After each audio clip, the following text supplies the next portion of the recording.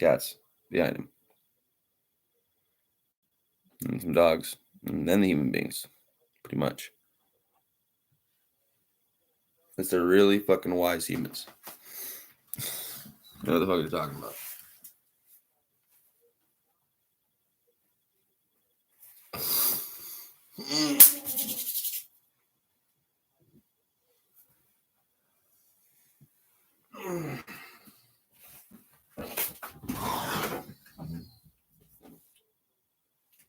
I'm gonna do Garbill.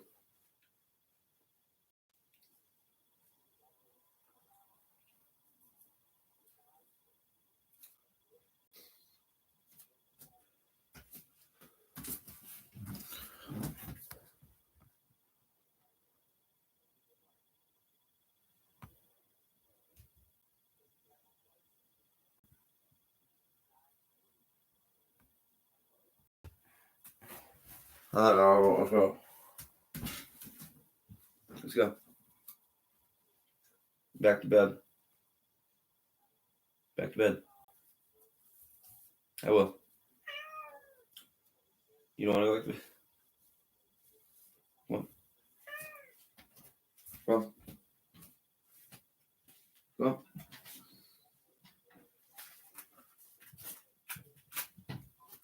Are you though? I'm not sure you are.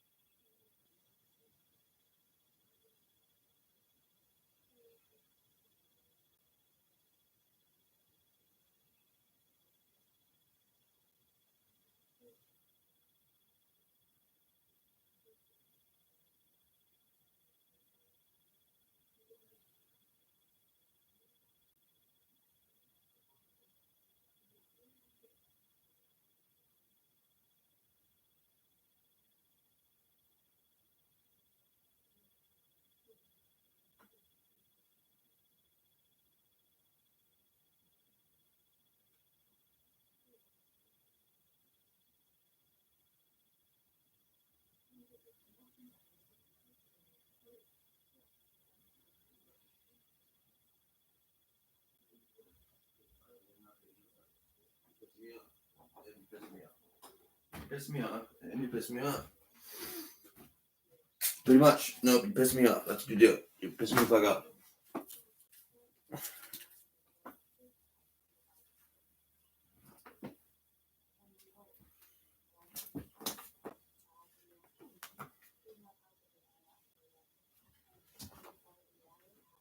Your butt stinks. You know, you need to learn about your butt stinks. Your butt stinks.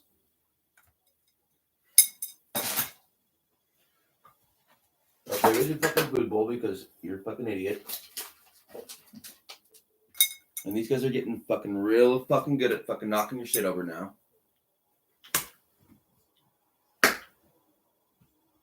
One of them just died for eternity. And I didn't care if I didn't give a fuck. One literally just physically died somewhere. Not because he had a stroke.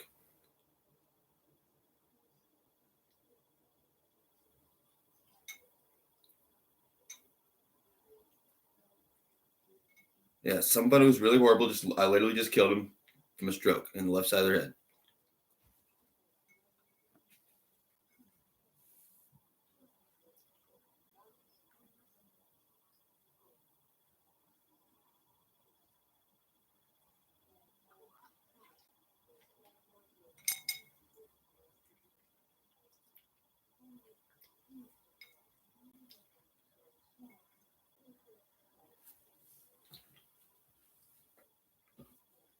No, not quite. Yeah, he did, but that wasn't the one you're talking about. Yeah, that's the one they're trying to get to make me look bad. I don't really care. Because he told me to go die in a hole. And I'm like, yeah, I'm fucking good.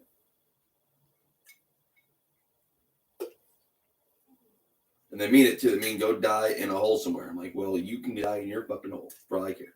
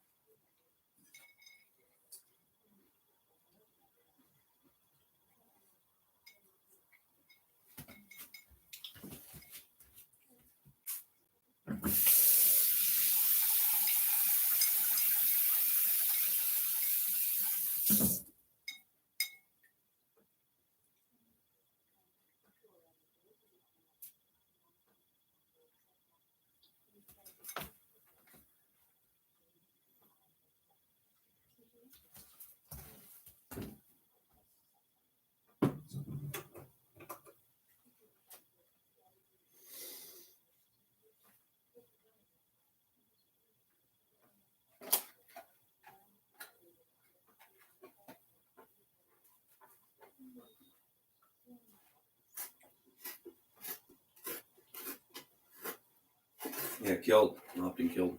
Turns out. 5-2-2 in that clock, Garfield. Just pissed me the fuck off this morning. I'm trying to lay the fuck down, Garfield. What are you doing? You're sitting in your fucking thing. You knocked your fucking food bowl over too.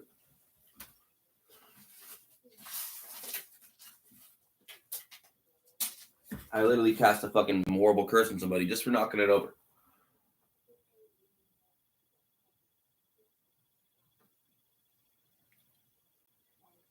And it worked too, and I felt it. I fucking felt it too. And do I care? No. Because they're fucking evil. No, they have cameras in my house. Pretty damn sure. They set me up way in advance to get pissed off. Had every little fucking detail. I'm like, oh, that was set up, and that was set up, and that was fucking set up too. And it gets really fucking obvious.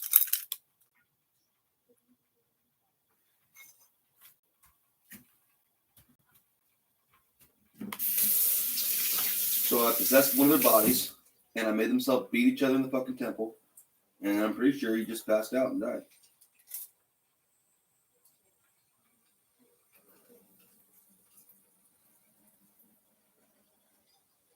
Do I care? No.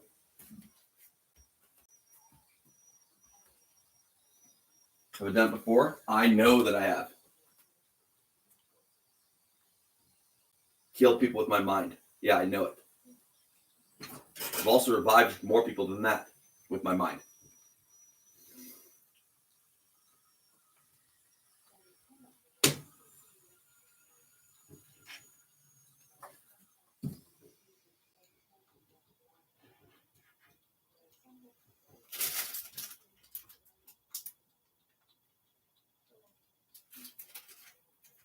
No, I've reliably destroyed the enemy with my fucking mind.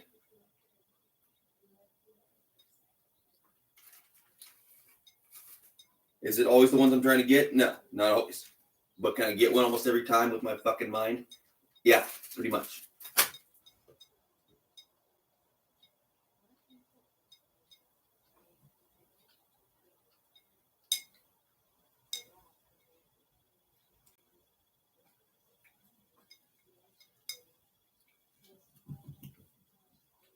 Yeah, physically.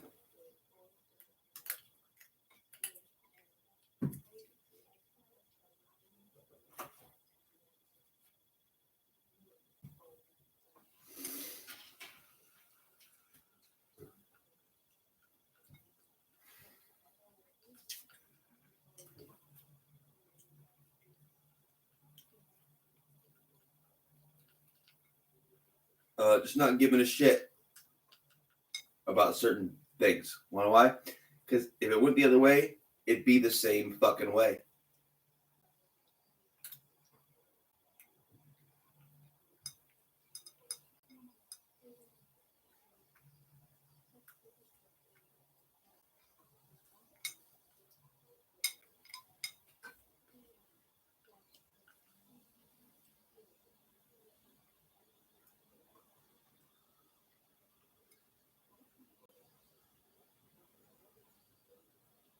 See, I've already had one. Brain hemorrhage. So don't get me started on like, oh, fuck, I'm scared for my fucking life bullshit. That's what it is. People are like, oh, well, I'm offended because I get scared for my life. I'm like, well, I don't fucking care. I've already fucking died before.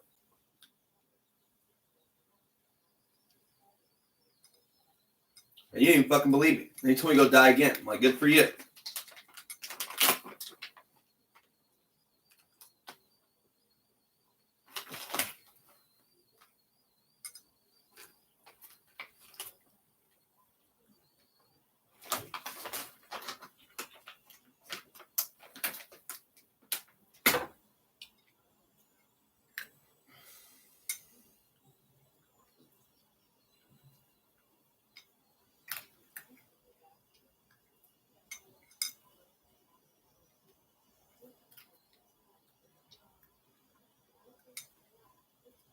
How dare he be 26 and as scared for his life as I am for mine?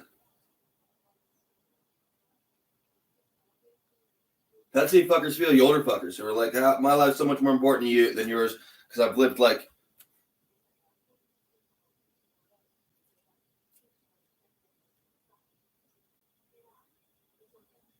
Because I've used up all my potential, so my few years I have left are much more important than your 100 years of potential.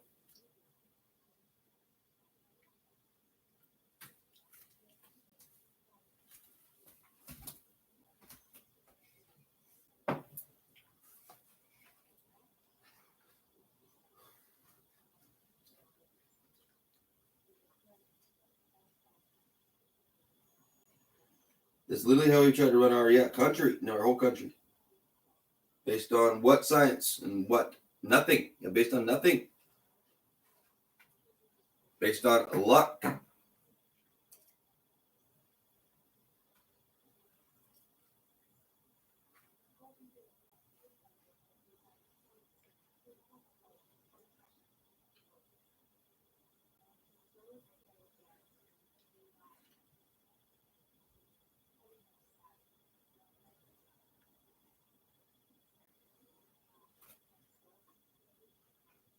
I'm pretty sure somebody on the list to get my heart just died.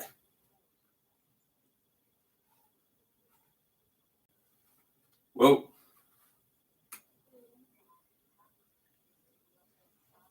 happens? No, it happens. They're like, I'm never gonna die, and their brain just dies. Like, am I dead? I'm like, no, you're not dead.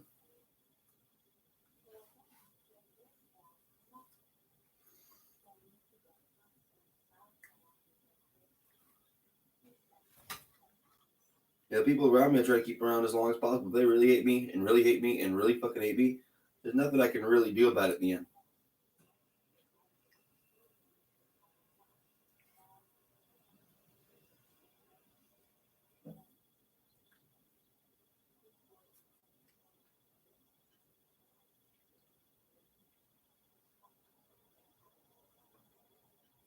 So, me too. Well, me too. What am I gonna do? What am I gonna do?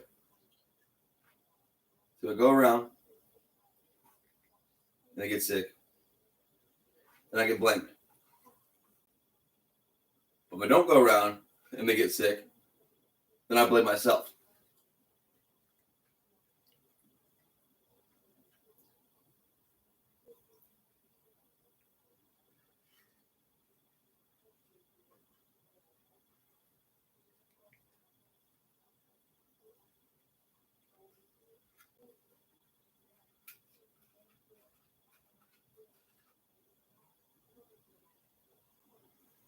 No, it's more just that. It's not like that. No, it's not like that. Not like that either. But some of the people who try to get me killed are that fucking old. And then everyone looks at me like I'm ridiculous. They're older too. And they feel like they're more important than me because they're older than me. Like, that's not how it fucking works.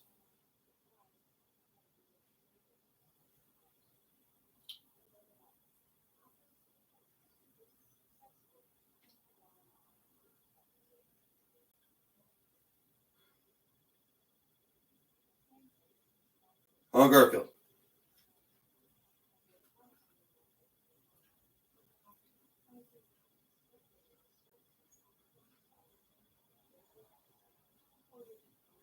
Is that how my dad acted my whole childhood? Exactly how my dad acted my whole childhood.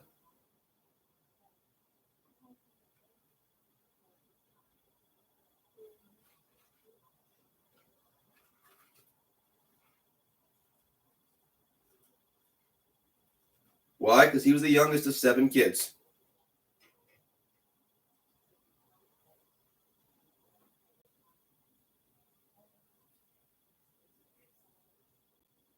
His parents were quite a bit older than him, so they treated him the same way, I'm sure.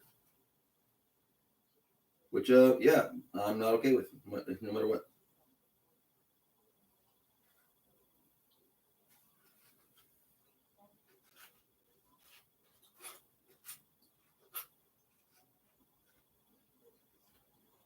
See what I can do sometimes if they're cannibals is I can literally possess their body and get them to punch himself in the face. Magically, do it all the time.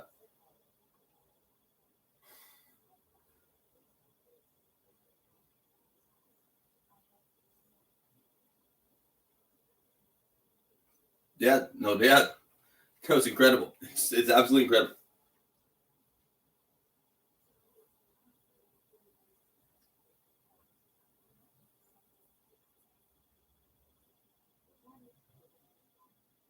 Have you? Yeah, me too. With my mind, and it's like, okay, cool. Well, actually, to deal with a gun, I'm like, I get that. No, I get that. No, I understand that. No, it's like standing back here pressing a button and knowing it happened. Reliably happened.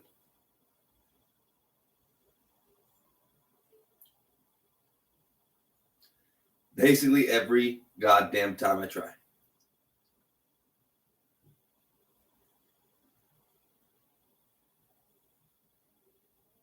To destroy somebody with my mind, I can't.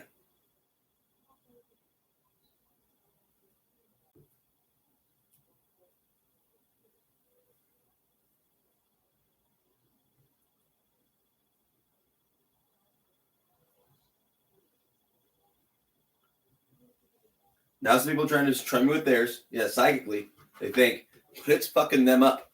And I know it.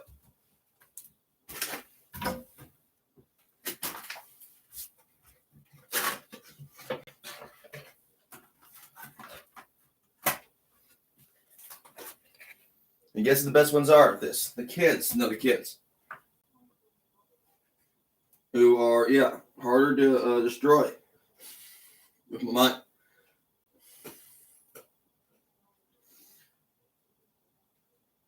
No, these fucking people I'm battling.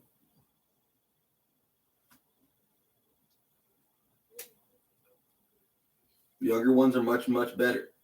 Well, not really better necessarily, but better at withstanding shit, for sure.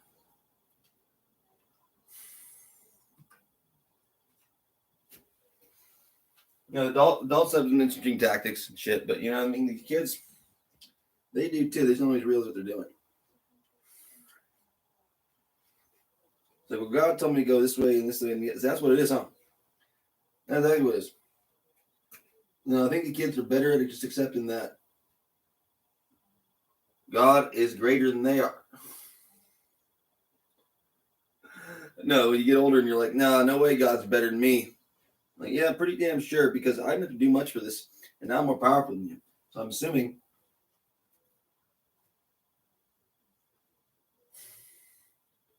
that God's pretty powerful.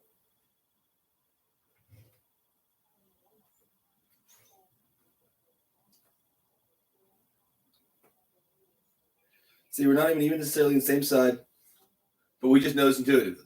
Me and some of these people that are just on here with me sometimes. Yeah, some are alive, and most of them are, a little younger than me. Except for the ones that are older than me, that really piss me off, because they're cheating. They're cheating, huh? The older ones. Yeah, the technology. Or cannibalism, often, huh?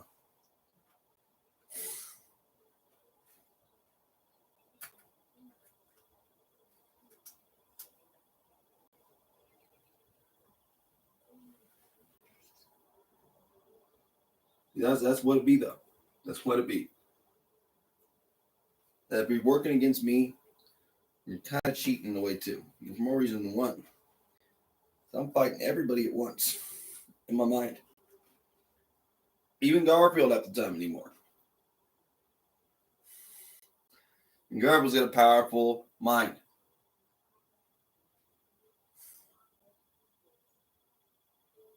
No mental fucking warfare. It's what I'm under all the time, psychic warfare.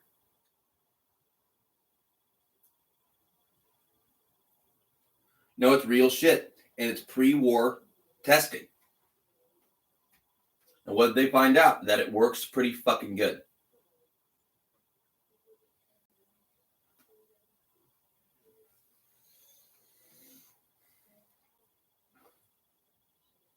Turns the fuck out.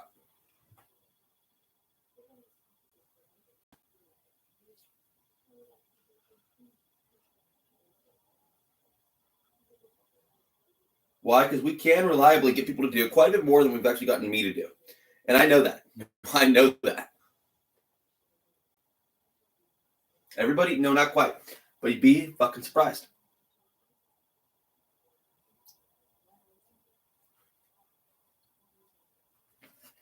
We've gotten people, the United States government, recently has gotten people to kill people and not remember it at all.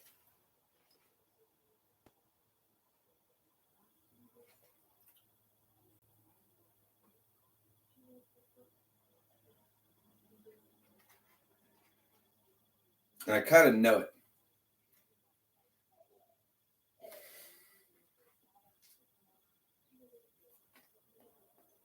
No, I mean, this goes back to like fucking the 60s and Saran.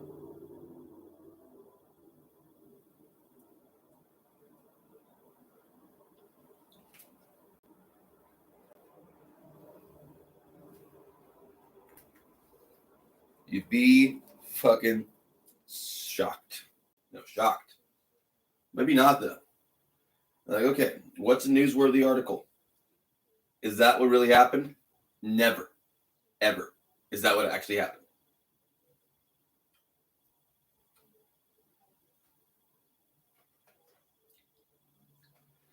Occam's razor is just not the case in this world. Ever, never, ever was, turns out.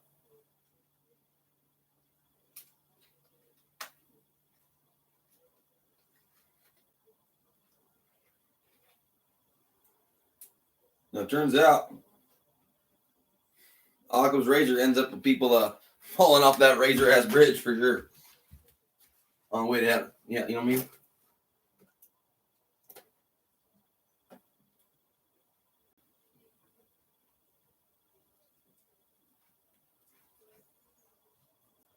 The simplest answer is never the right one or the best one. Ever. Ever.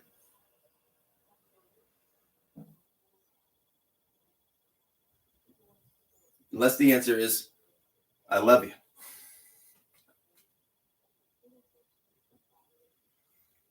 Other than that, it's complicated. Always is, huh?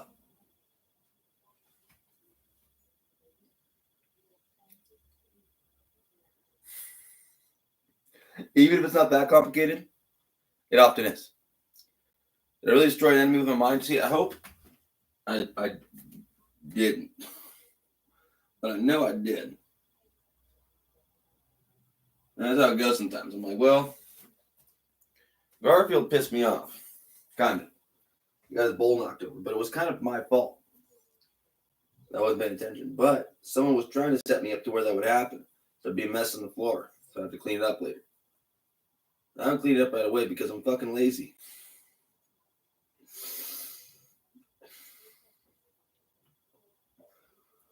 My broom's right there. I'll grab it in a second. I'm still waking up. Like, Garfield, there's your mess. See, I do that sometimes. It kind of adds up. But it's not that bad. That's what I say until it gets that bad. And I'm like, all right, Dad. Call my friend. Like, hey, bro. I need you to clean my house again. And they don't want to come around again. I'm like, I wonder why.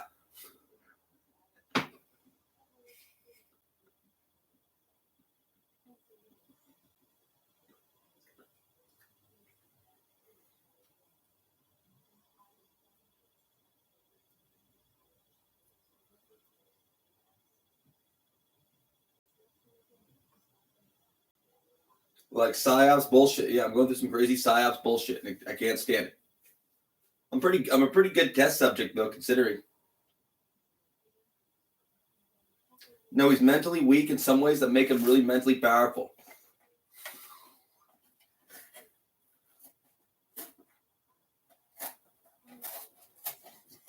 And I kind of know this intuitively. I'm not fucking stupid.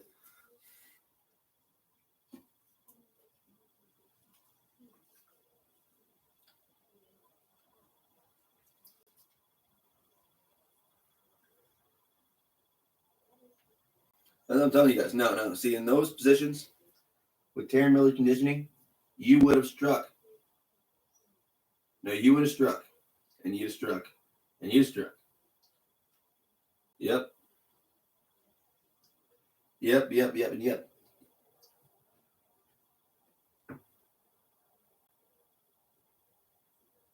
Garfield? Nope, I don't feel that bad no more. Because I learned it. I learned something. You can be a butthead. But I love you to death. No matter what. He's depressed, but we can go outside this morning.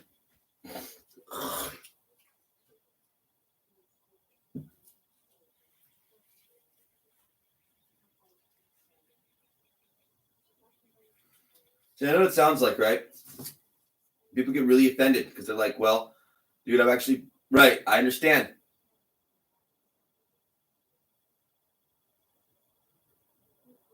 So have I. Turns out.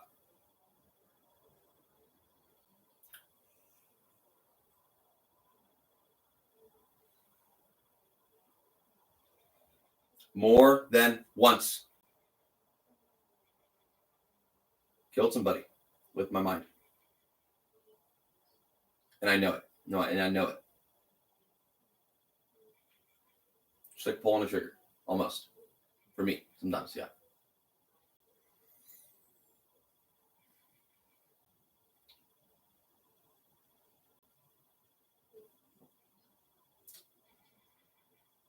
And also keep them alive too, for longer than they would have otherwise. No, often and often.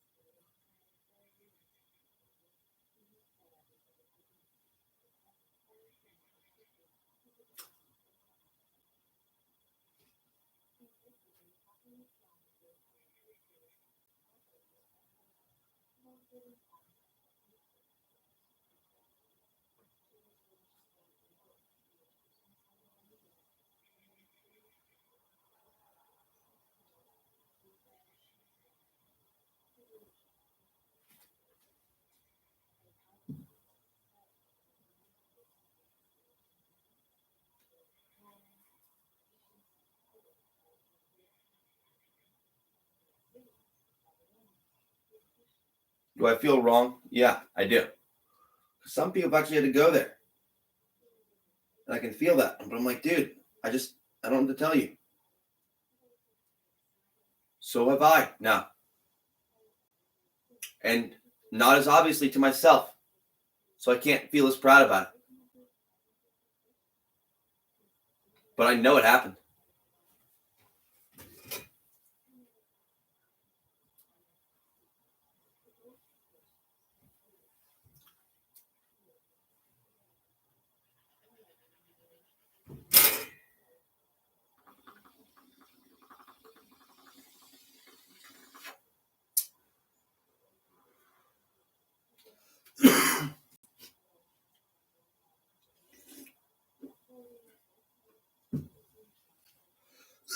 Why?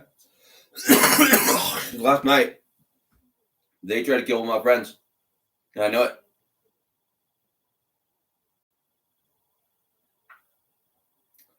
No, but instead of coming into my house, where else think you go?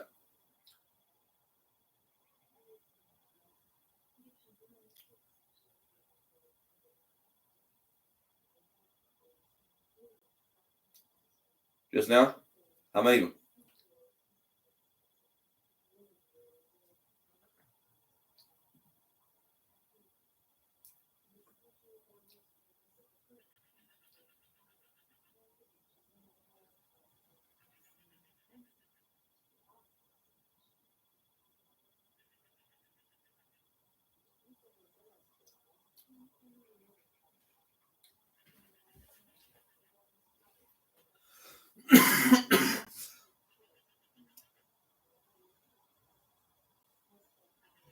You see, losers, you can't just make me.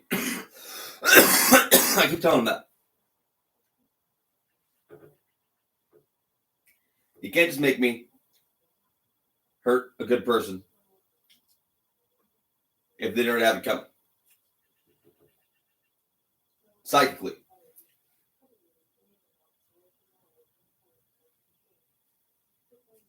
So I never assume I know the identity of the person. Just in case. Because I'm sure if I focused enough attention, I could harm them. Or help them in different ways. I've already figured that out, actually. That I can do that. I'm not careful.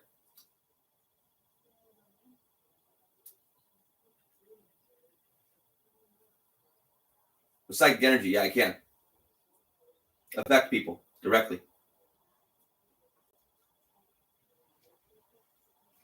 In ways I'm not always aware of. Working on it, though.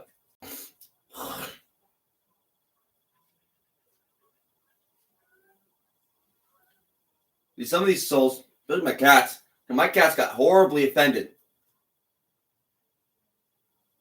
when they started to realize how the other humans thought about me. When to them, I'm a hero. And to them, you're a villain.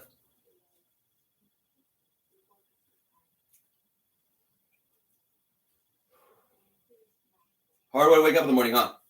when they're attacking you, attacking your cat, psychically, just like, I'm trying to sleep it off, Garfield. I'm trying to sleep it off. I don't want to fight him. You wake up and they knock your cat's bowl over with tuna fish in it, which was their plan. Get him to waste as much food as possible. This has always been their thing, like get him to waste as much as possible.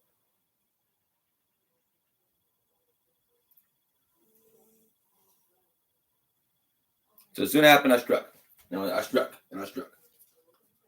But now they're trying to strike back because they're mad because they literally just lost somebody. Now they're like, oh, Taran, now I'm going to destroy your friends. I'm like, well, you've already threatened that many times. Why hasn't it worked yet?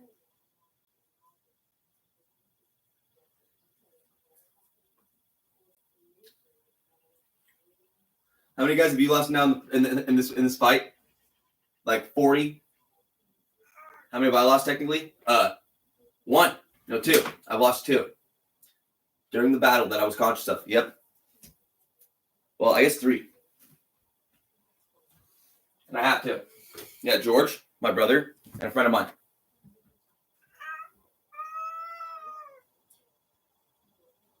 So it hasn't been like, no, it's been like that. It's felt like that to me. They just haven't been able to get to me yet, but they fucking tried. They fucking tried, and they fucking tried. My cat, yeah, both of them kind of. They tried to get my dad, but I revived him. Told me the fuck out of here.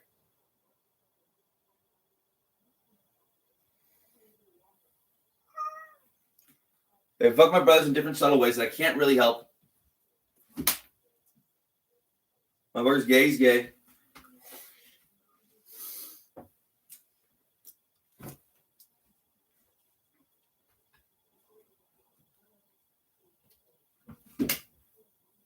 My motherfucker's evil, and they're kind of evil, turns out. There's not much I can do about it when they're just kind of evil. Garfield, give your paw a second. Now give your paw a second. Yeah, you fish one bowl, and you're already trying to pull away. Of tobacco. Yeah, tobacco. Mostly, guys. Fucking people. And their bullshit. A bowl of tea. A drink out of a bowl.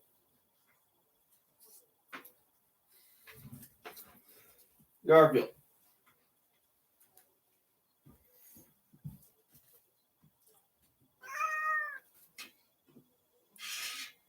Which I need to replace now because it's getting kind of thin.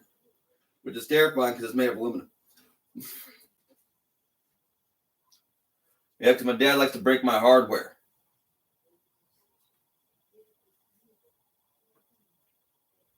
And then blame me for breaking his. No offense, Dad, but like, it's true. No, it's really true, huh? No, his dad made that hole, and that hole. And then the cops really think that I made him? Really? Really? My brother does too? Really? That's what doesn't make sense to me. My brothers really say that it was me somehow when they were right fucking here. And it was all recorded. Pretty damn much.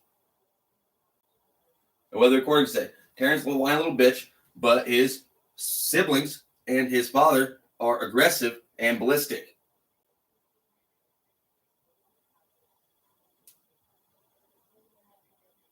And clearly under hypnosis, right? Or they're just retarded.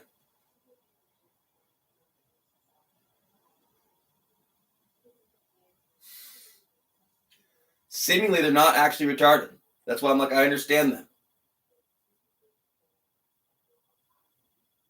But I've never ganged up on somebody. Ever in my life. Except for my ex-girlfriend. Who kind of deserved it.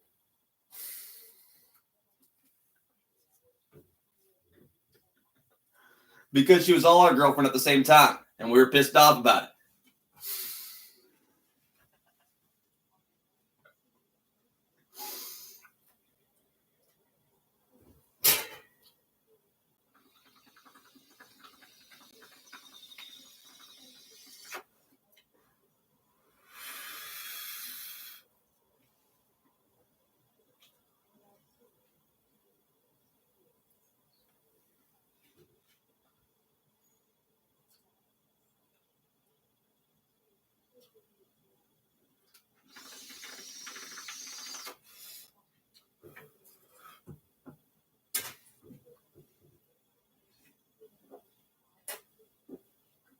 No, she always be trying to like lure us into fights and shit.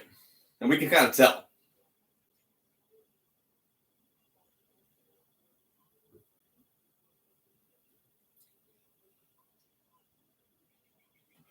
Like, I just want someone to beat Taran's ass. I need someone to beat Taran's ass. Beat a lot of it and a lot of it and a lot of it. Which they just never get around to. I'm like, I wonder why, guys. They know something you don't know, huh?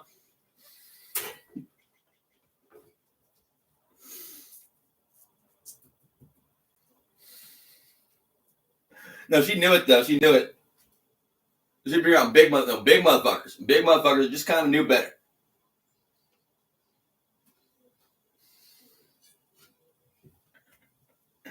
All right, fine, dude. Fine.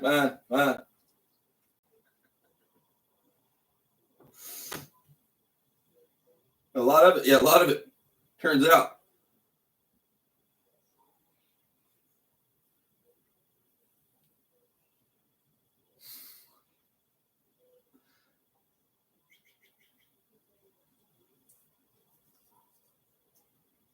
Now, see, he was asleep one time, and they tried to jump him. Other than that,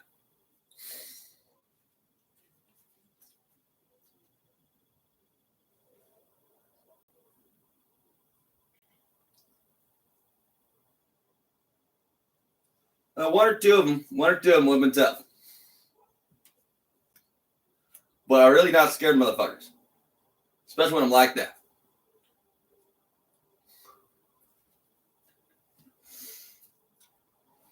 Now, see, bullets, they don't really scare me. I'm sure in a battlefield, I'd be terrified. I don't mean it like that. That's not what I've experienced. What I've experienced is people trying to snipe me. And it doesn't really scare me. They just don't seem to get my ass. Big swallows. No, I fucking mean it.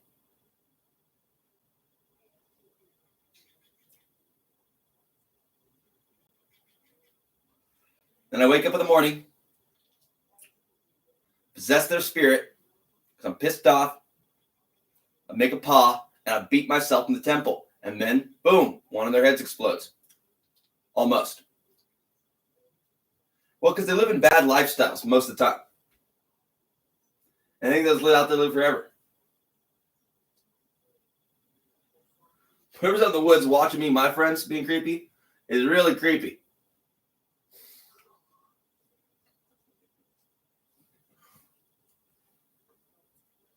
Because I don't use a flashlight.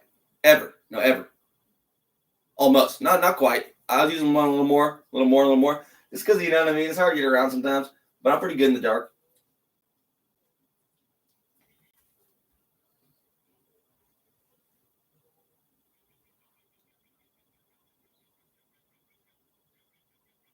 No, see, they're like, you really believe that shit? No, I know it to be true.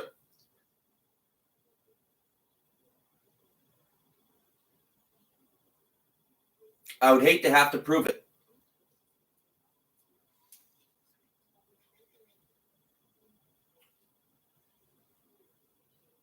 In fact, I try to prove the opposite instead. By reviving people all the fucking time.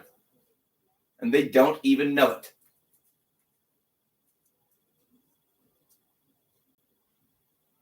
In fact, they've said quite the opposite to the police, and the police kind of ate it up at the time, which really fucking made me not respect those fuckers at all.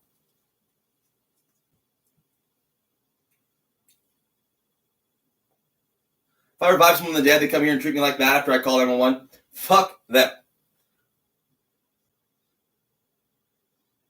I don't care what this drunk ass got up and said afterwards. No, he just beat me. Yeah, of course I was. I was reviving you from the fucking dead. How'd he die? Well, he pissed me off and I cast a spell on him and he fell over and knocked himself dead. So I had to, yes, revive him.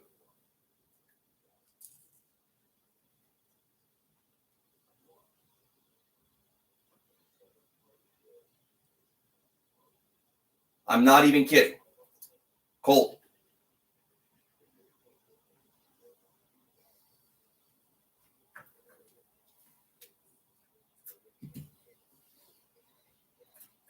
No, a sleeping spell because he was bitching at me. And he fell backwards and killed himself.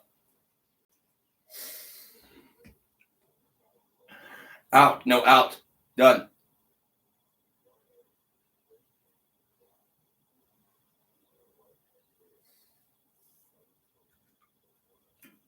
So I went and revoked him. Yeah.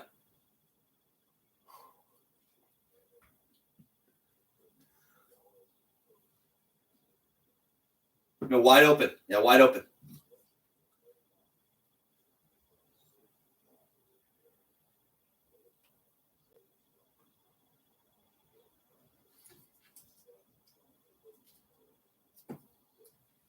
Yeah, some people see a lot more than that. And I know it. And I know it. So I'm not really trying to like brag about it. It's like I'm not fucking crazy.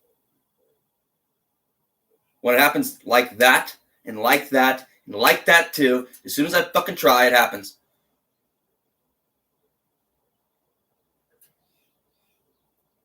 Then it's fucking real.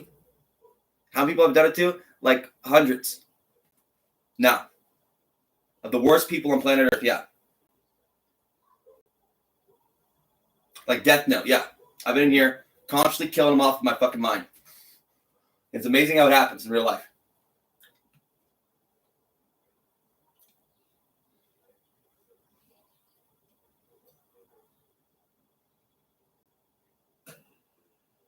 I mean, get offended. Get offended. If you've served, you're really offended, and I know it.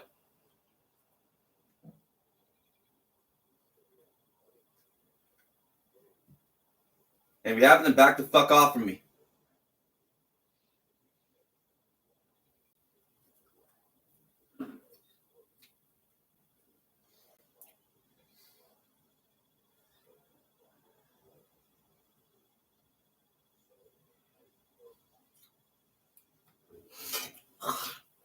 Yeah, the only reason anyone's ever get offended at anything I say is if they've served in the military. Then they understand something that I don't understand. If I haven't served in the military, I don't really fucking care. I mean, yeah, pretty much. Pretty much. Have I? No, I haven't. Did I try? Yeah. Would it let me? No. But have I gone through some other shit outside of it that if I would have gone in, who knows? Probably would have been flipped around and not have been the guy doing the fucking PSYOPs experiments. Not having them done too anymore. But who fucking knows? There probably was a PSYOPs experiment trying to get me to go there in the first place.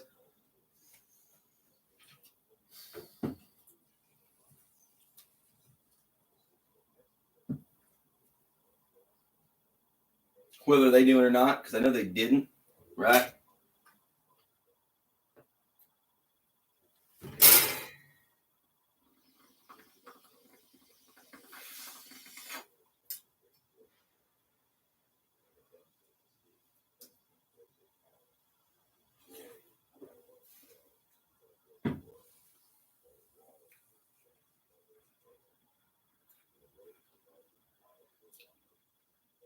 No, I did pretty good. I kind of know it. No, I still feel a certain way about this because I can't actually join the military, technically.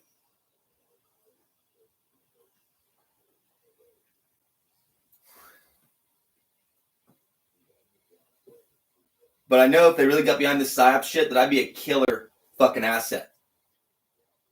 Literally.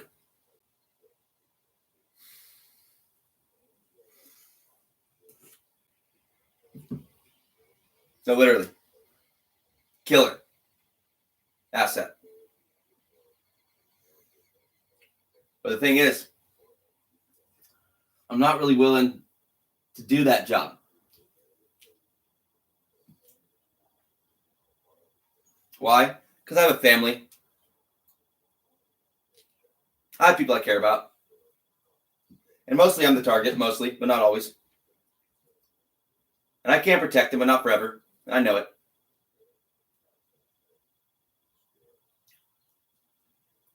We'll check on people. We'll check on people. We'll check on people too. Because I know when I'm under this kind of attack and they can't kill me, Who knows better than everyone else?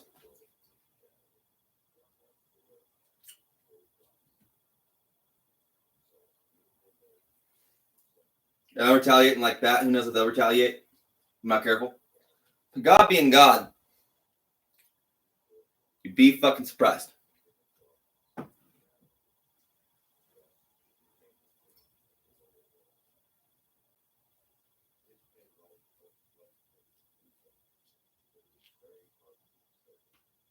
Because he was a cokehead. No, he's a cokehead.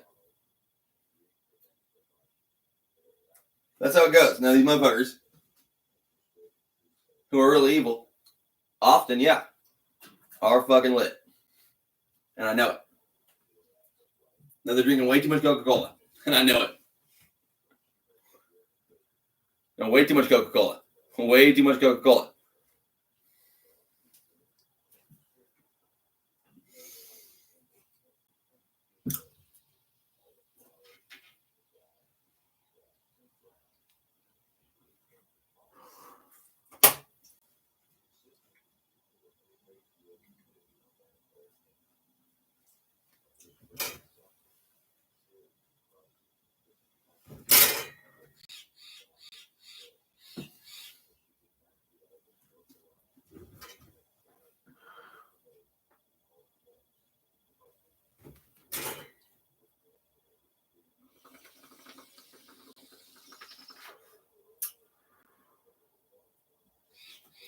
Yeah, so I understand this big time. Because some people have served in the military, and I know it. Some people have served as emergency workers, too. Some have done both, and I know it. And that shit's, to me, holy. Almost. Even though and even if, it doesn't always feel like it, does it?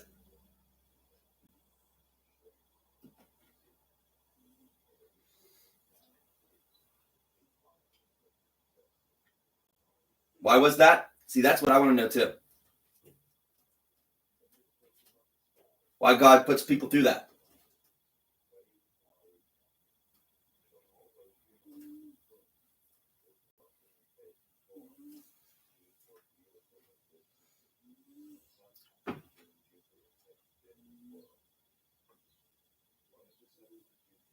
Yeah, it's complicated. See, I don't know much about much, but I do know quite a bit. But I've never been through it, so I can't talk on it without seeming offensive. But I can talk to dead people a lot. And I mean it when I said I can destroy people with my mind. Often, often, and often. Whether I mean to or not, often, often, and often.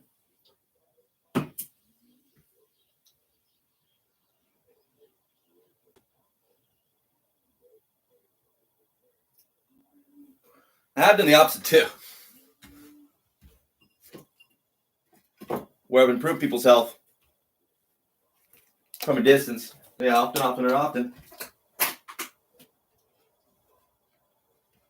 So I'm sitting in my house going, well, I've been part of this program for a long time now, no, a real long time. Woke up to it. They tried to kill me off, and they couldn't get it done.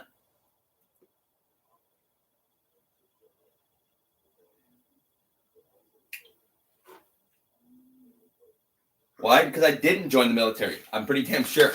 But if I would have, I would have got court-martialed anyways, because I already done drugs by then, and I knew it.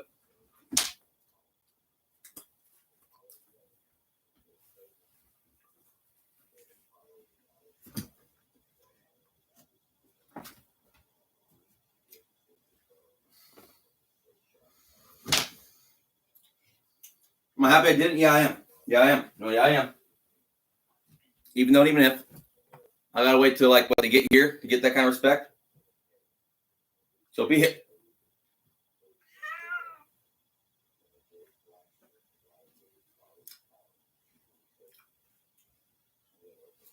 Because it could be like that, and I kind of know it now. Because I'm not like that, I'm like that. Big picture guy.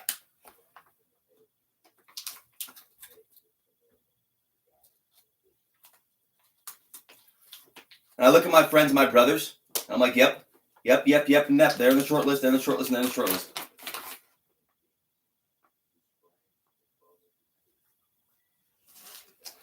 That could be as well if it's like that.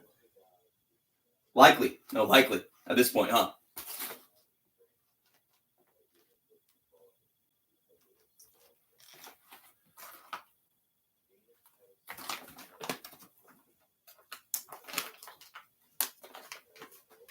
So I'm trying to let them know subtly that I don't fucking support your war, motherfuckers.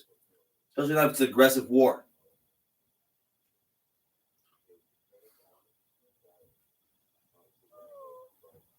You could be surprised how fast an aggressive war could turn into a defensive war when it's like that and like that and like that too.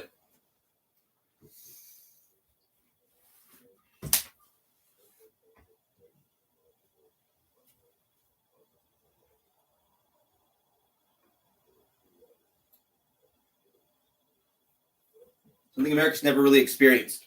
Not yet. But almost. No, see, the war on terror was literally, a war on terrorism, and I know it.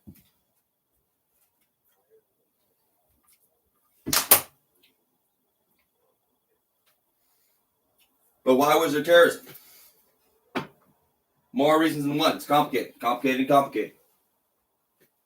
America this big bad guy? Yes and no. Yes and no. Were the Romans this big bad guy? Yes and no, huh? Seemingly.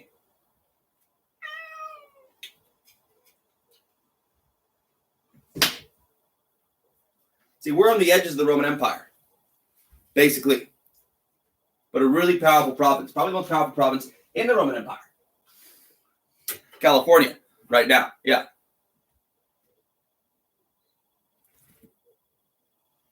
Is it close? No, it's not. No, we look like Texas or fucking, yeah. What about Texas, dude? No, California is way more powerful than Texas.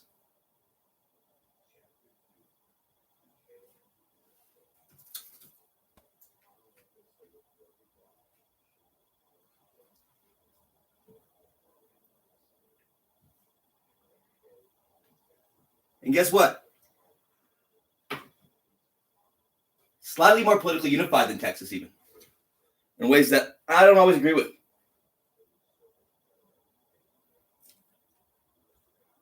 But California's powerful.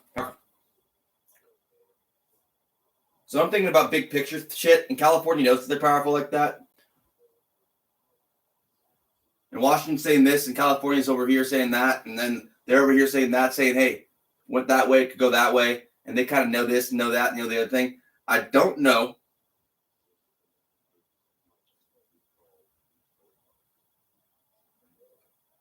how well that would end up going over.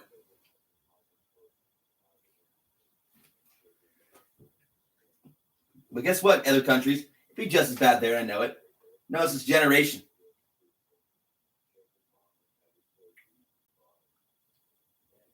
Now, see, we've already been taught the history of the world wars. And we're not fucking stupid. We are tough.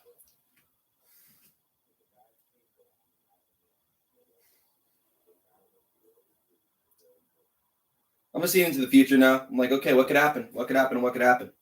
How do I prove that I'm actually like that, like that, like the two, without actually being apt to be like that, like that, like that too? These fucking ghosts. Like, I don't know. They won't believe it until I do it. How many of y'all carried a cat up Mount Shasta, huh?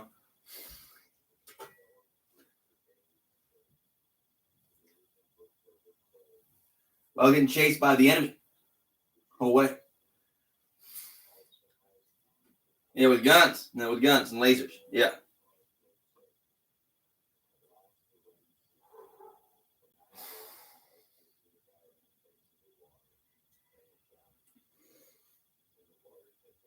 And he's not a nice house cat either. No, he's a meanie. He's a meanie.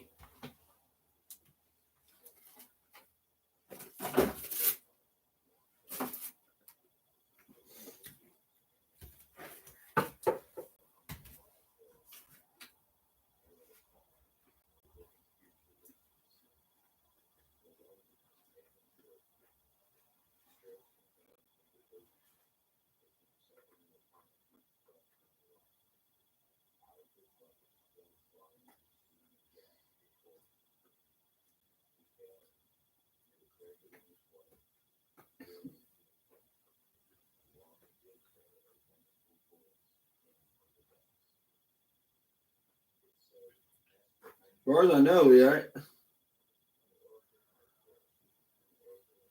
I know they're trying to work frame job bullshit, but like as far as I know, legal, and yet legal. Because I'm honest, and yet honest about it.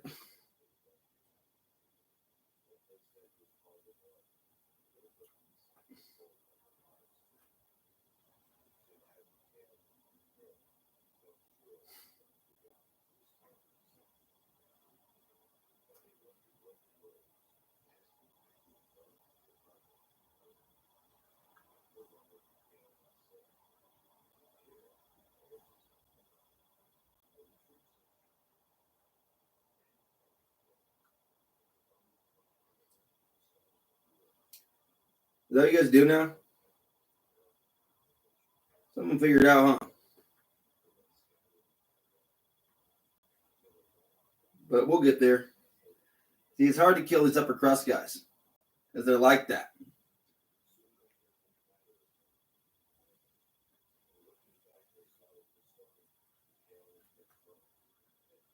I ain't trying to necessarily get poor man assassin unless he's on the way to my house.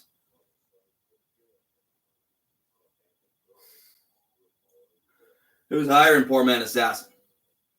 And how poor man assassin become poor man assassin? Kind of curious.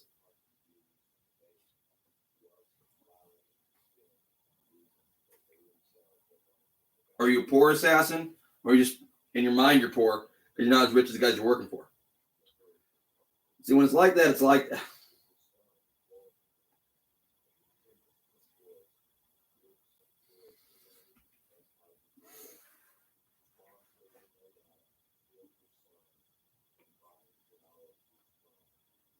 See, paranoid, not fucking even, dude, not even.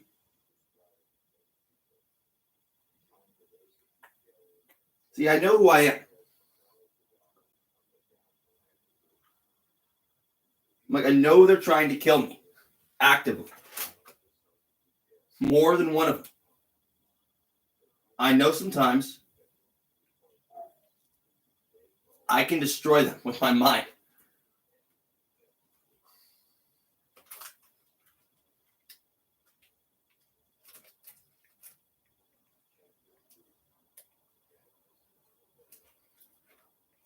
Reliably, see, not even, but you'd be fucking surprised.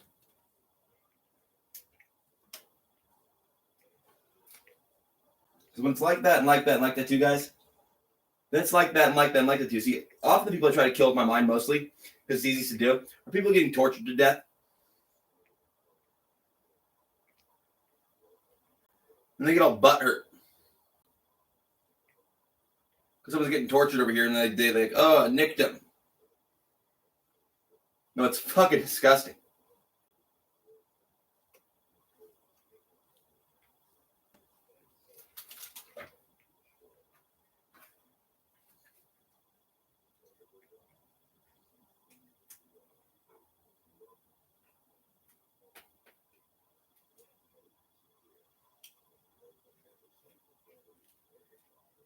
See, it's not that disrespectful if I know it's fucking happening, right?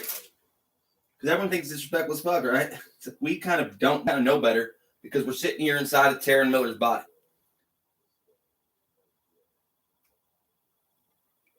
Some of us, yeah, after he got us.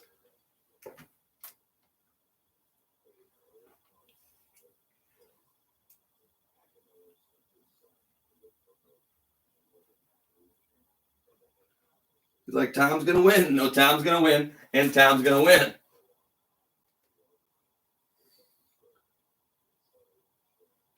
Like, well, God always does, doesn't he?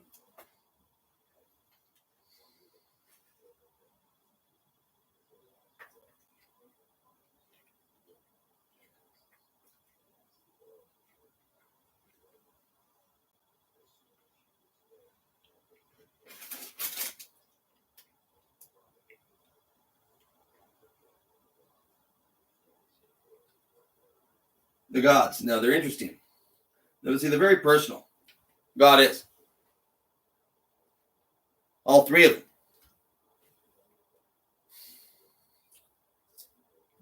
And they're way more intelligent than we are. But the way they talk to me, the way they act, are kind of like, well, from your perspective, kids. Almost. Because they're just like somebody like me, pretty much, saying, like, duh. No, duh. Come on, duh. Come on, bro. Pretty much.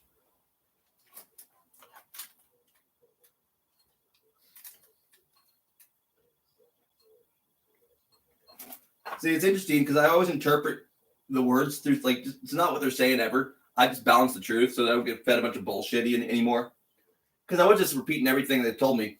And now I'm just like, and then the other humans started getting on me. I knew it wasn't the gods anymore because I'm telling it's humans now because I feel all slimy and shit. Yeah, slimy and demonic. Like human beings. Yeah, human beings all the way through, typically. Like human form my ass, guys. Human form my ass. Because, yeah, it's like that. The Archons. They're humanoid. All of them, pretty much.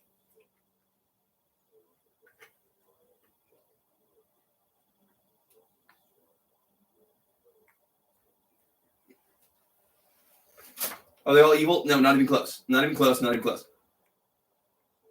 But when they let the little guys get on you, they're slimy like mosquitoes.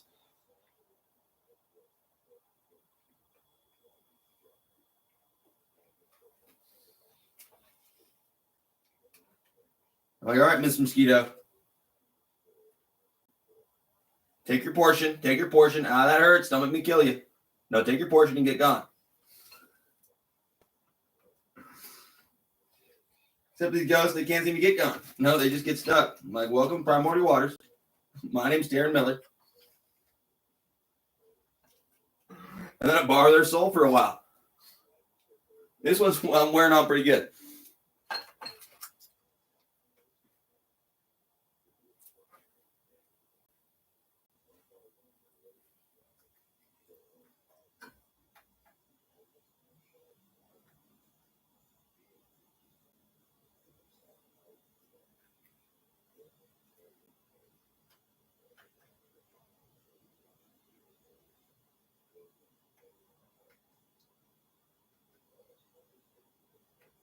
Well, the cat was right. I know it. No, I know it.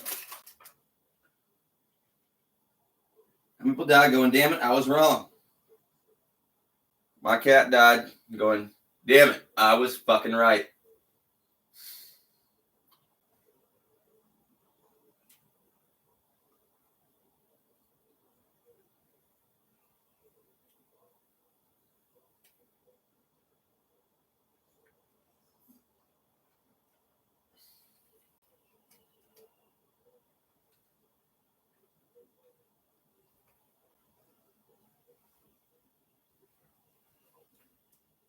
Much more complicated decision making in that cat's mind than I ever imagined.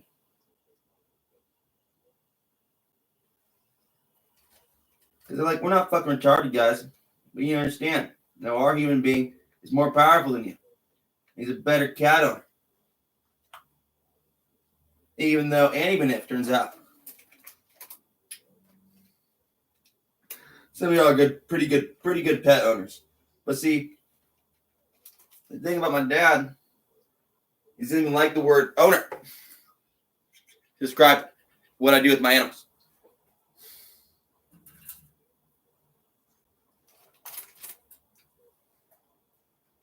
See, he only has to use those words so humans understand we understand your language. We know that's kind of what it is to you guys, that we're slaves and we know it. I mean, cats are freedmen. They're still treated like slaves often.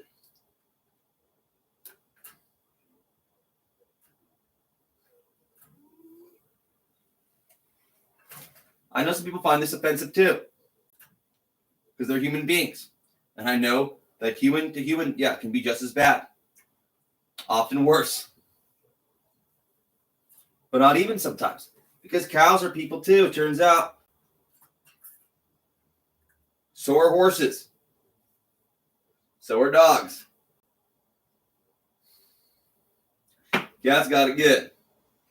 And I kind of know that. Now I kind of understand this. Garfield tries to argue with me because he's He's getting the dog treatment for the first time in his whole life.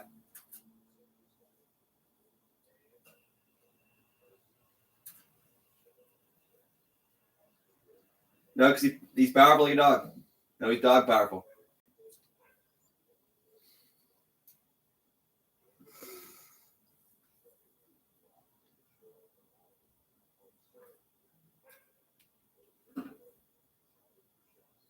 See, some dogs are so powerful, I don't got to worry about it.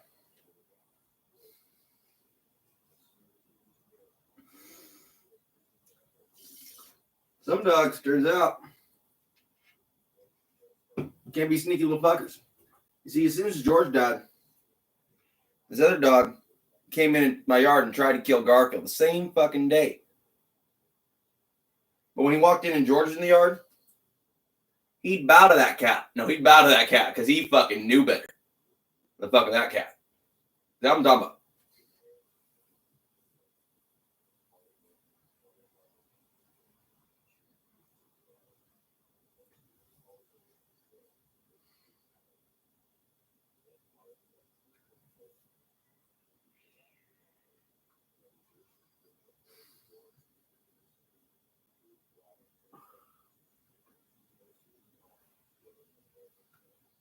Why? Because from a dog and cat's perspective, motherfucker was fucking 6'6", 250, and had a noggin the size of a gray alien.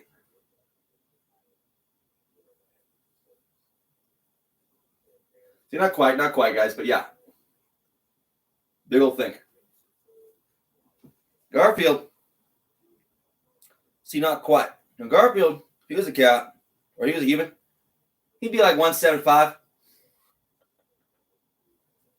175, pretty shredded, and you know what I mean? Tough motherfucker. Maybe even 200, maybe. If you got like that again. See, his dad's only like 150.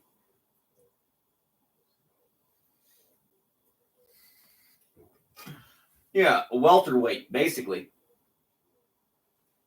Garfield's a pretty big giddy. No, he's like a light heavyweight. Garfield, yeah.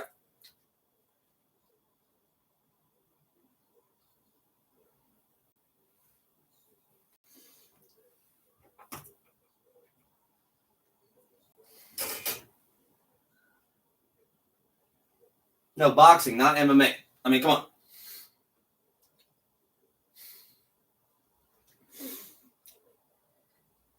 £175, looking like an MMA fighter. No, you're fucking big. You're huge.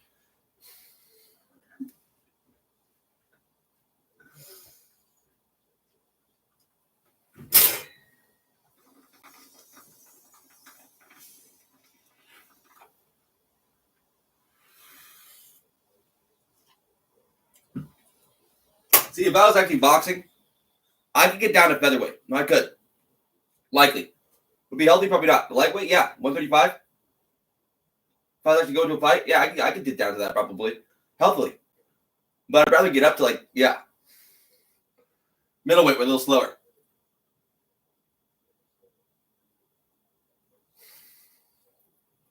But still around my size, still taller. Perfect. No, little guy can really scrap. It's almost scary to me. Because I'm a counterpuncher too.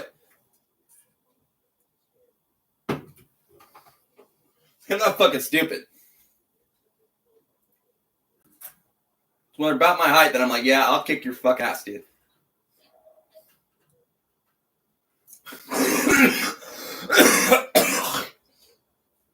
See, if they're if they're tall, they're splitting wood. My God, what's your technique? All right. Yeah, you can catch me. But guess what? You'd be fucking surprised. I'm not fucking stupid. I'm trying to let Garfield know. His paw's like that too. The way Garfield is, sizing everybody up. You don't even mean to be. He's just totally honest about how a man thinks all the time and all the time and all the time. We think about this and think about that, but really think about this and think about that. Often. Inadequacy this. Not quite that. I'll kick your ass this. No, that's my kid that.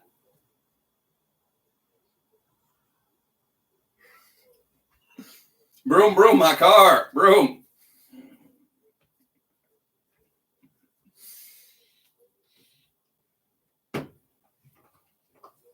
And deeper than that, and deep. I know it's deeper than that. Just generalizing.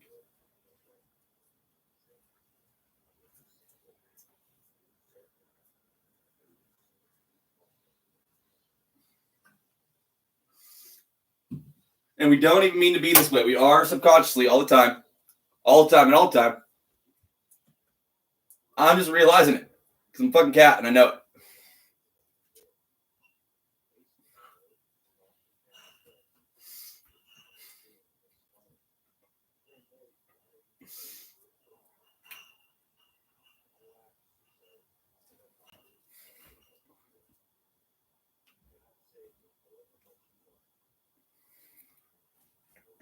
See, your pa's tough. Do they know it? They don't know it yet, like that.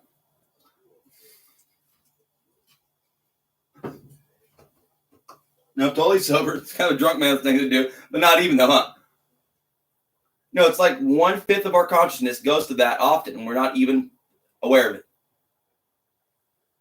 How tough is that motherfucker right there? You know what I mean? Just in case. No, just in case.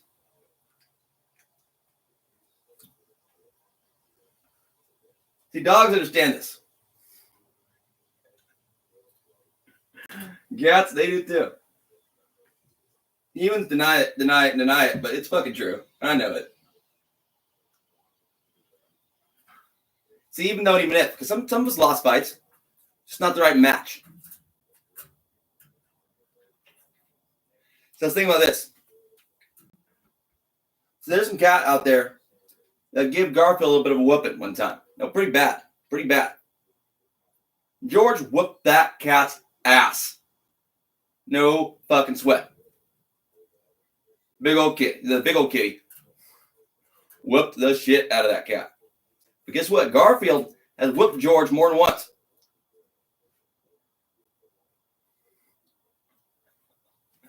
So, but George, in the day, can whip Garfield's ass. And he knew it. No, he knew it. But it's like that. It can't be like that.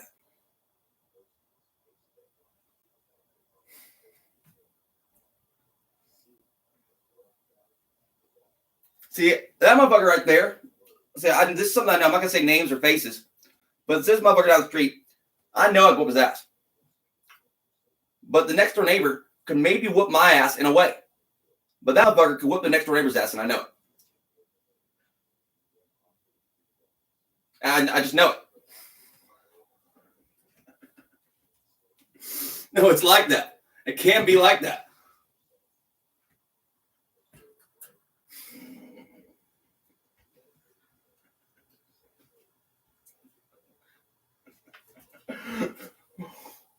No, it's down the street. No, I'm just thinking about it. Now I'm gonna say which down the street where. There's actually a few matches I'm thinking about.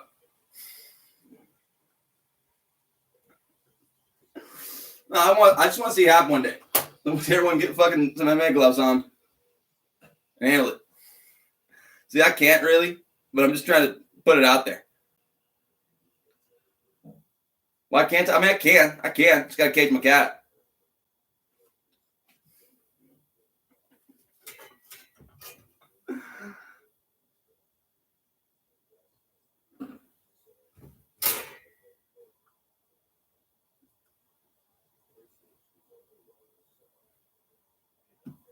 See, a lot of people nowadays, we're not really scrappers like back in the day.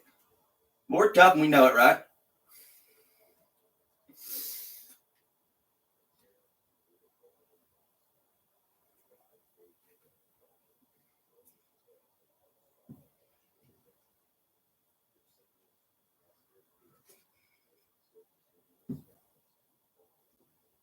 And we're thinking, no way that fucker went my ass, right? And I'm like, no, you'd be surprised.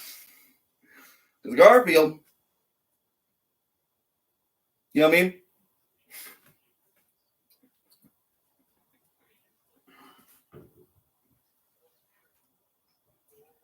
Like, for example, there's one or two dogs that I'd be pretty concerned about Garfield getting a scrap with because they're quick long nosers.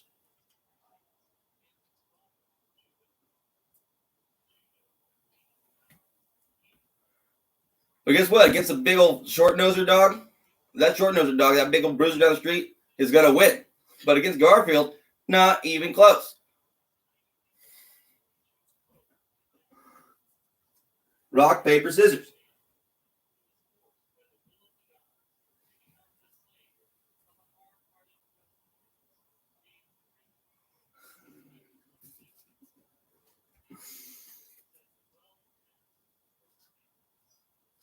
See, the vulture knows he's tough, right?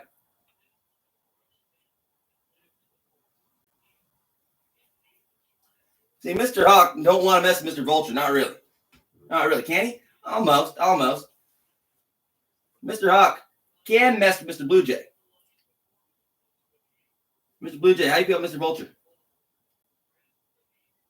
Mr. Blue Jay knows he can take Mr. Vulture. Except for there's 100 Mr. Vultures.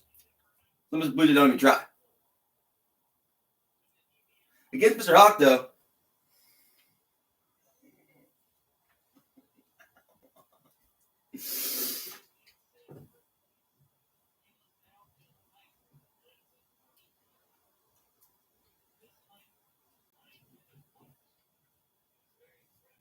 see, dolphins are tough. But they fight in packs, so they're cheaters. See, how tough's a shark, really?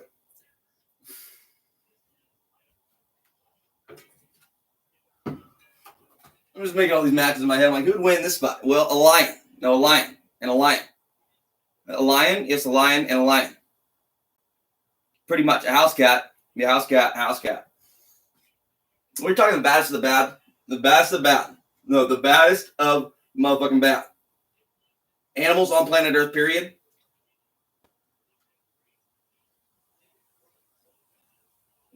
You know what I'm taking?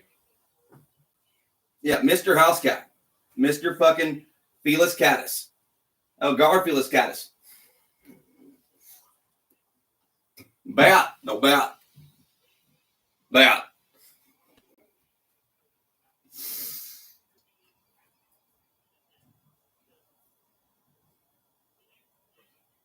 And check it out. No, they're house cats. They're way more bad than Garfelis when it comes to being a fucking house cat. Good kitties, too. Now, love her kitties. Love her kitties. Let's go out there and they destroy the fucking enemy. In their mind, they do. See, there have been house cats that took on elephants and have won, pretty much.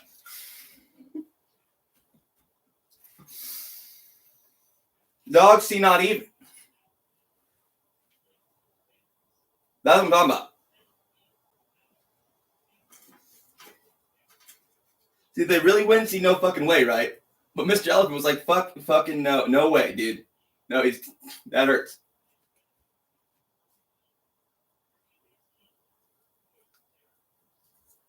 Not often. The dogs do occasionally, sometimes, but yeah. Elephant can just get the dog with his trunk pretty easily. House cat, not so much.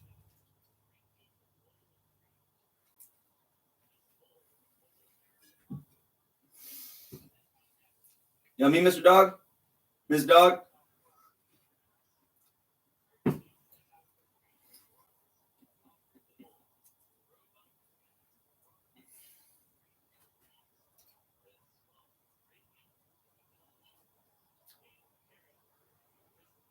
See, the right kind of terrier might even have a better chance with a cat than a hound. You'd be surprised. Depending on the cat. Depending on the terrier, depending on the hound.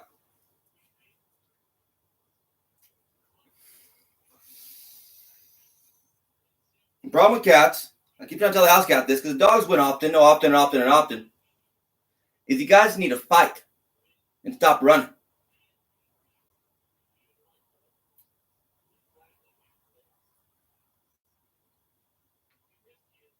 And you can win almost every time, unless you're caged in, Garfield.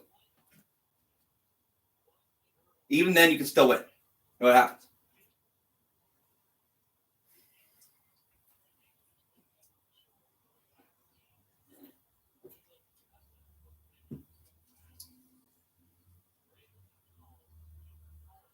I'm trying to say, when house cats are that fucking bad, they're that fucking bad. And they're good kitties. Good kitties. Really good kitties. Like Garfield. He's a really, really, really good boy.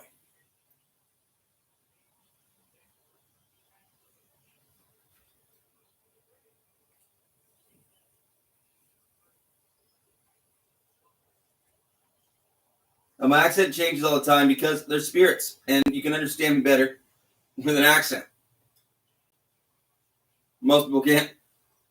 So I use my ancestors' accents. What's wrong with you?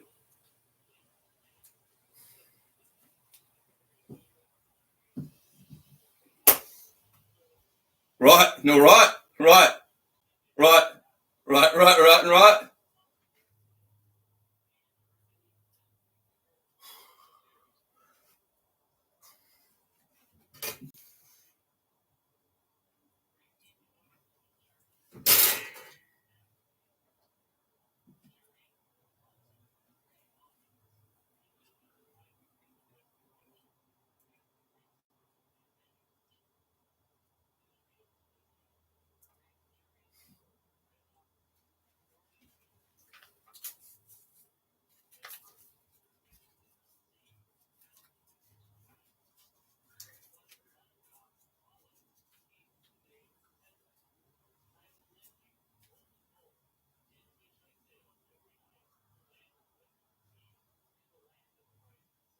No, it turns out, and they don't even always know it, that some people are just way more intelligent than other people.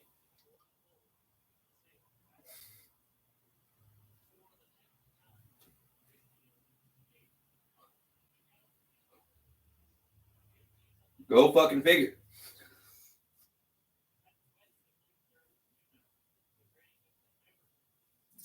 No, way smarter than me. Who's way smarter than almost everyone I ever met.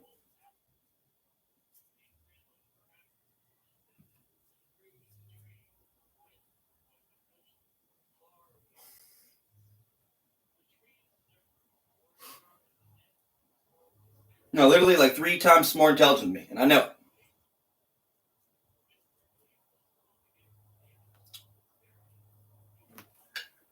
And I'm like twice intelligent than the average man. No, it can be like that. Can you get there? Yeah, easily. No, it's not like that. I don't got a better brain than you. Just how do you use your noggin? And how do you use your heart?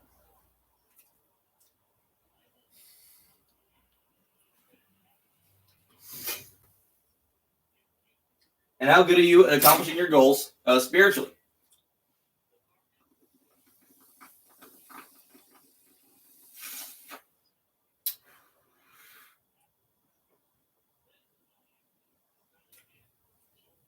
See, I'm talking long term.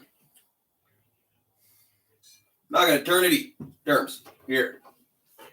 Even if I've been a wretched sinner, I kind of know what I'm doing. Because it took being a wretched sinner to really appreciate Sal fucking Vation when you get there.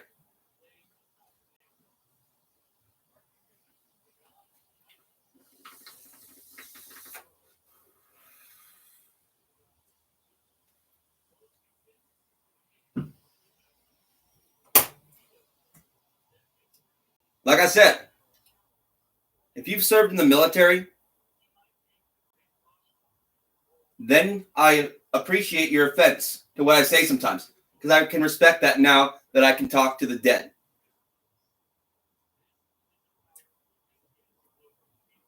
Other than that, there we go. Just a different fucking life, huh? Afterwards.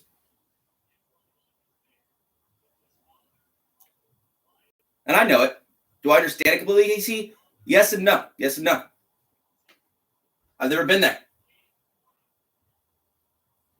Can't even try.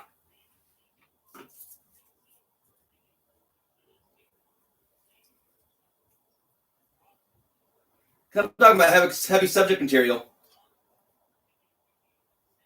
and I kind of know it.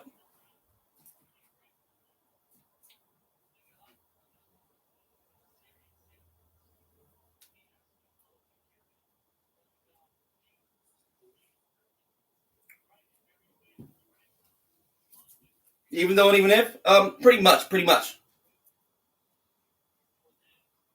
Now, see, even police officers, I'm like, well, yeah, I guess that too, kind of. Believe it or not. And yeah, firemen, yeah, that too, believe it or not. No, that's real shit. They're not the same as we are. No, they're hardcore. They're hardcore, and they know it.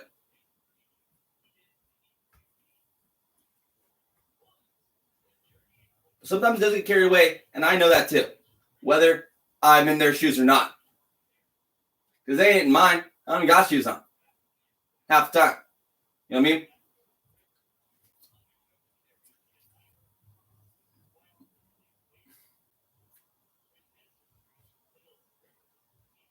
But trust me, we're forming militia.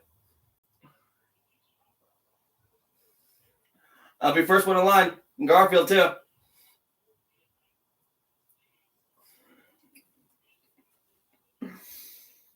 Check it out. No, if it's like that, it's like that. He's a person too, and I fucking know it.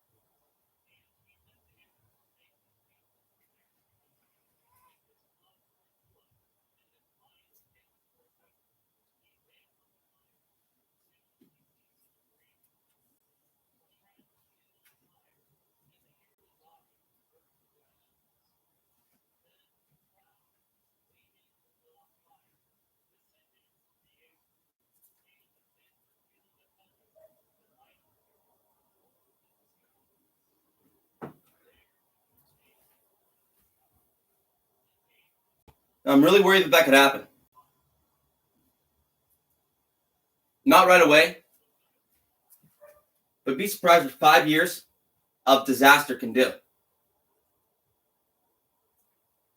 Whether we cover it up or not.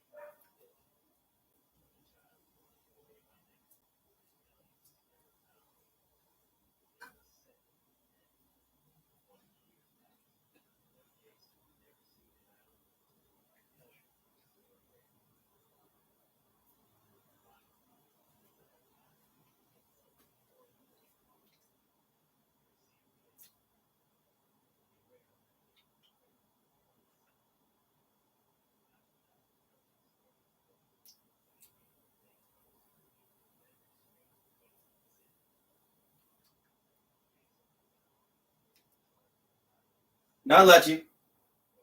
And see, I'm an asshole. And I know it. So some of these guys actually really want to beat my ass. I keep telling them it's okay. I just don't want you to scare my cat away. And I can't really let them see you beat my ass. Could you? Could they, Garfield? Maybe. But they would be surprised.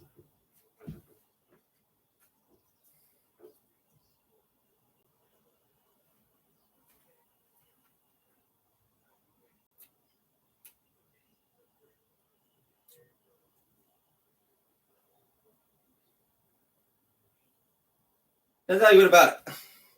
And it depends how I went about it. If I was worried about getting hit or not.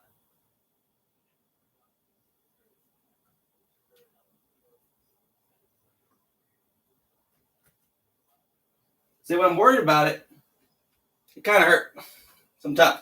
When I'm not, it just don't.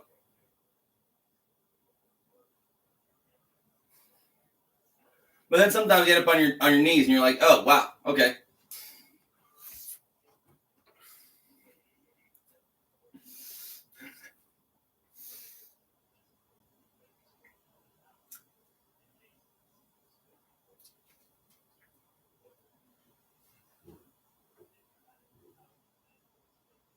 And you're up. All right.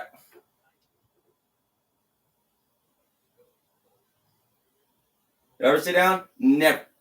Do I get knocked down easily? No. See, I'm a dancer, and I know it.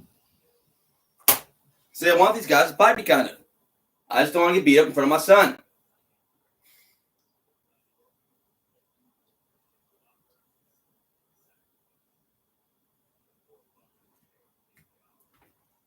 I don't really think I can get beat up in front of my son. I know what I can do. That's why I feel like this now, because I'm like, I can do shit, and I know it. I can't work a regular job, though, and I know it. What can I do? When physically I am like that still. Mentally, yeah, not so much sometimes. But if you're pushing me and pushing me and pushing me, then who fucking knows? Just don't be a prick about it all the time.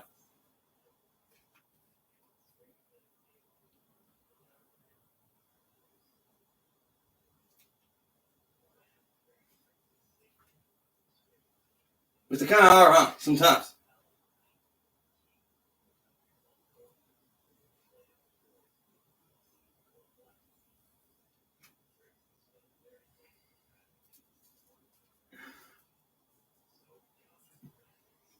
They'll be getting their backpacks on and shit. I'm carrying a cat. And be like, all right, come on, Taran. I'm like, I'm going. No, I'm going. I'm trying to smoke. I'm going.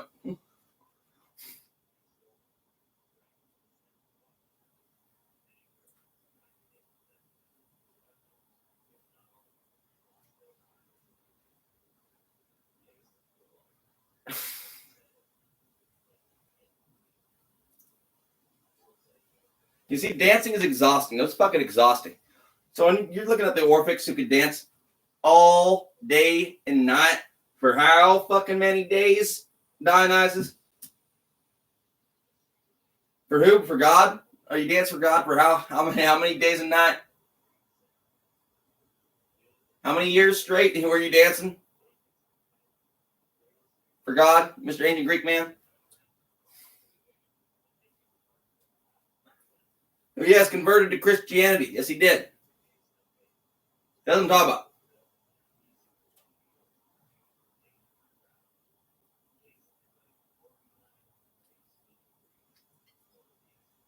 Wanna why? Because to him, it was the same fucking religion. Whoa. Back to my preferred subject material. Controversial statements about religion.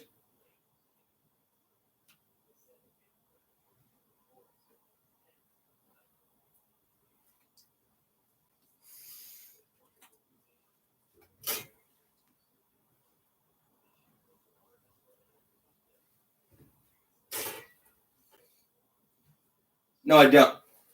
But lately, my regular voice, they've been twisting my tongue on it quite a bit, so I can almost not speak with my regular voice anymore. You know what I mean? So I just take an accent. I just wear it on someone's soul who's really powerful sitting right here. They don't really amount to much. You know what I mean? And often, yeah, they're African American. So it comes through me as like a Southern accent, almost. Right, right.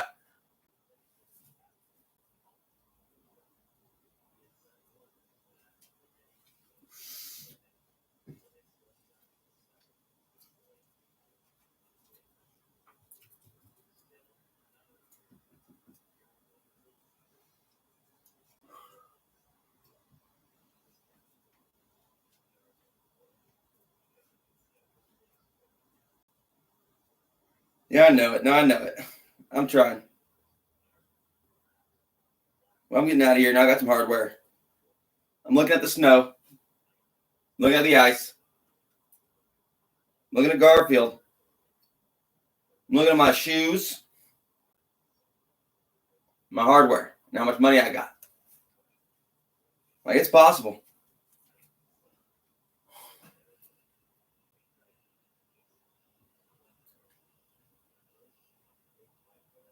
And is it safer to go now? See? Almost.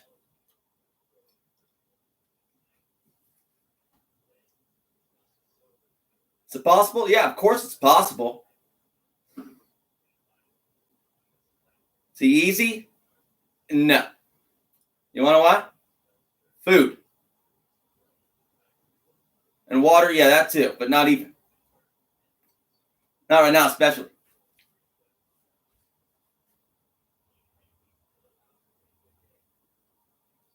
See, I'm looking at Mount Shasta right now. Right before she goes,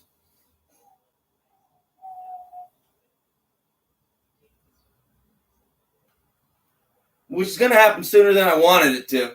And that I know for sure.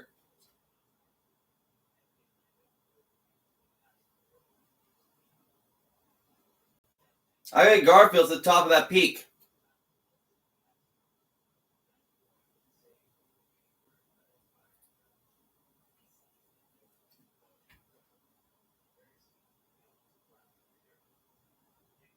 That'd be fucking cool. That'd be worth it to me.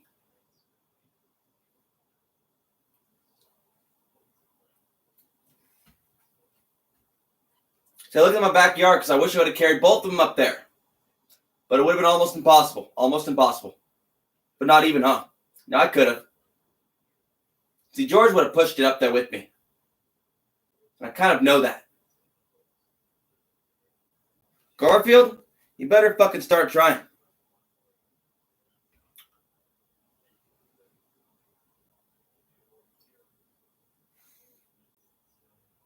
And he does. Yeah, get me out of the fucking house. But then we're outside, he's just sitting around being a fucking cat.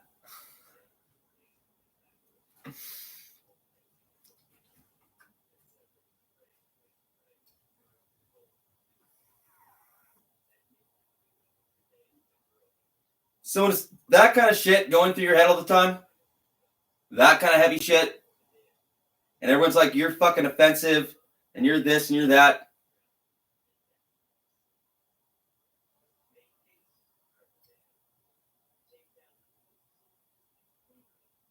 Those are the kind of measures I'm willing to take. It's not fucking stupid. I'm not ignorant.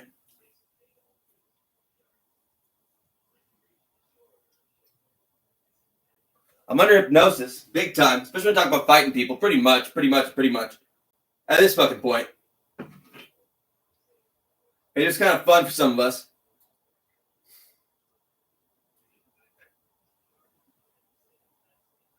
We're now in hell for a reason.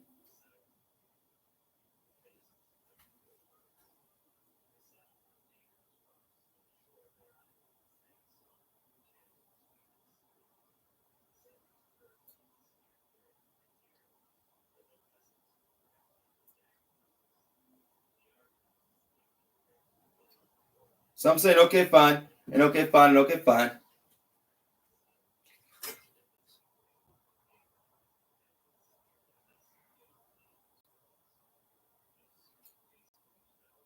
Kick my ass before you think about killing my ass, because then I get in trouble, bro. And guess what? Someone's already trying to kill my ass. So you fall into the same bullshit that they did?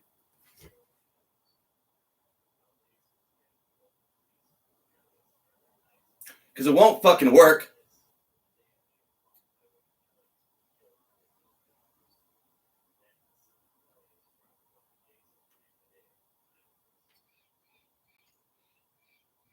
See, I know what you're really thinking.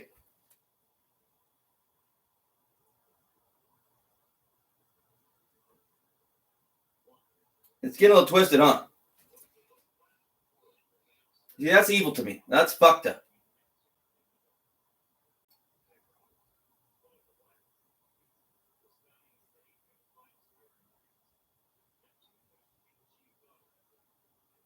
Now I want to cuss at you. Now I want to tell you burn in hell. Because you really had that thought, huh?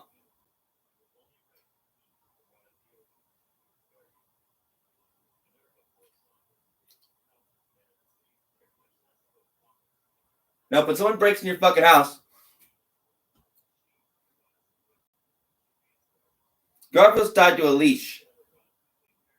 And it's strapped to me all day and night. Getting him ready to go out there.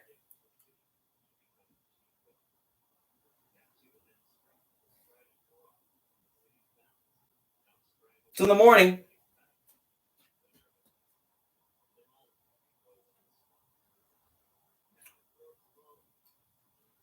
he's pulling me up by pulling my wrist with the leash.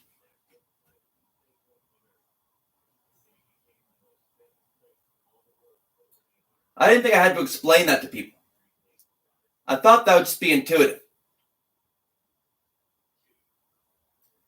Instead, people actually go that fucking far in their fucked up mind to say that about somebody.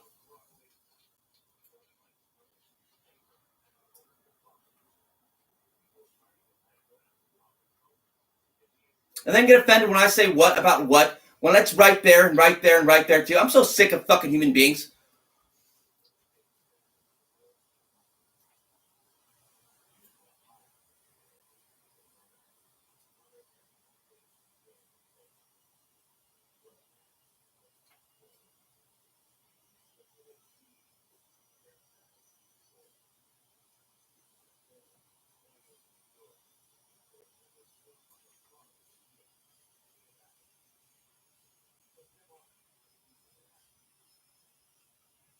Even just the thought. No, even just the fucking thought. And I'm getting fucking pissed.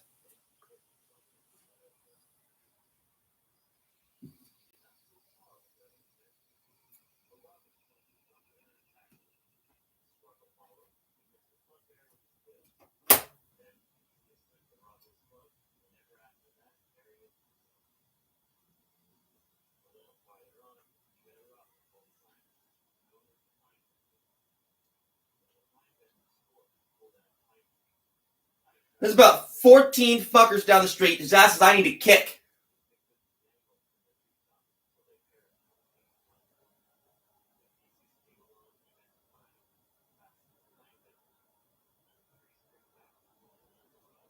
No, personally, every fucking one of them.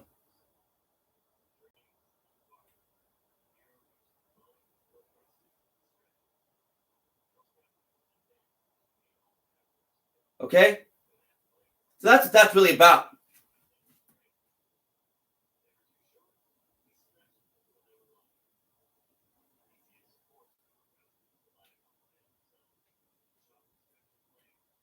Because they said some fucked up shit about me. No, fucked up. Okay? Assholes down the street. Yeah. Said I was a what and a what and a what when you're a what and a what and a what.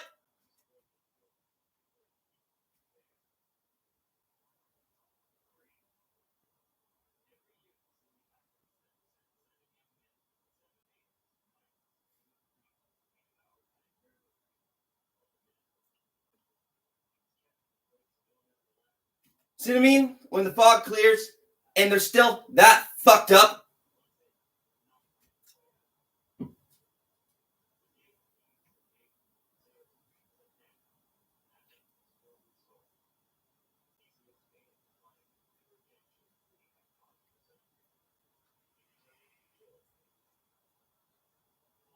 I'm not a sexual being like you are, okay, weirdos?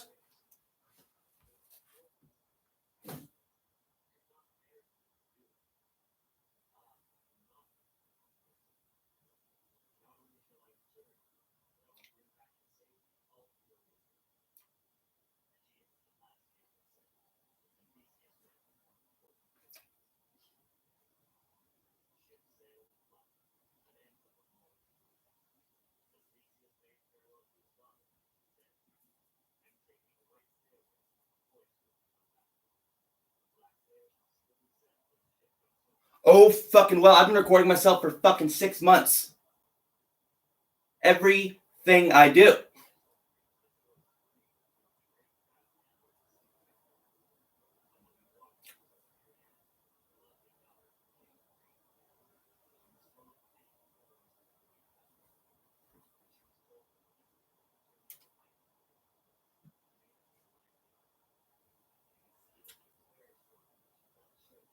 What about the bitch down the street? That wasn't. I said how many times I had to fucking say that.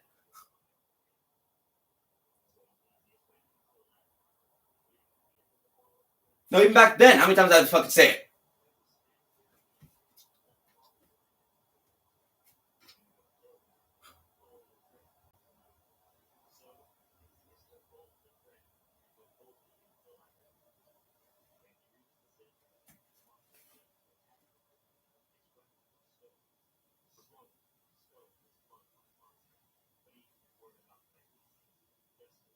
In what direction? Both directions.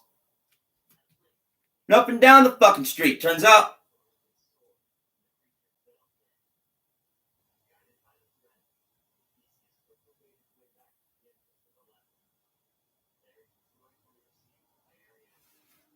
So I'm just in my house trying to do fucking yoga. Going through some fucking crazy fucking whoa, whoa, whoa, and whoa. And then they have me saying what, and what, and what, and what, based on their what, and what. And I said what, and what, and the other. When really it's like what, and what. And I kind of knew that. But now they're literally saying this, and that, and the other. When it was actually like that, and that. Like I've been saying this whole fucking time out loud.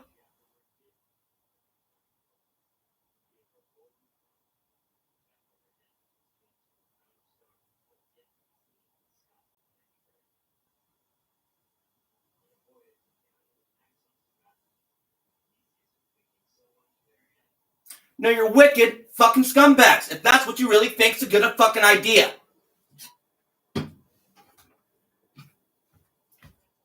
What about the rest of it?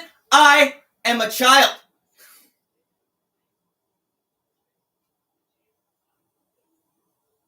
Compared to you. Right?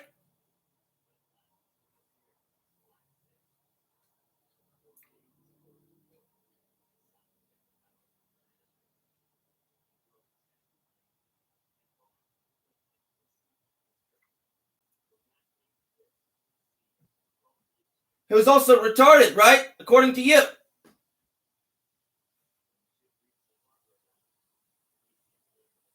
Medical staff.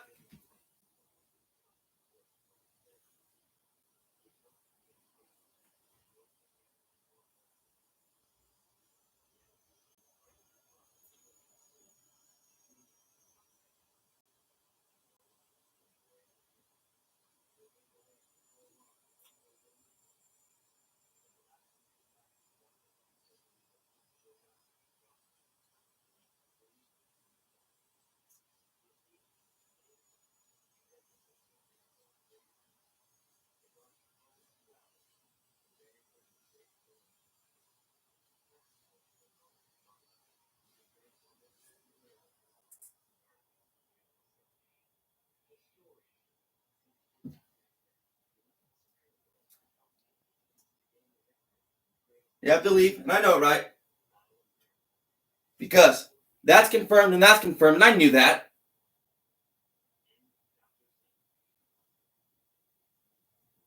No, I fucking knew that, so I'm sitting over here like, well, and well.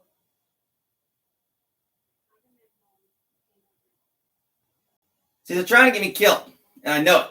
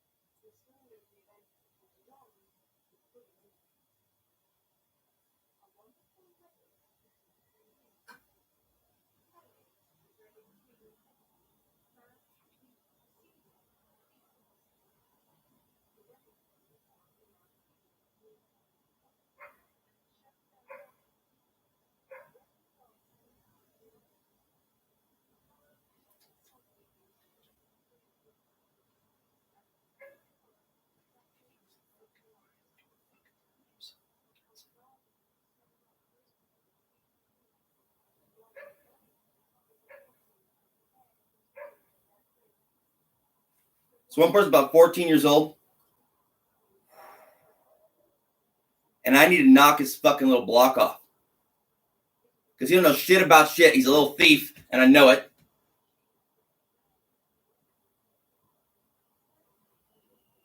Little pervert too, and I know that too. And he said, what about me and about her too?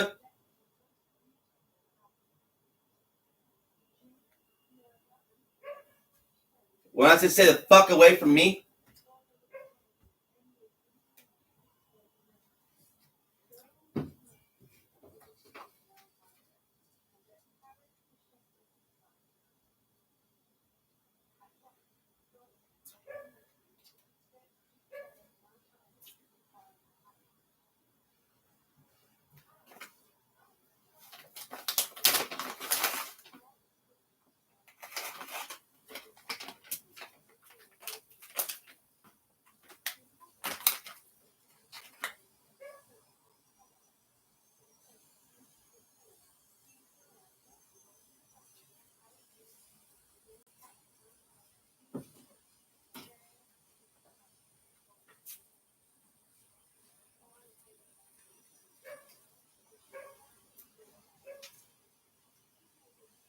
are you trying to pin something on me, Mr. Crop?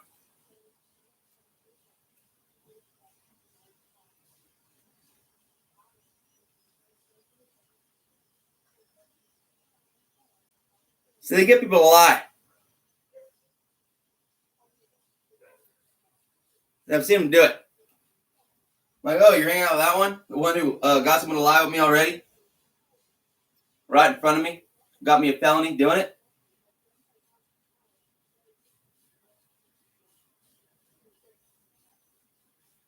When I'm doing what with my life?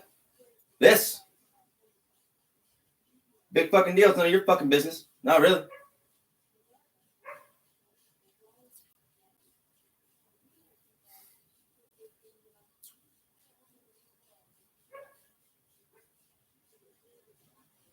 I'm going through a spiritual exercise.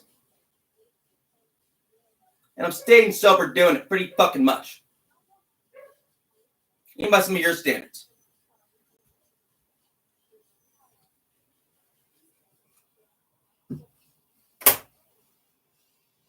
What the fuck do you do?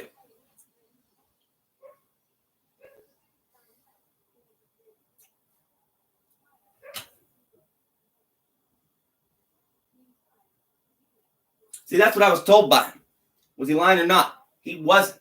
What was that about? Something else? Turns out, no. And I knew it too.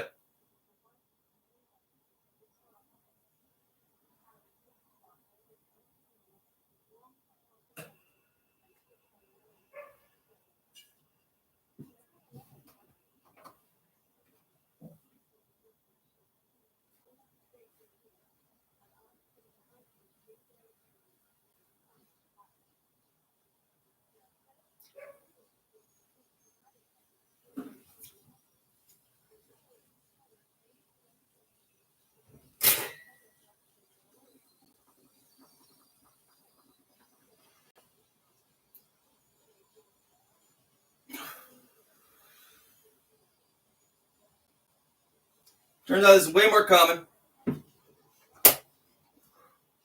the actual thing ever. Ever has been.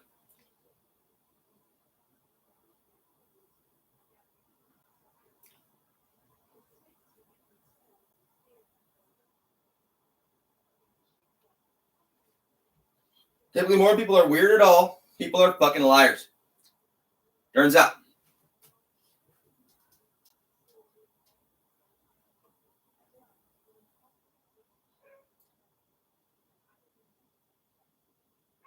And a bunch of better and pansy asses.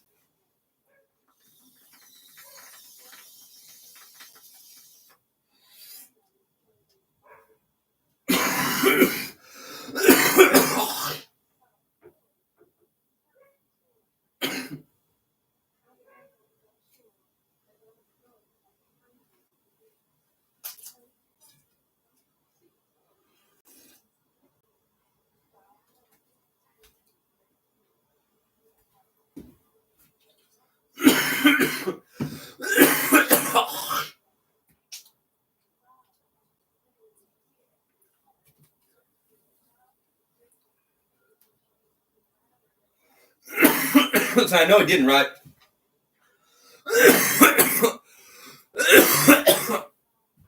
But I heard he did. So what about it? So that's what I'm talking about. It was like that too. Turns out it's actually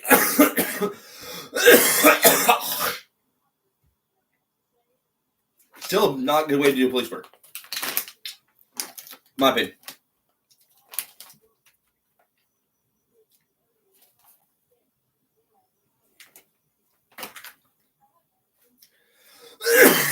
You want to know about something? Why don't you go talk to the person? Straight up.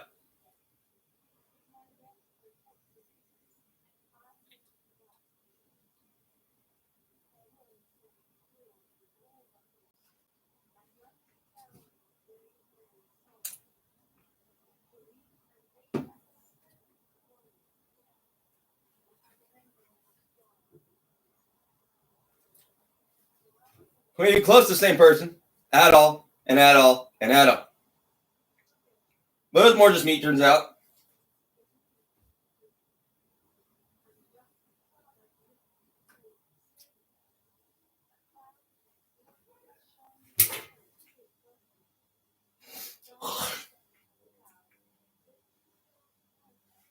See, it's not like that, or like that, or like that.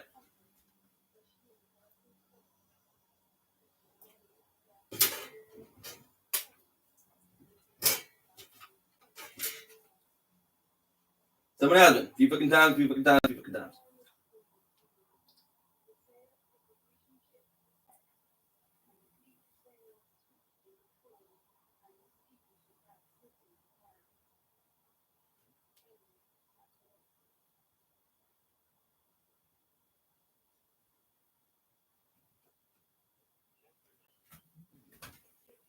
So I'm busting through all these egregores still. Trying to get to the root, heart of the people, which is never that bad, except it kind of is sometimes, because they don't see an issue with it.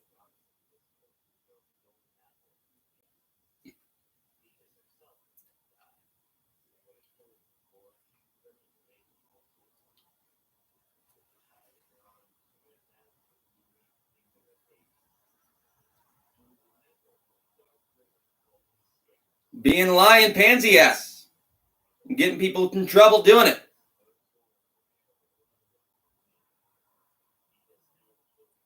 I do have an issue with this.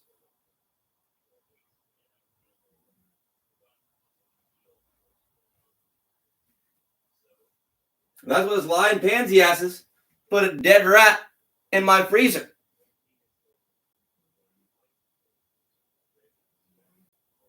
With poison in it, pretty damn sure. That's why I turned to a fucking block of mold.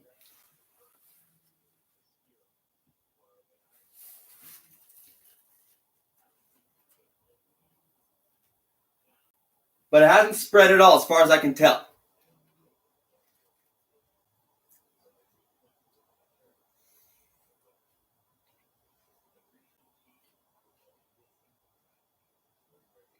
Pushed my barricade open in my house when I was sleeping. More than once. One of those mornings, Garfield was gone, and my face hurt like a motherfucker. As if someone kicked me in the fucking face.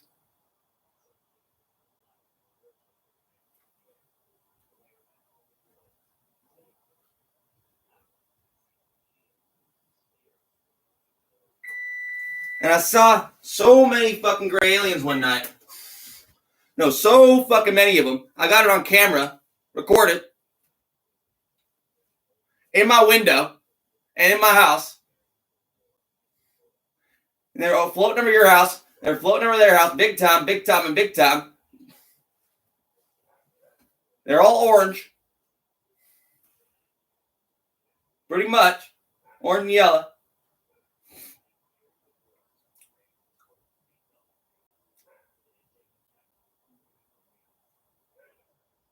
And I go in the woods, and they're pointing lasers at me and trying to shoot me.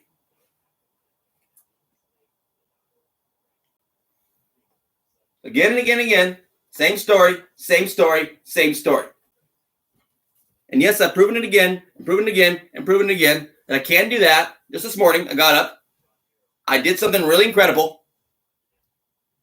Right away, because I was irritated. Proved I'm psychic, totally psychic, and totally psychic.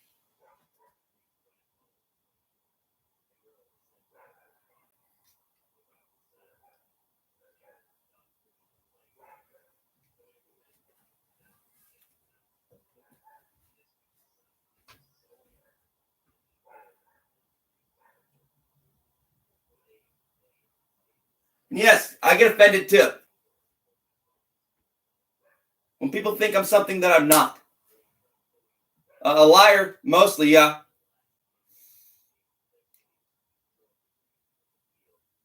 Crazy, yeah, that too now, a little bit. Do you think I don't notice that?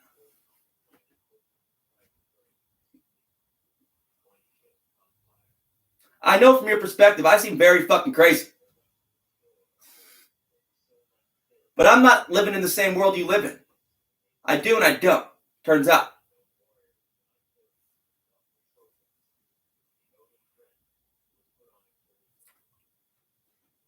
I don't know what you see. Not really. I do and I don't.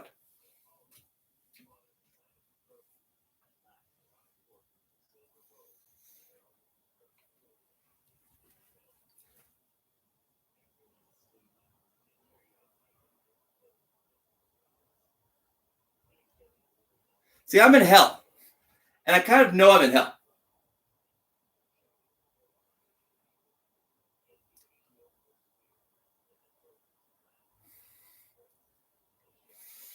And I don't mind a bit.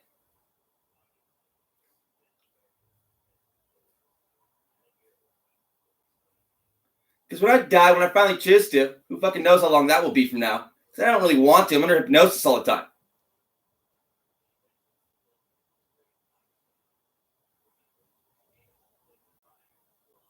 Because it's still my cat, so if I lose him, might be a different story.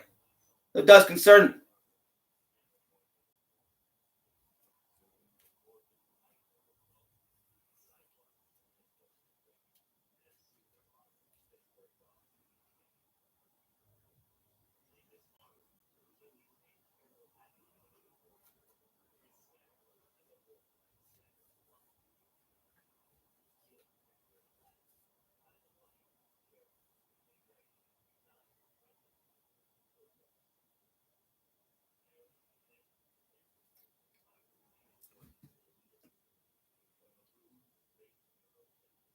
In his sleep, even. Yeah, he can. No, yeah, he can, seemingly.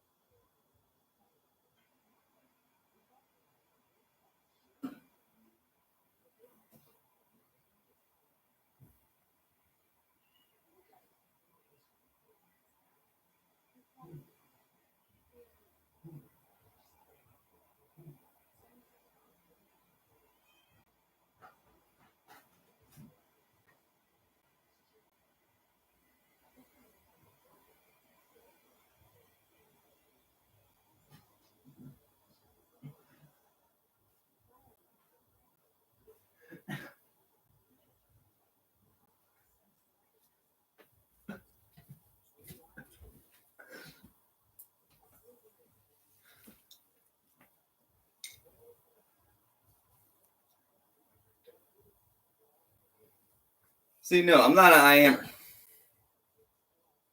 I'm an I knower.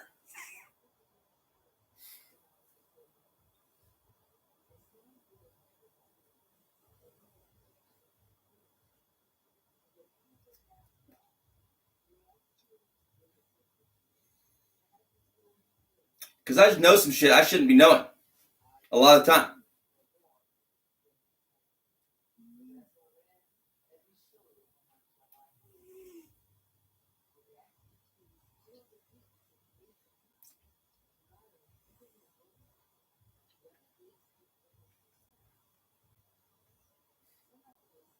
And that's what I did. It's spring and summertime. I'm a yogi, right? An actual yogi. Like a legit yogi, yeah. So, I just haven't done it in a long time. See, not really. I don't really do it inside much. Because it got me way too fucking, I guess, powerful. Holy shit, huh? See, I forget it's that simple sometimes.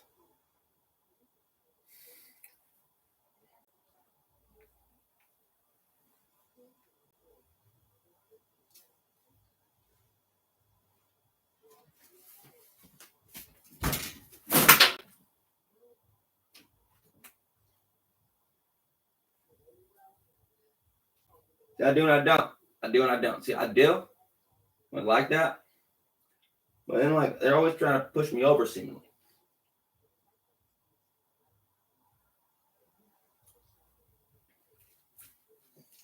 I balance in motion. No, I'm a still guy. Fucking roaring fucking stream. Always gargling.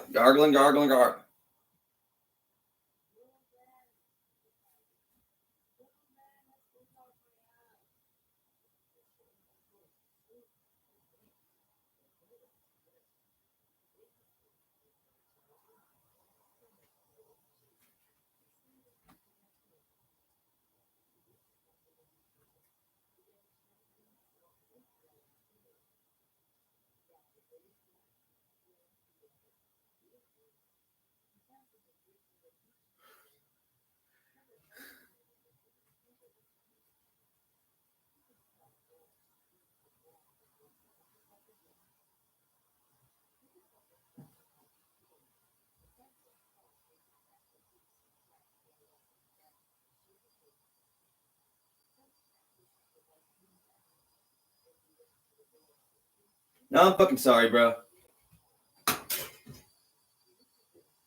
No, I really am for some people, man.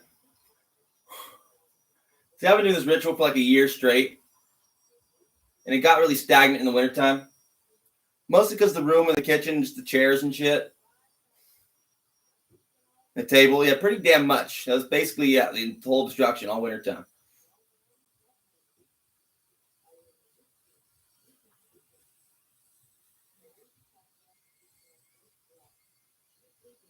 But it was a crazy winter. I kind of needed to slow down a little bit. So I'd catch Garfield up. So they really got on me some demons. Hardcore. And you just wouldn't believe the rest. I'm tired of talking about it.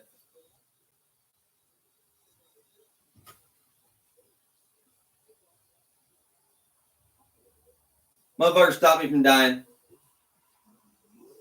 I have the same birthday. Same fucking birthday. 2,000 years later. He was like, okay, let's see what this guy can do. Because there's even a 1% chance he's like that.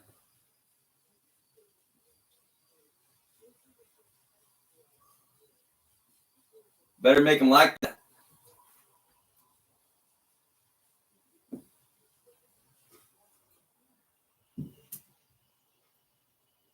Turns out, it's got about 15% chance he's like that.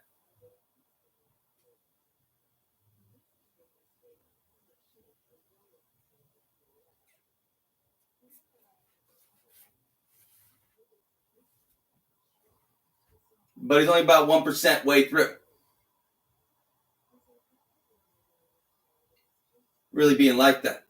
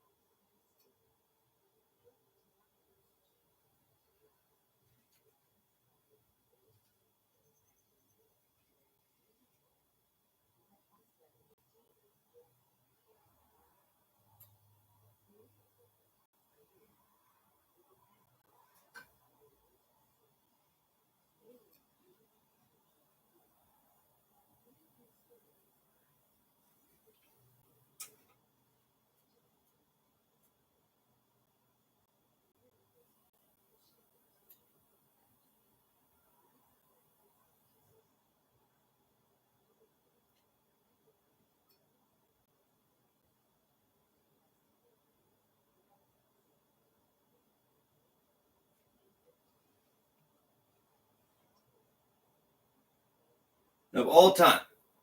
Of all time. One of the coolest birthdays of all time. Now, just statistically.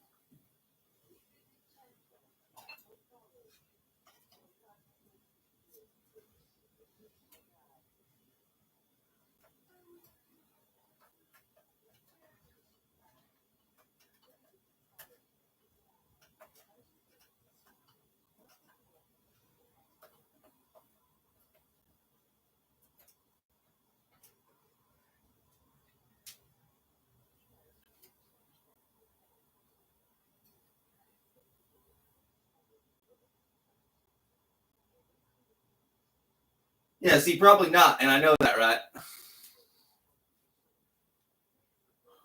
When it comes to fighting people. But you'd be fucking surprised. And since I can't join the military,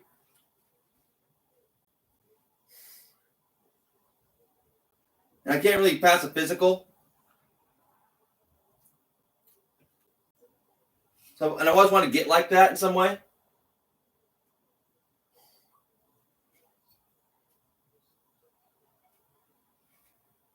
Let's just go in the woods and get like that.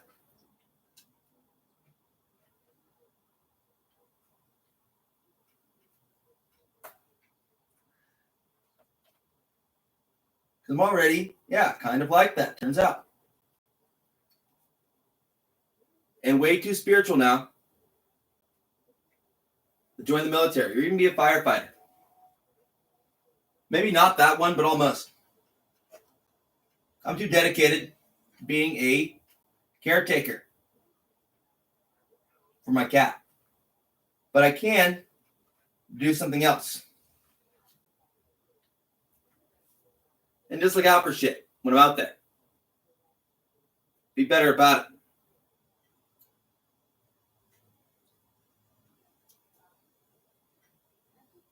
That's fair too.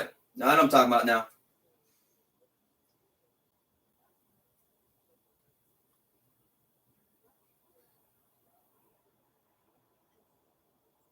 Because that got confused a little bit, possibly.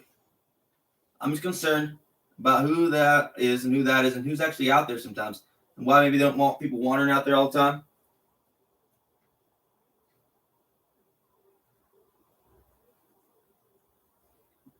And now I see why. sometimes. Because some people actually just like that and leave it for me to clean up.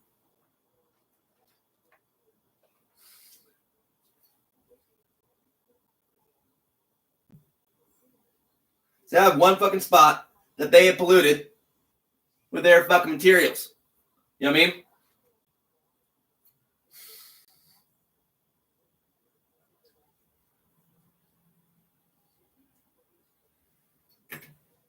It ain't even that far out there.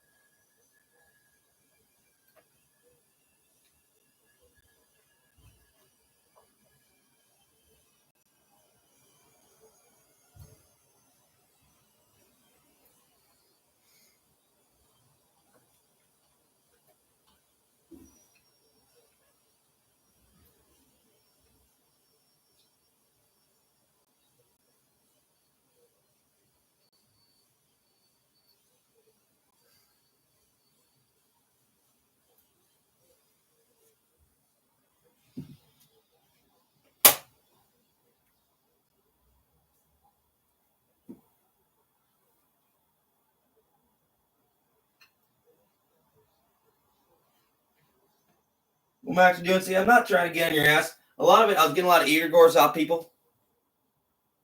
A lot of false appearances.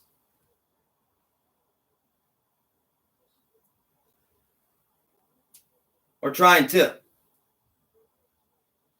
least from my perspective. I accidentally kind of got some people from your perspective. But the ancients don't seem to really care.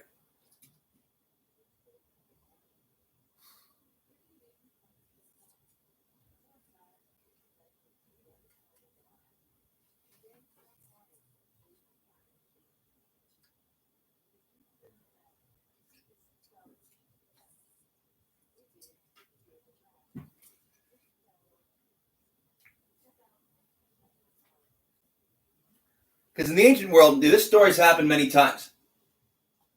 Something just like this, almost.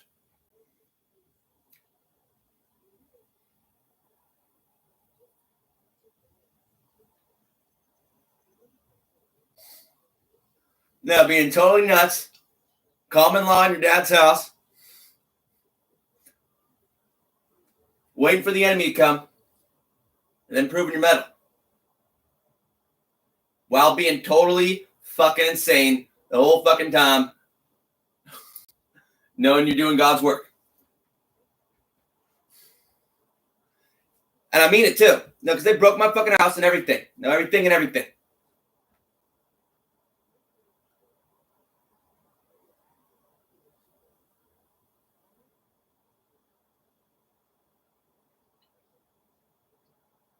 And some of the straight up fucking evil, I know.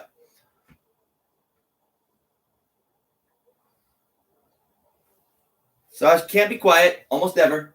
Almost ever. Just so everyone knows what I'm doing at all fucking times. Even though there's a lot more going in my head than I talk about often. Now, yeah. In my head? No, see, not even though. It's happening out here in front of my eyes. There's not much going on between my ears anymore.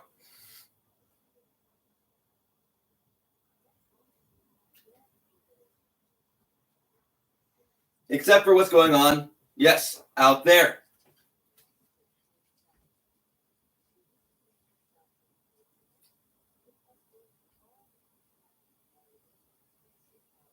I am not.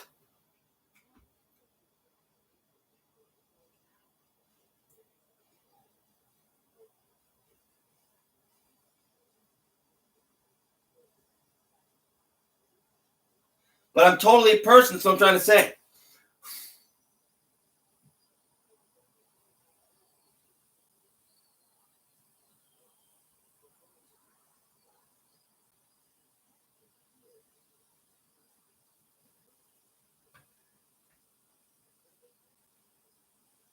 No, I'm dead, and I know it.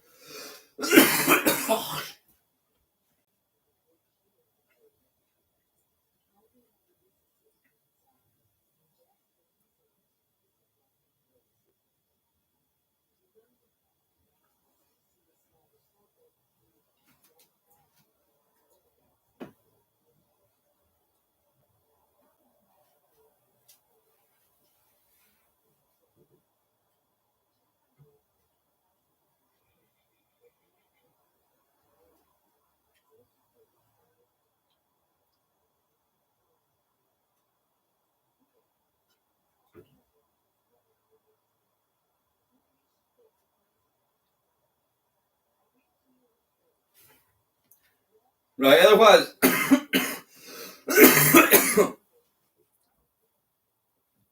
So there's a method to my madness. Believe it or not.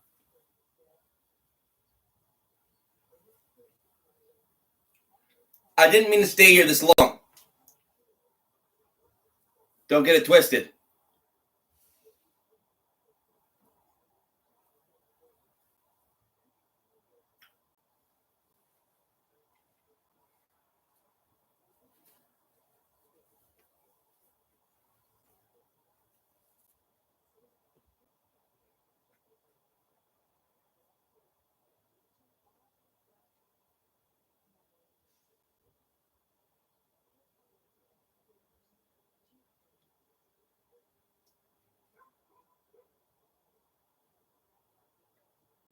I know I'm a dead man walking.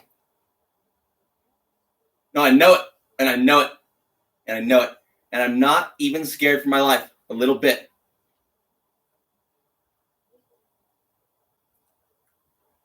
I'm scared for Garfield's a lot of bit. And a lot of bit. And a lot of bit still.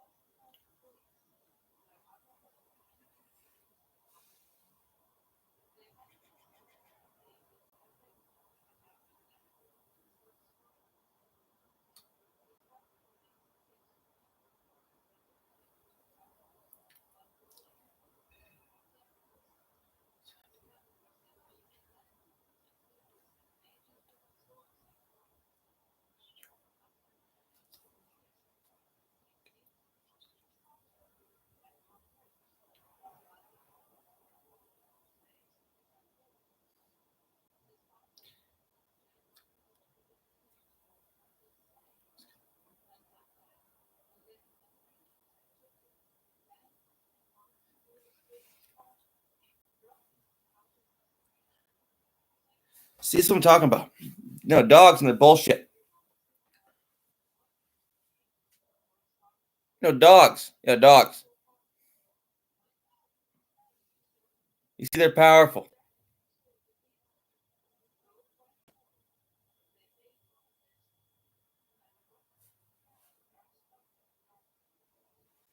You know what I'm saying?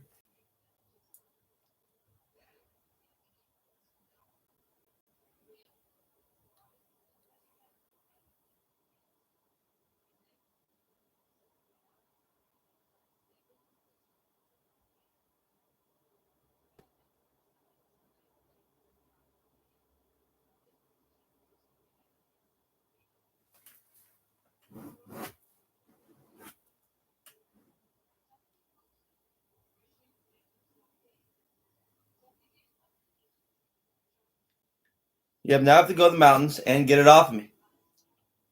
Whatever, because I was so much better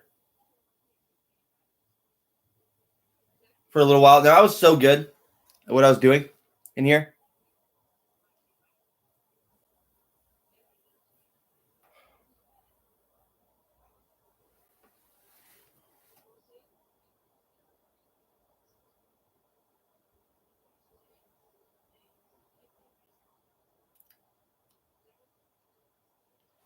But how many times are they going to try and kill me before I get up there? This is what I'm talking about.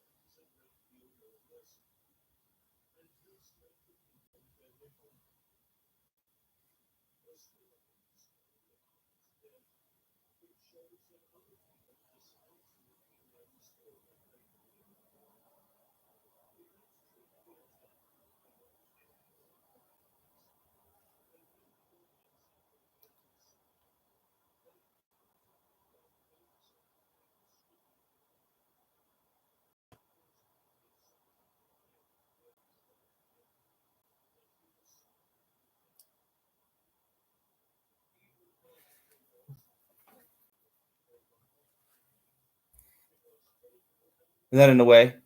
No, it's a resume for my life as well. Not just my death.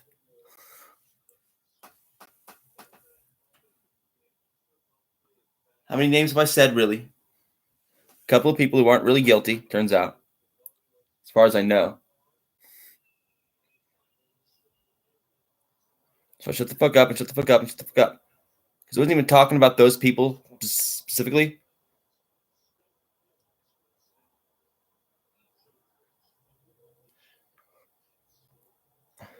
Like, oh yeah, and oh yeah, and oh yeah, and oh yeah, huh?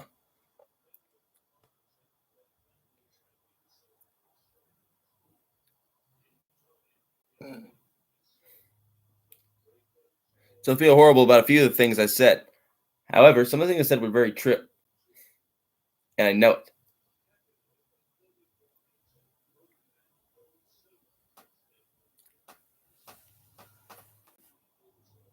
So that is very concerning.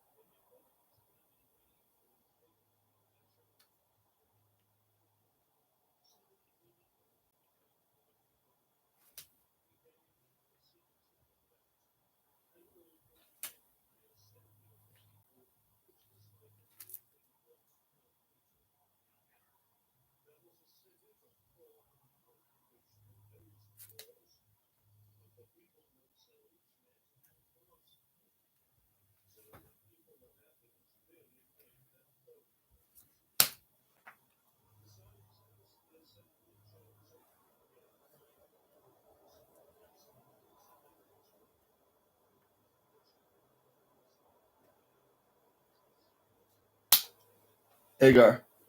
Check that one out. The Gar Pop is back. Look at that shit. Yeah. Look at that one.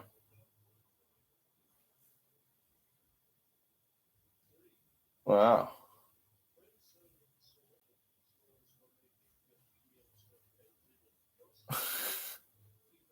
He's like, that doesn't look like a paw at all.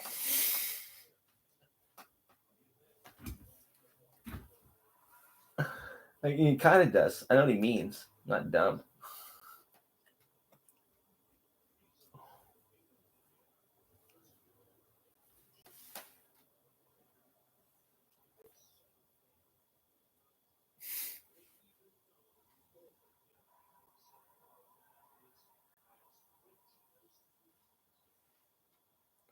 The Gar Pop is back. Yeah.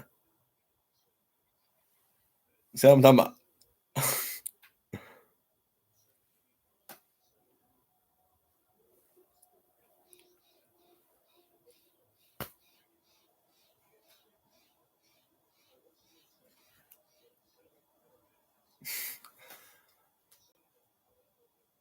It's just some tricks that the spirits are teaching me, just in case, dude.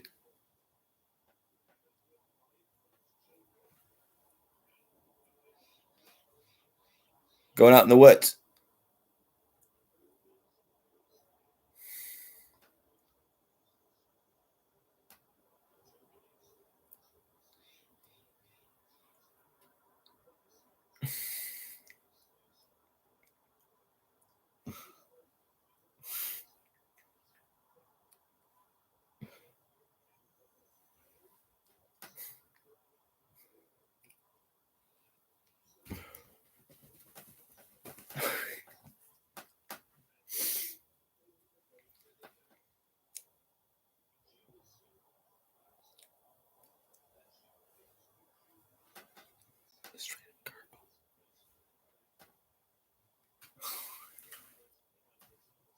That's the garpaw. It's a garpaw.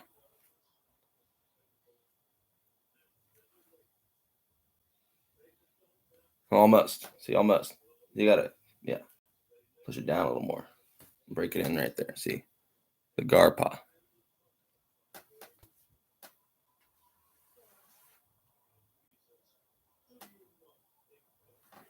I'm talking about. That's possession when they're pulling me back like that.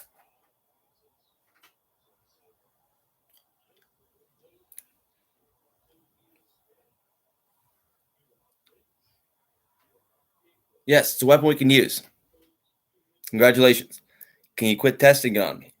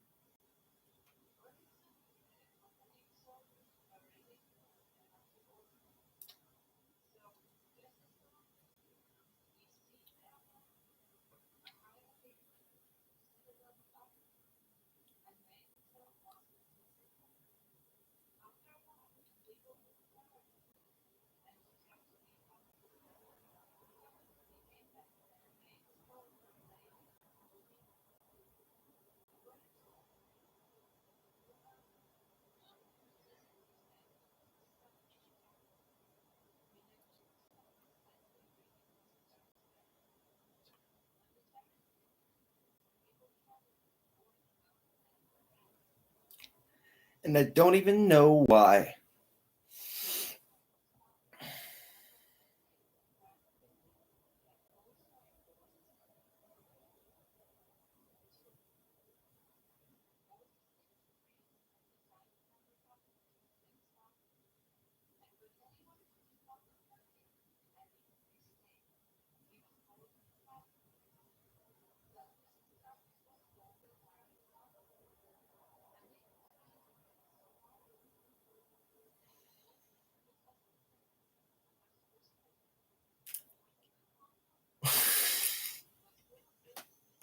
See, that's what I'm talking about, Garfield.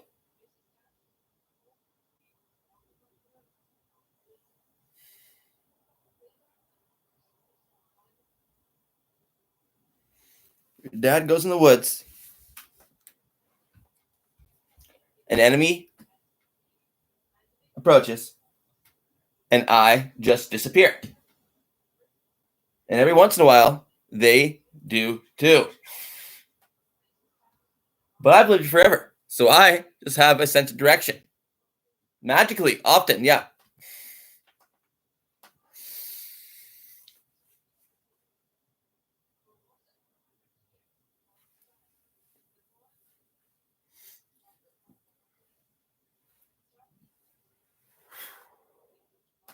But I've seen some crazy shit out here. No, some fucking crazy shit, dude.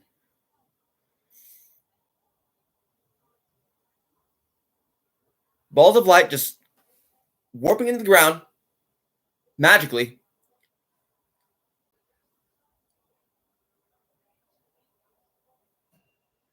Women walking around in moonlight or in darkness, glowing.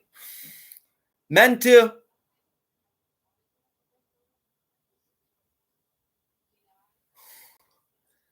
Big and little ones.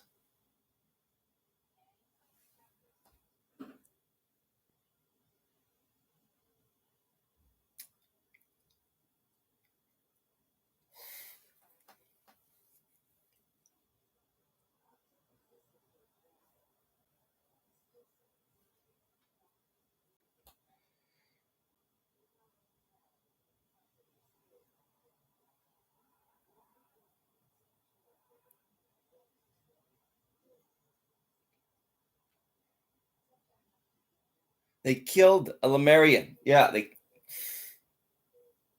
that's what they're telling me now, which doesn't even make sense from your perspective, but and then you're like, what is fuck's he talking about now?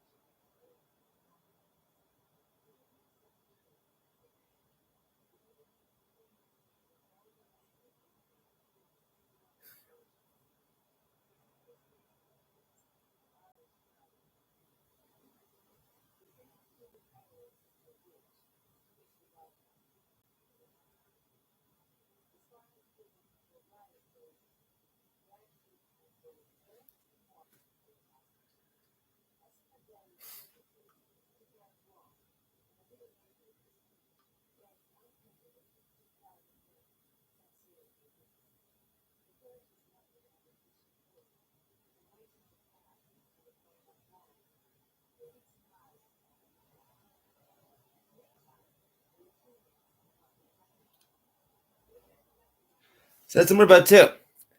That's some weird game they play.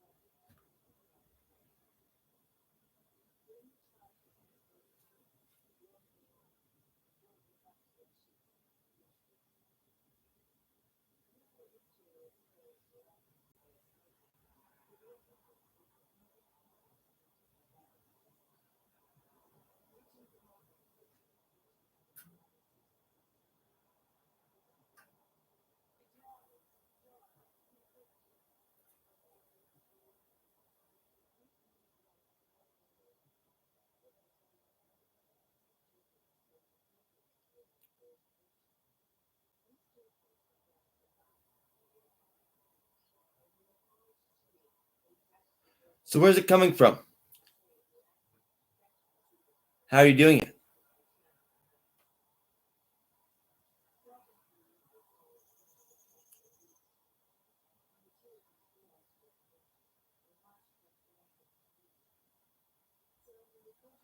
Why when I go outside it gets better? When I go inside it gets worse.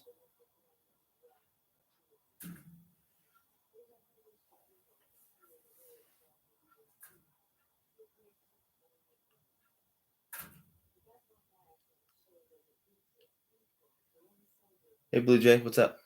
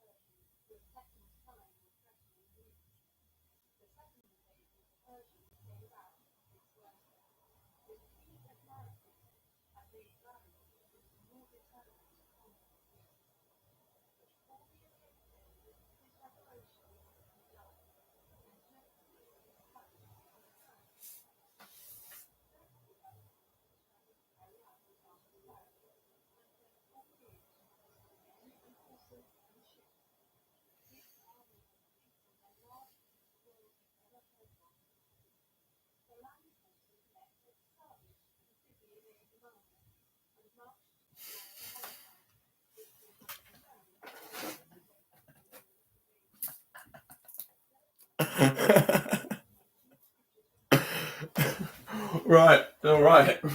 Right. He's like, we're like, no, it's stress. And we're like,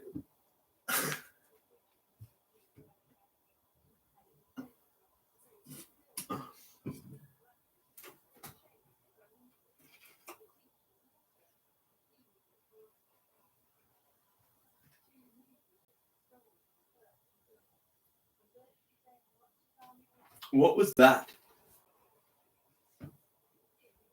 Spark right there. But, huh?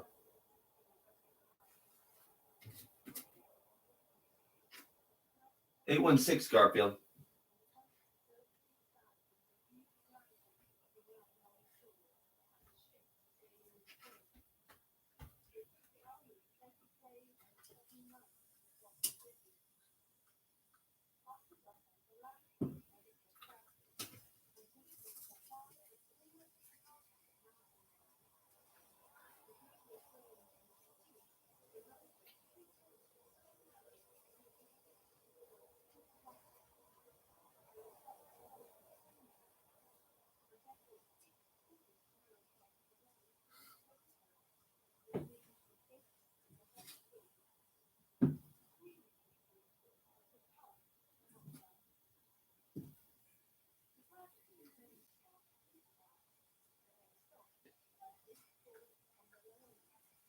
Liars, and I know it.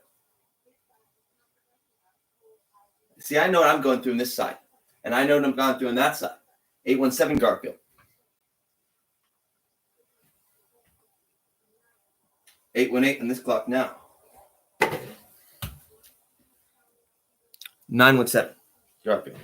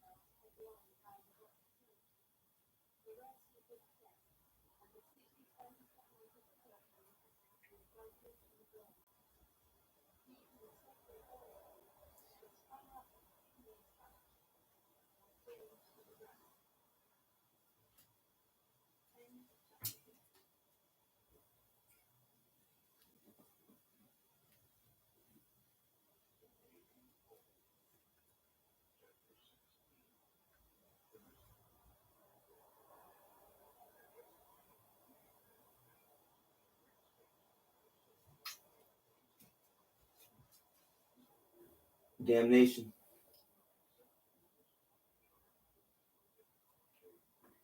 Damn fucking nation.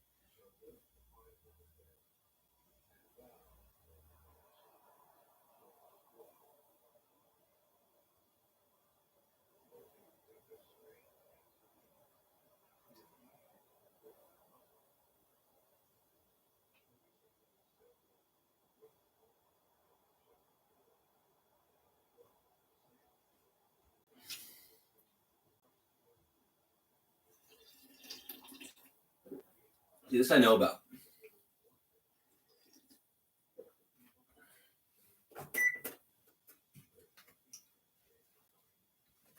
$823 Garfield on that clock. 922 on that one.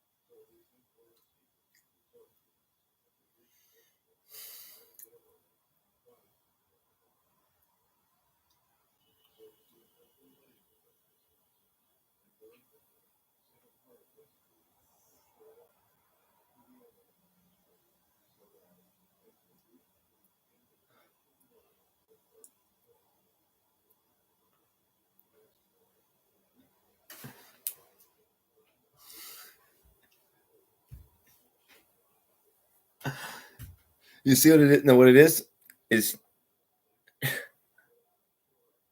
he has tons of chi.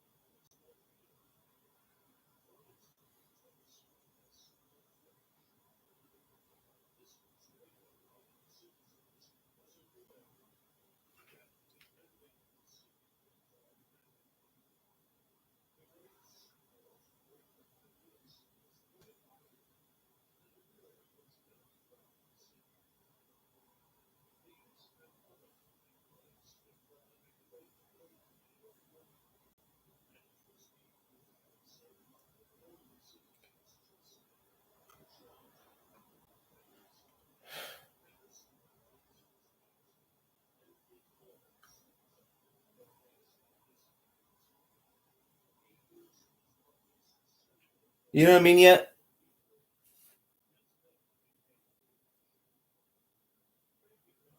When you're pinned into a corner, you're like, I only have one direction to go now, or they'll kill me. Into the wilderness.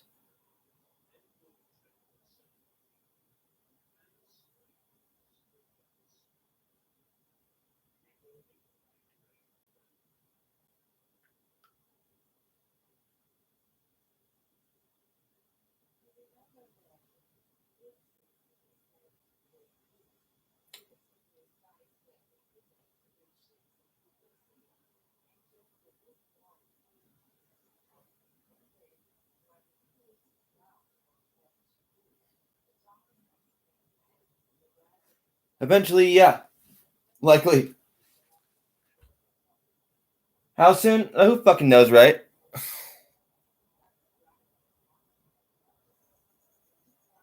But if I was one of you, that's what I would know by now.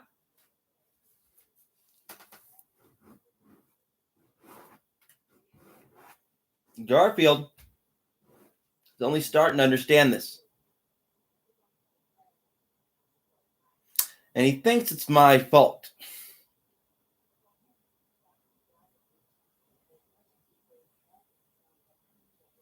But Garfield, we just go out there, be a little quieter, and keep marching on. We can live forever, turns out.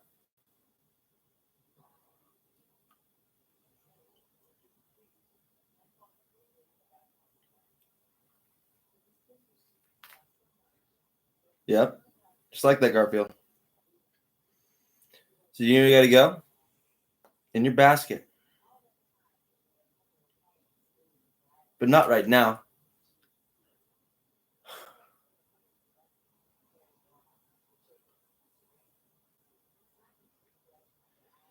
Somebody's getting fucking cold, and I can tell.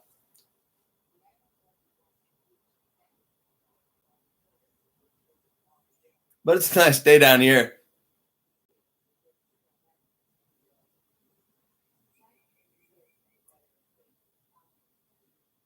How tough are you?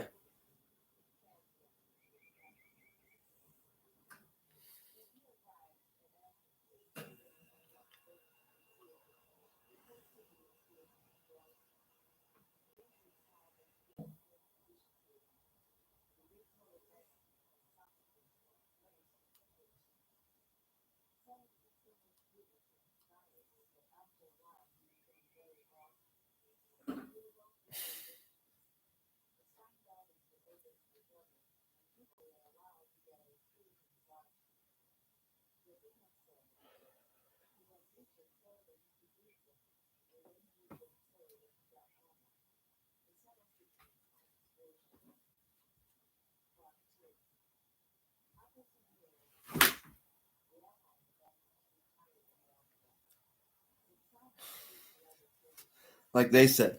So, Garfield, you want to go outside now?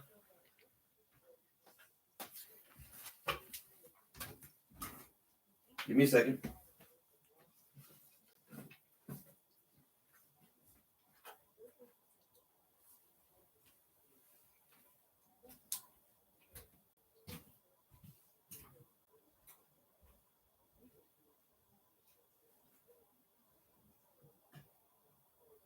As you walk through the valley, the shadow of death. You fear no evil. God is with us.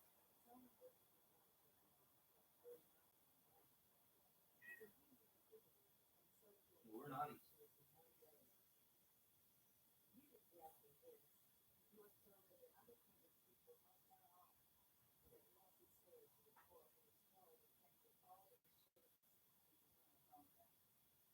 That's the problem. It means that no army of his should ever go near to the Aegean Sea in a day's journey on horseback, about 50 miles, and that none of his warriors should ever sail near Greece. The spoil taken on Simon's great expedition was immense. It sold for so much that Athenians took part of the money to pay for building the foundations of the great walls called the Long Walls.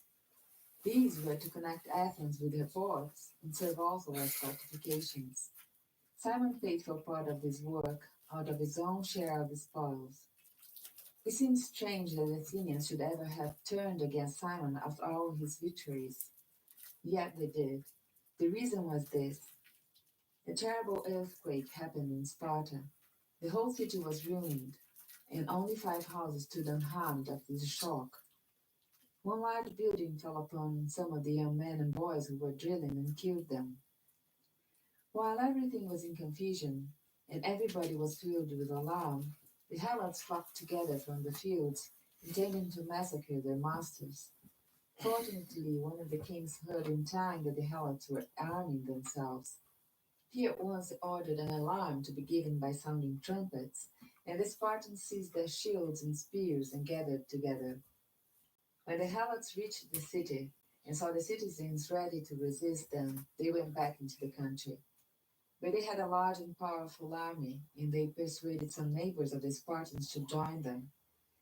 Then they seized a strong fortress near Sparta. The Spartans were now in a dreadful plight. Their homes were in ruins, their slaves in revolt, and their neighbors aiding the slaves. In their distress, they sent to the Athenians Garfield? for aid. All right, let's go The outside for a little Greek bit. comic poet Aristophanes says, there was a wonderful difference We basically gotta get out of here now. and the white cheeks of the As far as Spartans I'm came concerned, to ask us for pretty truth. fucking sin.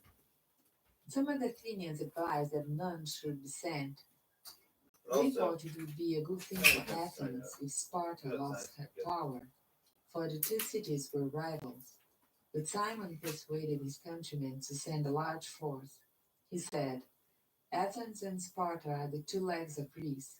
Do not suffer Greece to be maimed, and Athens to lose her companion. So Athenian soldiers went in command of Simon and fought for the Spartans. The Helots and their allies were too strong. The fortress was not taken. Yet the Spartans suspected that the Athenians had not done their best, and they said that they wished no more Athenian help. This made the people of Athens very angry. They were enraged not only with the Spartans but with Simon. They declared that any friend of Sparta was an enemy of Athens, and so they banished Simon. Part 3. After the Spartans had conquered their slaves, they sent an army to attack Athens. A battle was fought not far from the city, and the Spartans gained the victory. Then someone was needed in Athens who could either beat the Spartans or make friends of them. Simon was therefore recalled from banishment. Not long after his return, he made a truce with the Spartans, which lasted for several years. Simon thought that the best way to keep peace in Greece was to fight the Persians.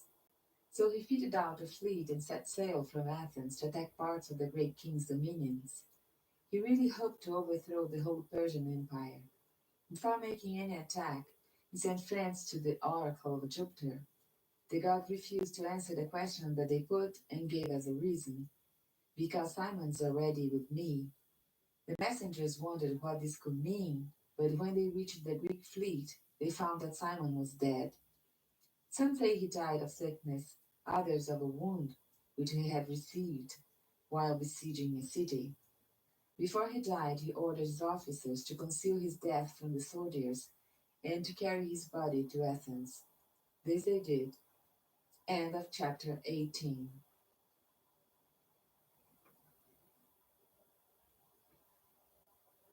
Simon had a rival named Pericles, who was the most able leader Athens ever had. He had the power of a tyrant, but he used it for the welfare of the people. He had many excellent laws passed. One was that a man accused of any crime should be tried by a certain number of his fellow citizens. This was like our trial by jury, and he gave an Athenian the same rights in a trial that an American citizen has today. Another good law proposed by Pericles was that any citizen who fought in the army or navy of Athens should be paid for doing so. Still, another of his laws was that if a poor man wished to go to the theater, he might get the money from the city treasurer to pay for his seat. You will remember that Themistocles and Aristides began to rebuild and beautify Athens after it had been burned by the Persians. This work was afterward carried on by Pericles. It was said that he found the city of brick and left it of marble. Under his orders, the white marble Parthenon, or Nerva, was erected on the Acropolis. It was one of the most beautiful buildings in the world. In front of it stood a bronze statue of Minerva, so large that it could be seen far out to sea. Within was a splendid statue of the goddess, nearly 30 feet high, which was of ivory and gold. Pericles made Athens strong as well as beautiful. He finished the long walls which Simon had begun. These walls were built from the city to her ports, which were about 4 miles away.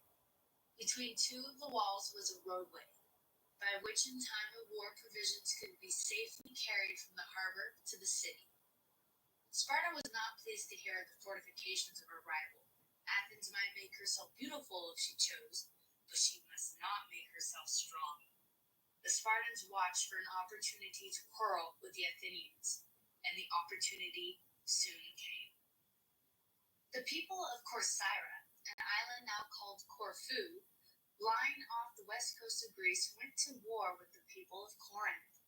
Athens helped the Corcyraeans, Sparta the Corinthians. This was the beginning of a contest between Sparta and Athens, which desolated Greece for 27 years, 431 BC to 404 BC. It is called the Peloponnesian War because most of the states in the Peloponnesus took part in it and were allies of Sparta. Athens also had her allies. Athens was well prepared for war. She had a large sum of money in her treasury, a good fleet, and about 30,000 soldiers whom she could put into the field. The Spartans brought a force of 60,000 men into Attica to attack Athens. Pericles then urged the country people to leave their farms and homes and come into the city. They took his advice, and every vacant spot in Athens was filled with huts and tents. Pericles thought that Athens, protected by the long walls, could stand any siege. In this he was right, for the Spartans made no headway. But very soon the Athenians were attacked by a foe far more terrible than the Spartans. This was the plague. So many people were huddled together in the city that it was impossible to keep it clean and healthy. People began to sicken and die by the dozens, then by hundreds. The Spartans, fearing that the plague might attack them, retreated across the isthmus of Corinth into Peloponnesus. While Athens was in this desperate condition, Pericles acted most nobly. The plague carried off his eldest son, his sister, and many of his closest friends. Yet he went among the people, calming and cheering them, and attending faithfully to the affairs of the government. It was only when he laid the funeral wreath upon the lifeless body of his favorite son that he broke down and sobbed and shed a flood of tears. While the Spartan army was threatening Athens, and when the plague came, many of the Athenians blamed Pericles. But when he was in sorrow, all the Athens showed him the greatest respect and affection. Not long after the death of his son, he himself was stricken with a fatal illness. As he lay dying, one of those at his bedside spoke of the good they had done for Athens. "What you praise in my life," he said, "has been due to fortune. I deserve no credit for it. That of which I am proudest is that no Athenian ever wore mourning because of anything done by me." His death occurred in the 3rd year of the Peloponnesian War. It was a sad blow to the Athenians, for he was the greatest of all their statesmen. Section 2. One of the friends of Pericles was Phidias, the sculptor who molded the bronze figure of Minerva that stood in front of the Parthenon. He carved also the ivory and gold statue of the goddess that was inside the building. His fame spread over all Greece, and he was invited to adorn the temple of Jupiter at Olympia. For this temple he made his masterpiece. It represented Jupiter seated upon his throne. The statue was so perfect that it was considered one of the wonders of the world. When Phidias, after several years' absence, returned to Athens, he was persecuted by the enemies of Pericles, because he was known to be a friend of the great statesman. He was first accused of having stolen part of the gold which had been supplied by the city to decorate the statue of Minerva. Fortunately, when Phidias was working upon the statue, Pericles had advised him to fasten the gold in such a way that at any time it could be taken off and weighed. It was now removed and weighed, and the weight was found to be exactly what it should be. Phidias was then charged with having insulted the goddess Minerva because he had carved upon her shield a likeness of himself and one of Pericles. On this charge, he was cast into prison to await trial. Before the day of trial came, however, the great sculptor was taken sick and died. Under Pericles, Athens was at the height of her glory, and the 28 years during which he was at the head of the Athenian affairs are known in history as the Golden Age of Pericles. At no other time were there in Athens so many great painters, sculptors, writers, and philosophers. A celebrated historian who lived during the age of Pericles was Herodotus. He is called the father of history. Another famous historian of those days was Thucydides, who wrote a history of the Peloponnesian War. End of chapter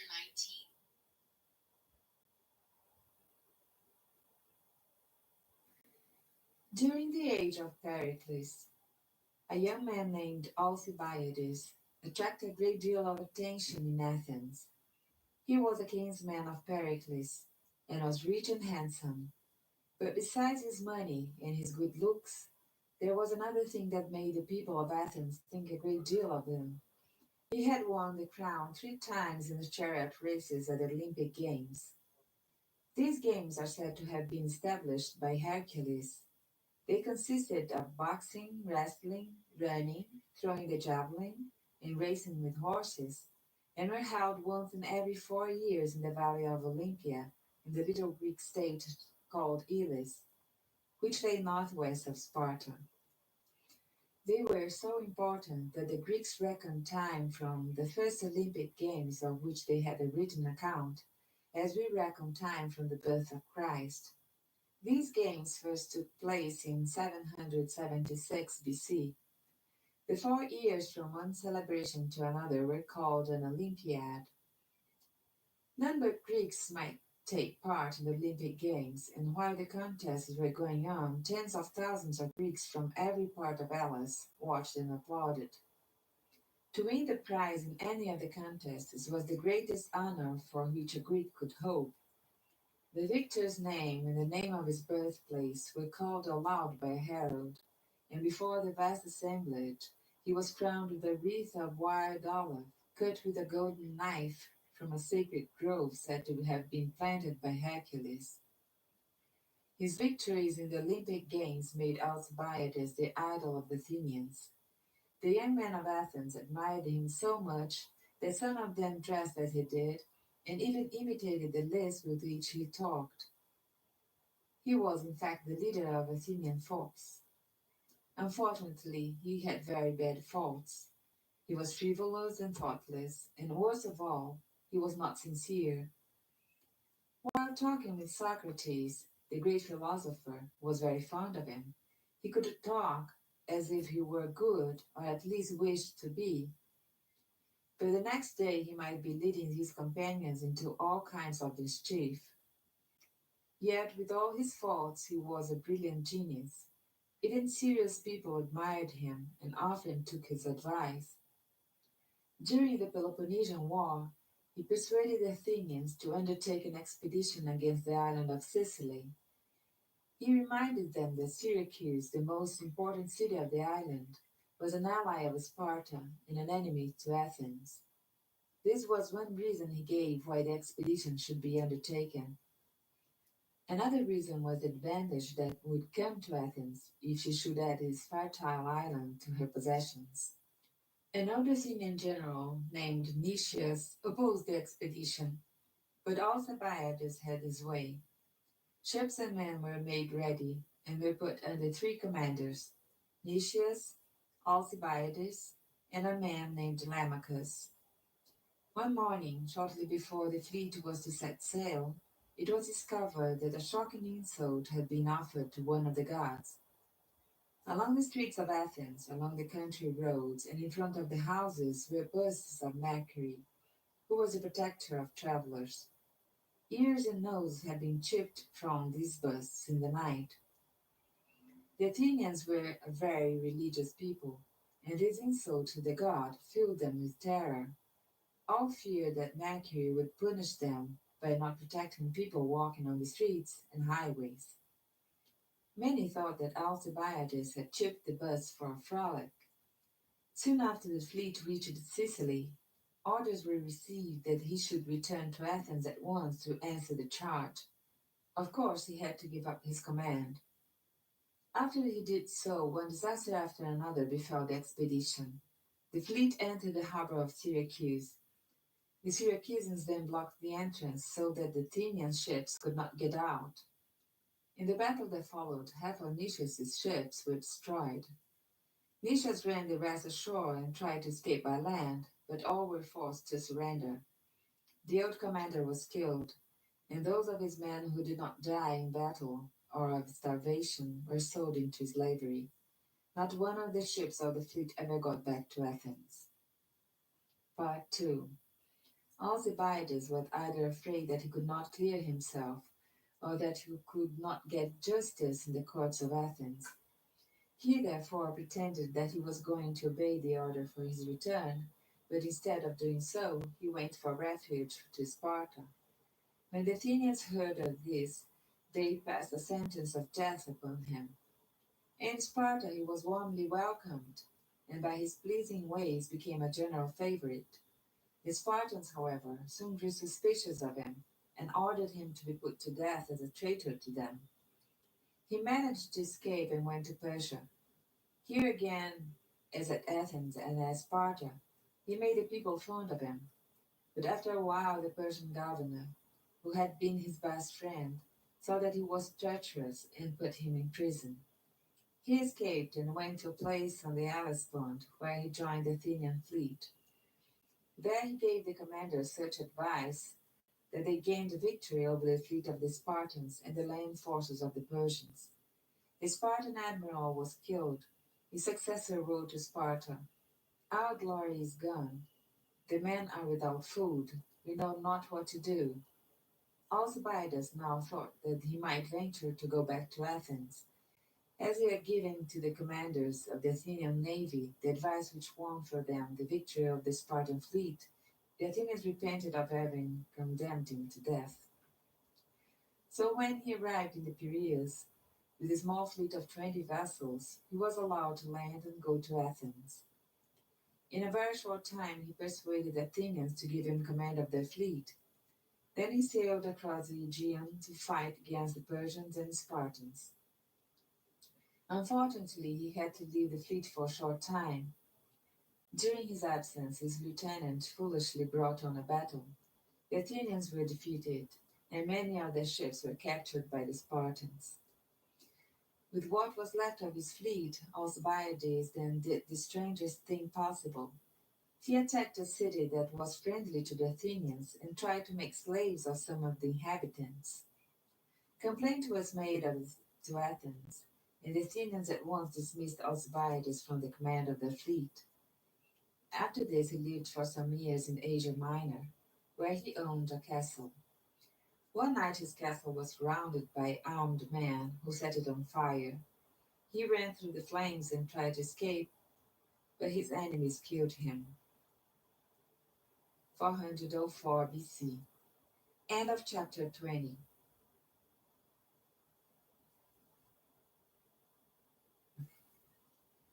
The admiral of the Spartan fleet in the last years of the Peloponnesian War was a man named Lysander.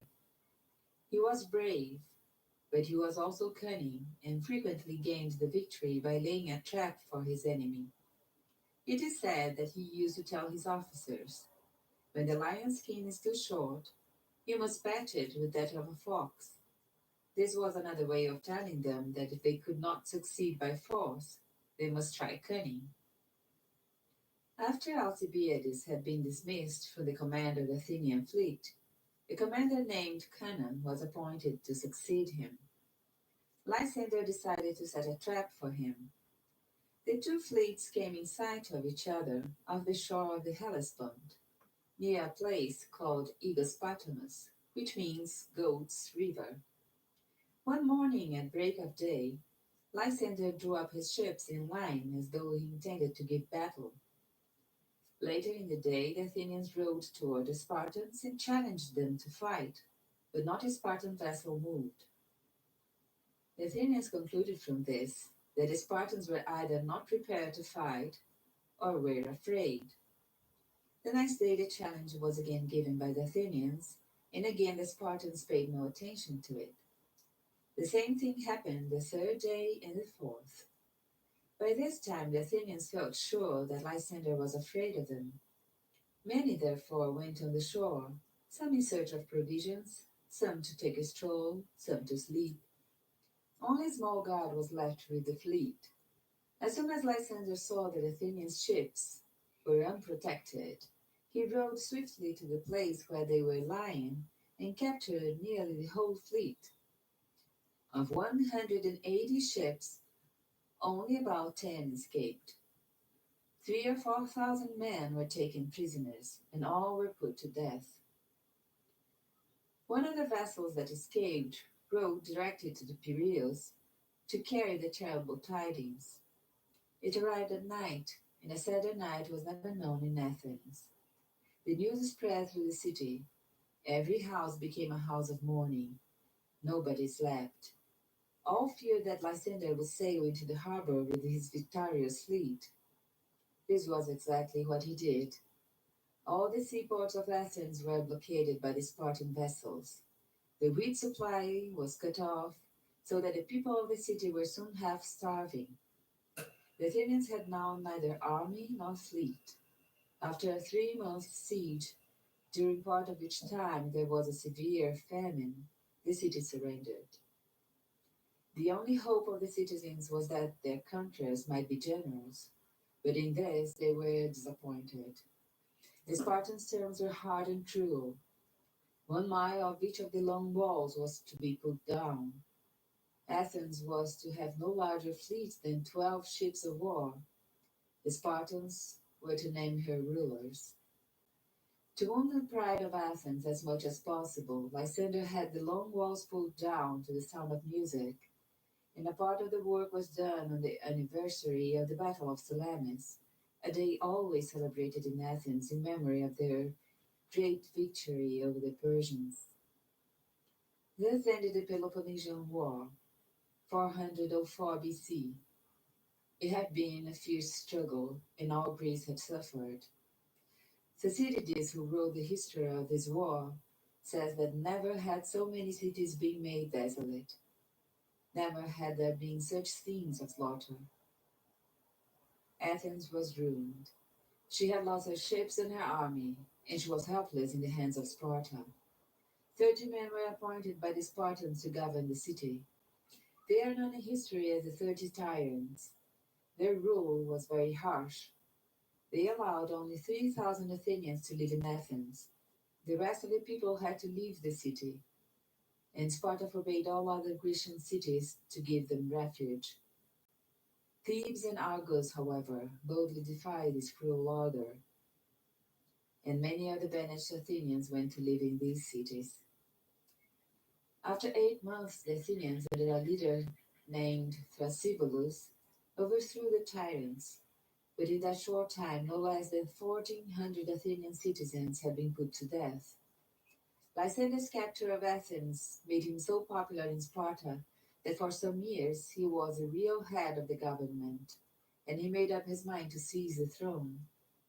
Before he could carry out his plans, however, he was put at the head of a Spartan force and sent to the city of Thebes, against which the Spartans had declared war.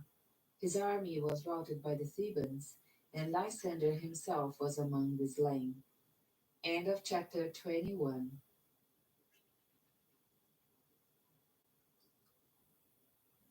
Socrates. 1.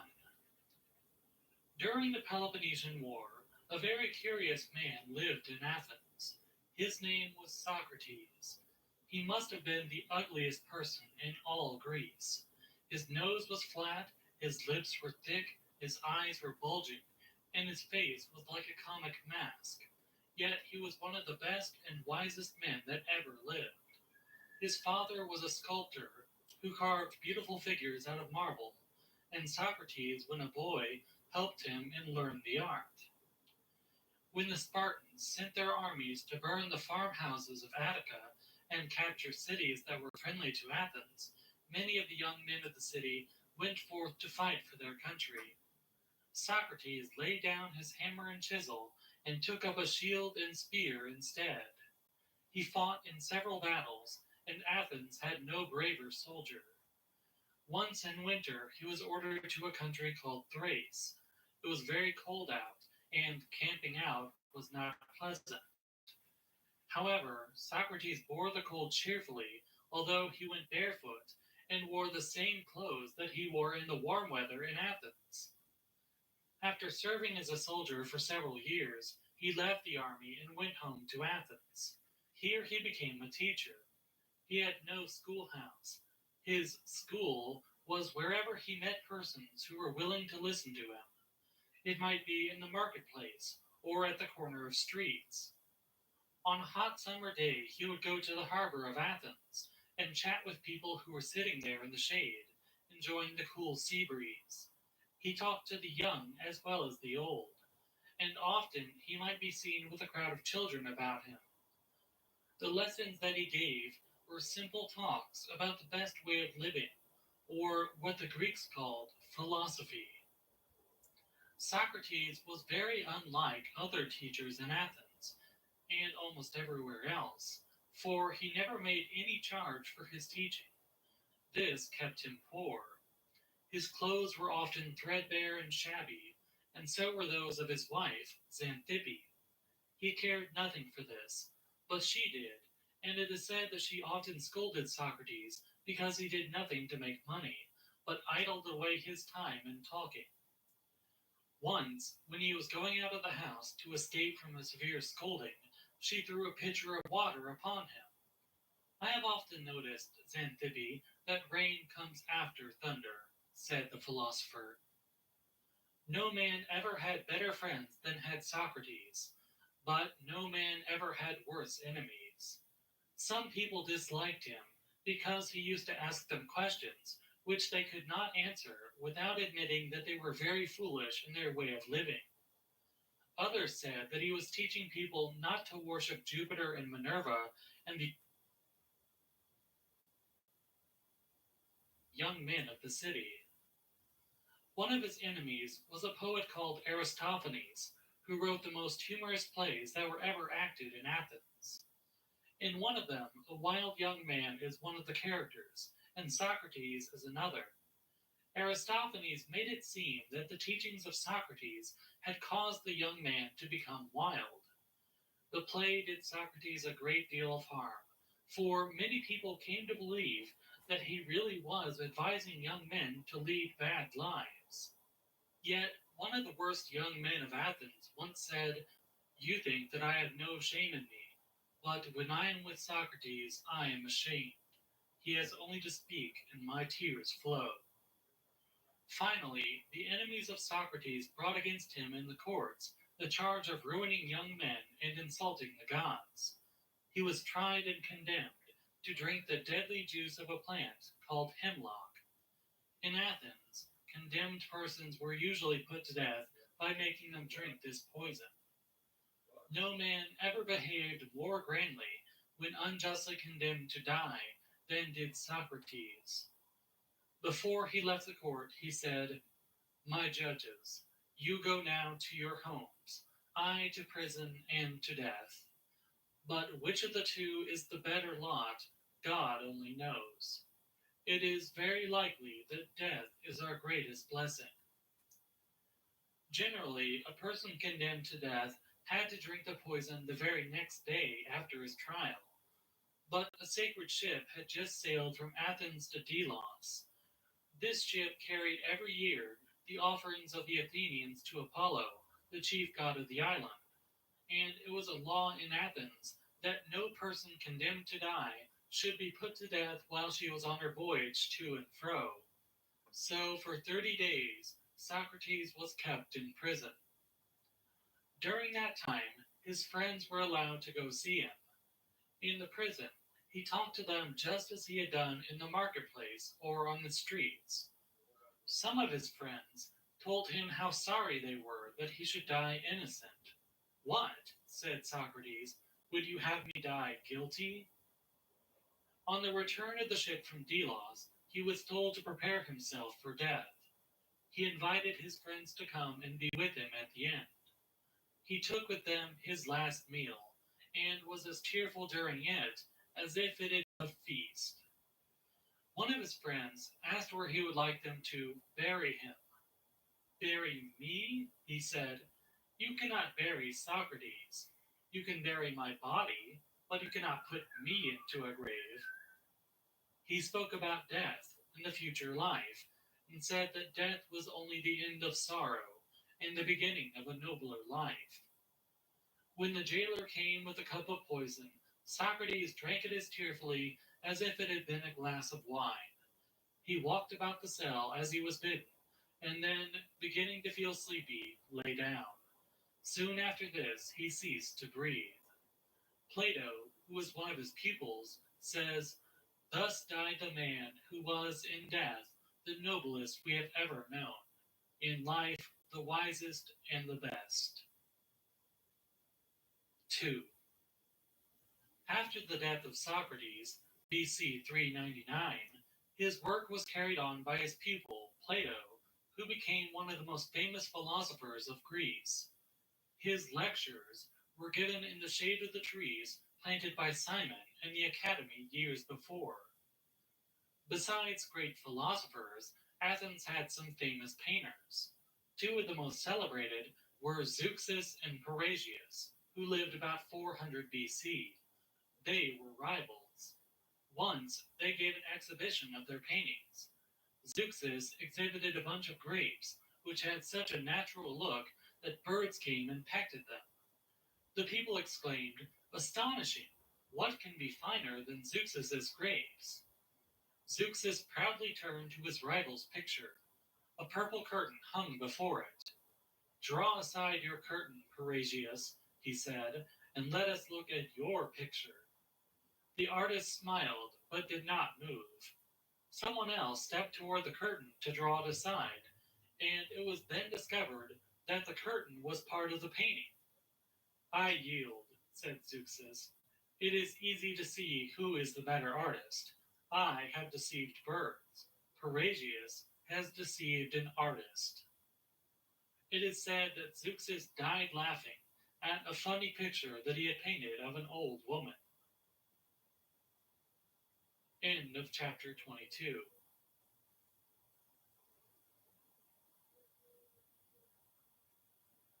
Chapter 23, Xenophon. 1.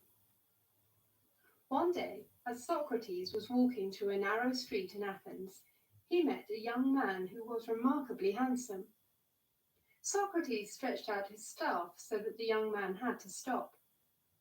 "Where can bread be found?" asked the philosopher. The young man's manner was modest and pleasing as he told Socrates where to buy bread. "And where can wine be found?" asked the philosopher.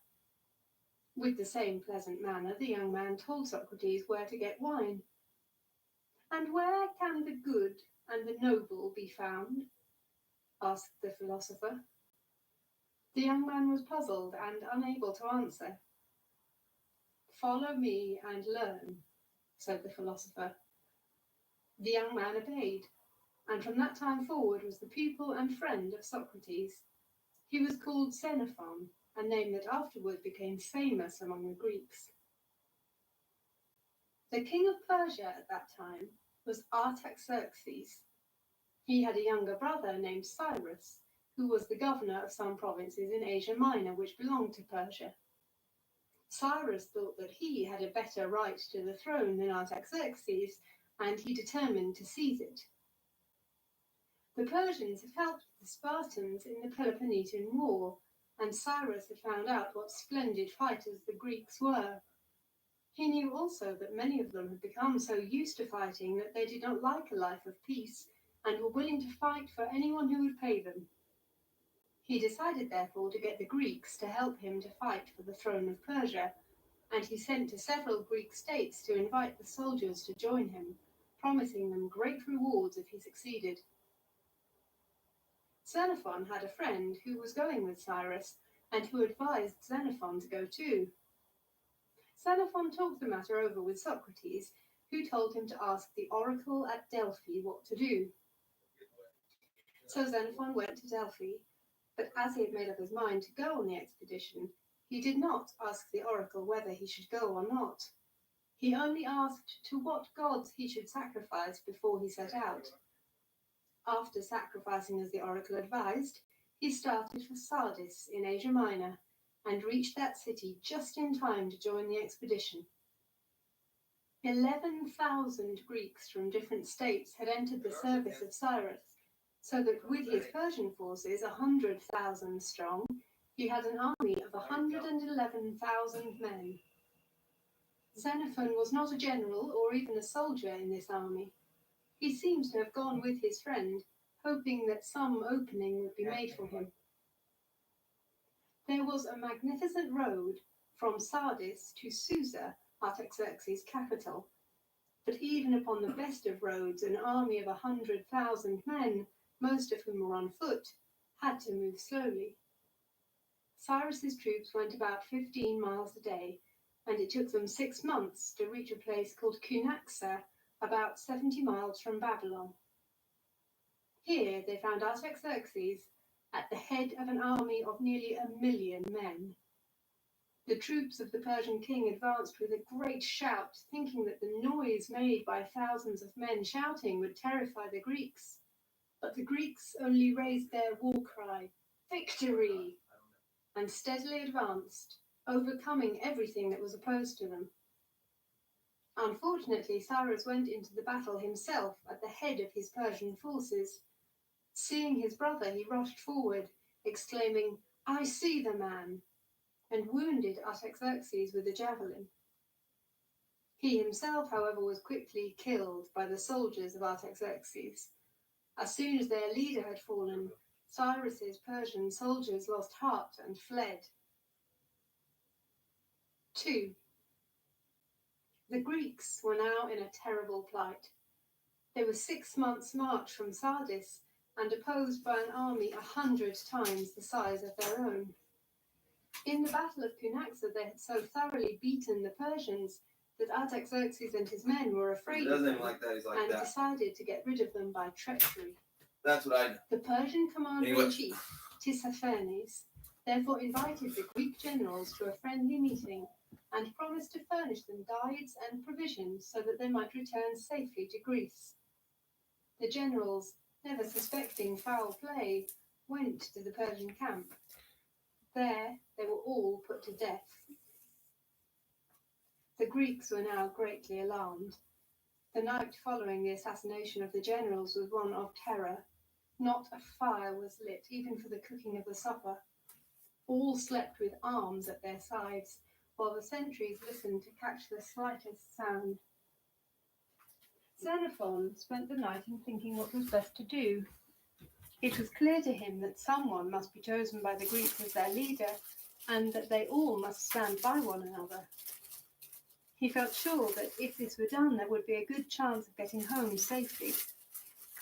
In the morning, he told his thoughts and hopes to others of the Greeks, who were greatly cheered by what he said. Although he had held no office in the army before, he was now made one of its generals. The shortest way to get out of the kingdom of Persia was to go to the Euxine, now called the Black Sea, which lay many 100 miles to the north beyond rugged mountains. At one of the ports on the shore of that sea, the Greeks hoped to find ships in which they might sail to Greece. The march was at once begun. All sorts of hardships were met with. There were snowstorms and bitter north winds. It was sometimes hard to get enough food. The mountain tribes, through whose land the army had to march, were often unfriendly and rolled rocks down the mountain slopes upon the soldiers. At last, however, the shores of the Euxine were reached. The Greeks, since the murder of their generals, had marched for 5 months in an enemy's territory. They had drawn supplies from the country and had lost but few of their men. The retreat was in fact a victory. Xenophon returned to Greece. Are you going to get me But he killed? did not go back to Athens. During some of the time that he had followed a soldier's fortune, See, that's what I'm fought talking with about. the Spartans against Athens, But and why? the Athenians had passed a sentence of exile against him. He went to Sparta, and soon afterwards settled on an estate in Elis. Xenophon's farm is still pointed out to visitors to Greece. He passed about 20 years quietly in hunting, writing, and entertaining his friends with stories of his life as a soldier on faraway battlefields. From notes which he made, he wrote a history called the Anabasis, or March About Up, 40. which is an account of Cyrus's march up to Babylon and of the retreat of the Greeks. Are interested in that prospect. Owing to political troubles, Xenophon finally had to leave his pleasant home in Elis. He went to Corinth, where it is supposed that he died. End of chapter 20. That's the thing. No, he wasn't.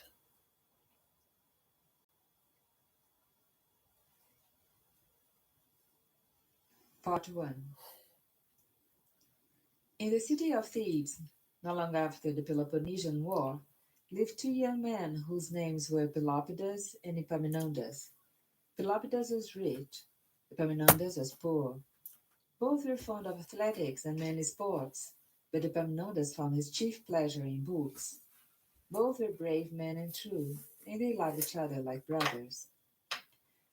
Once, when their city was an ally of Sparta, they were sent by Thebes as soldiers to help the Spartans in a war with their neighbors, the Arcadians. The young men were fighting side by side when their comrades gave way and fled. Closing their shields together, they bravely held their ground Didn't we know and tried that? to drive back the Arcadians. Pelopidas was wounded and fell. Epaminondas would not desert his friend. Although badly wounded, he held the Arcadians in check until help came and he and Pelopidas were rescued.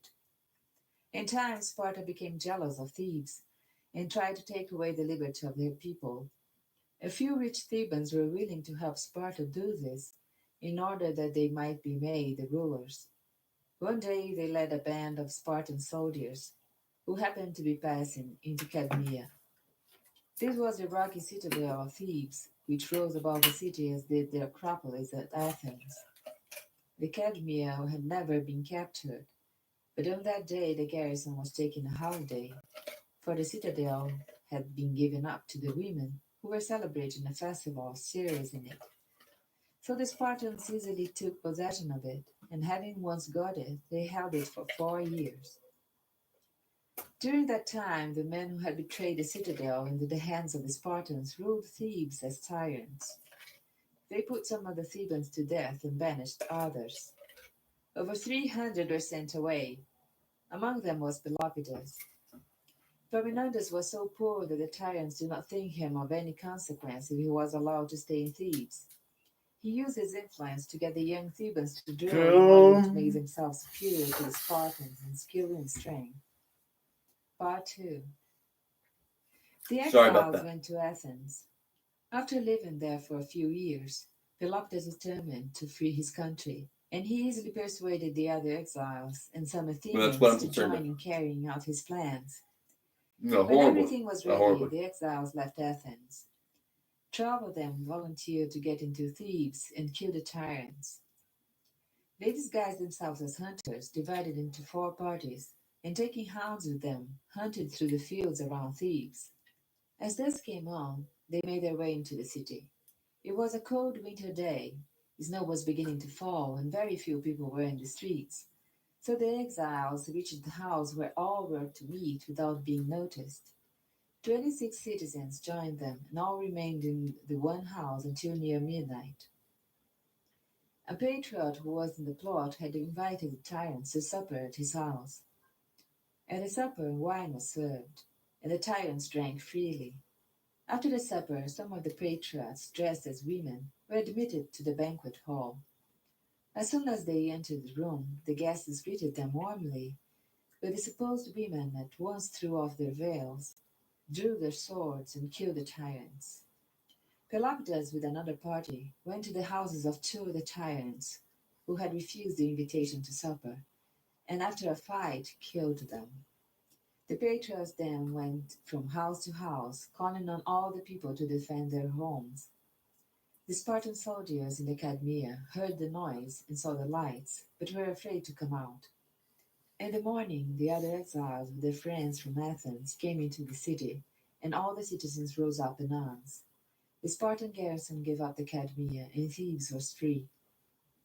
Right. Part 3.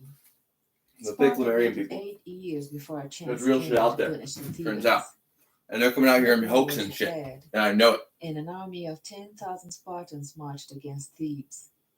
The Thebans And now they're also really raised fucking my an head army, big time. and through the influence of Pelopidas, Epaminondas Because was they're like that elected one now. of the chief captains.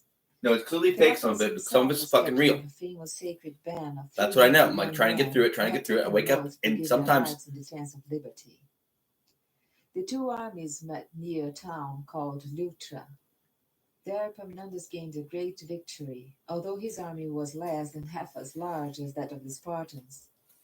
Epaminondas and Pelopidas drilled the men of Thebes, so that they were the best soldiers in all Greece, and Thebes helped other Greek cities become it was a fucking hard one. I made so many mistakes, I feel like I have to leave now. And they kind of knew that. That's how I would be. to Feel so guilty at this point. Against the tyrant who was trying to rule all Thessaly. The army of Pelopidas was not nearly so large as that of the tyrant, but Pelopidas was victorious. Unfortunately, however, he was killed in the battle. The Thessalians begged the Thebans to allow them to bury the hero, and their request was granted. They get me in the Part mountain, 4. and yep, The death of finally Pelopidas was shut a me sad up. blow to Epaminondas. However, he did not let his grief stand in the way of duty. Athens at this time had grown jealous of Thebes and had united So sorry about the rest of Sparta. it, but So like the I said, armies of the it's two like that. cities met the Thebans under Epaminondas in the year 362 BC, near the town of Mantinea, where a long and fierce battle was fought. At length the Thebans were victorious, and the Spartans were driven from the field. The victory, however, was dearly God bought. bless. Just when the tide of battle Yeah. was turning and the Spartan Life. ranks were breaking, Epaminondas received a wound in the breast from a spear. Amen. The shaft broke, and the head remained fixed in the wound. Epaminondas was told by his physician that he would die as soon as the spearhead was removed. Those about him wept, and one lamented that he was dying without a child to keep his name alive.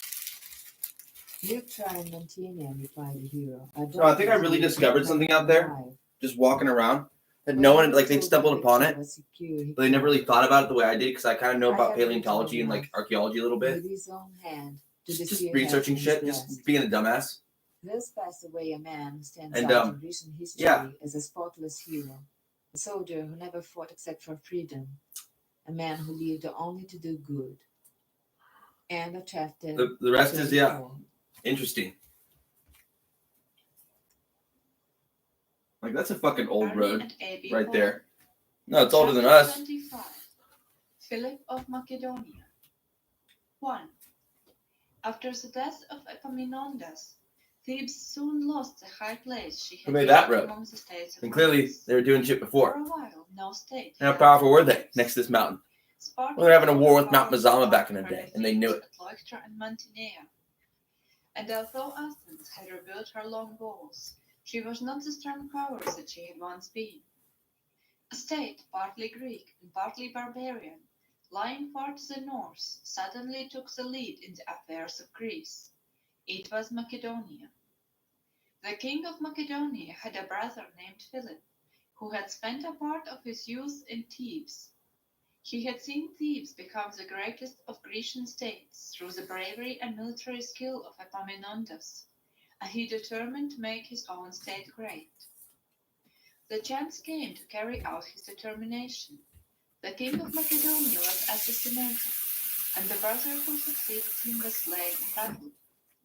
Philip's infant nephew was heir to the throne, and Many Philip places in the became the 21st guardian or of 20th the century and 21st In a century, short time, the claims of his nephew had been set aside, and Philip was on the throne. it's been of like that, Macedonia. just like this.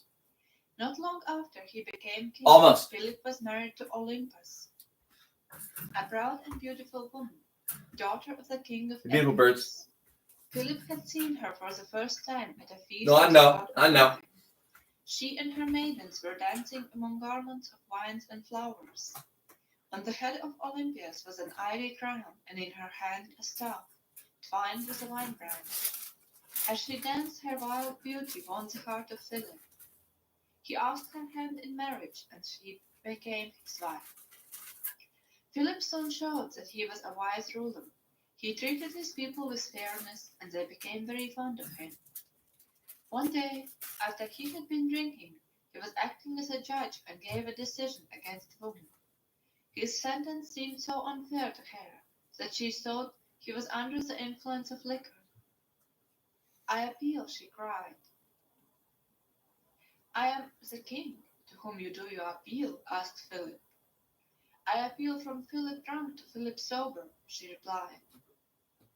The next day Philip considered her case again and decided in her favor. 2. It was, however, his skill as a soldier that most endeared Philip to his people. He knew that the Spartans had become the masters of Greece because every Spartan was a trained soldier, and he knew that Epaminondas had won his great battles because of the way in which he had arranged his men. Philip therefore had his army carefully drilled, and in battle he arranged his soldiers in his famous phalanx. These phalanx consisted of a mass of men, 16 deep. If there were 16,000 men, the front rank had 1,000 standing side by side. 3 feet behind these stood a second rank of 1,000. Behind the second rank stood a third line of 1,000 equally close, and so on until there was a solid body of men 16 deep and 1,000 wide. Every man bore a round shield about 2 feet in diameter, and a spike or spear 21 feet long. The shields were buckled to the left arm and were held close together. Before them bristled the spear points like a hedge. Against these spear points, Yeah, when you're living in the bear's forest, and it's like, on the charge of the he's never killed me, but he wants to. Before it. Athens and Thebes were finally aroused to action against Philip by the eloquence of Demosthenes, the great orator, who was constantly I sounding wonder warning. why. An army was sent to oppose the Macedonians. Philip met this army at Cairo, Because they're not far from stupid, Thebes, turns and out. there gained a great victory. Smart, This yeah, put an smart, end to the typically, power yeah. of Athens and Thebes and made Philip master of all the states of Greece except Sparta. But Philip was wise and fair enough not to become a tyrant. He knew the history of Sparta. The military training of the Spartans had made them strong. Their tyranny had made them weak. For no state of Greece was ever content to remain under Spartan rule. Philip, therefore, acted generously towards conquered states. He let each manage its own affairs, while a general council, like our Congress, managed matters in which all were concerned. The first thing that Philip proposed to the Council of the States was that all Greece should make war against Persia. The members of the council were delighted, and Philip was invited to be the commander-in-chief of the expedition. Preparations for the invasion of Persia had already begun, when Philip's career was suddenly ended by an assassin, who, at a wedding feast, plunged a sword into the body of the king and killed him. End of the chapter 25.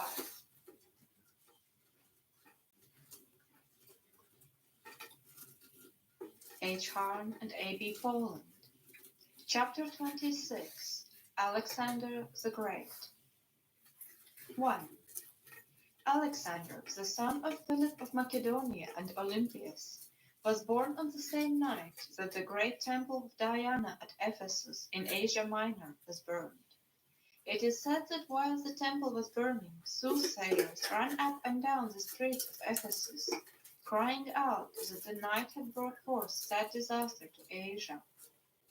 This was true of the birth of Alexander as well as of the burning of the temple. Alexander was educated chiefly by the famous Greek philosopher Aristotle. The young prince was an earnest pupil.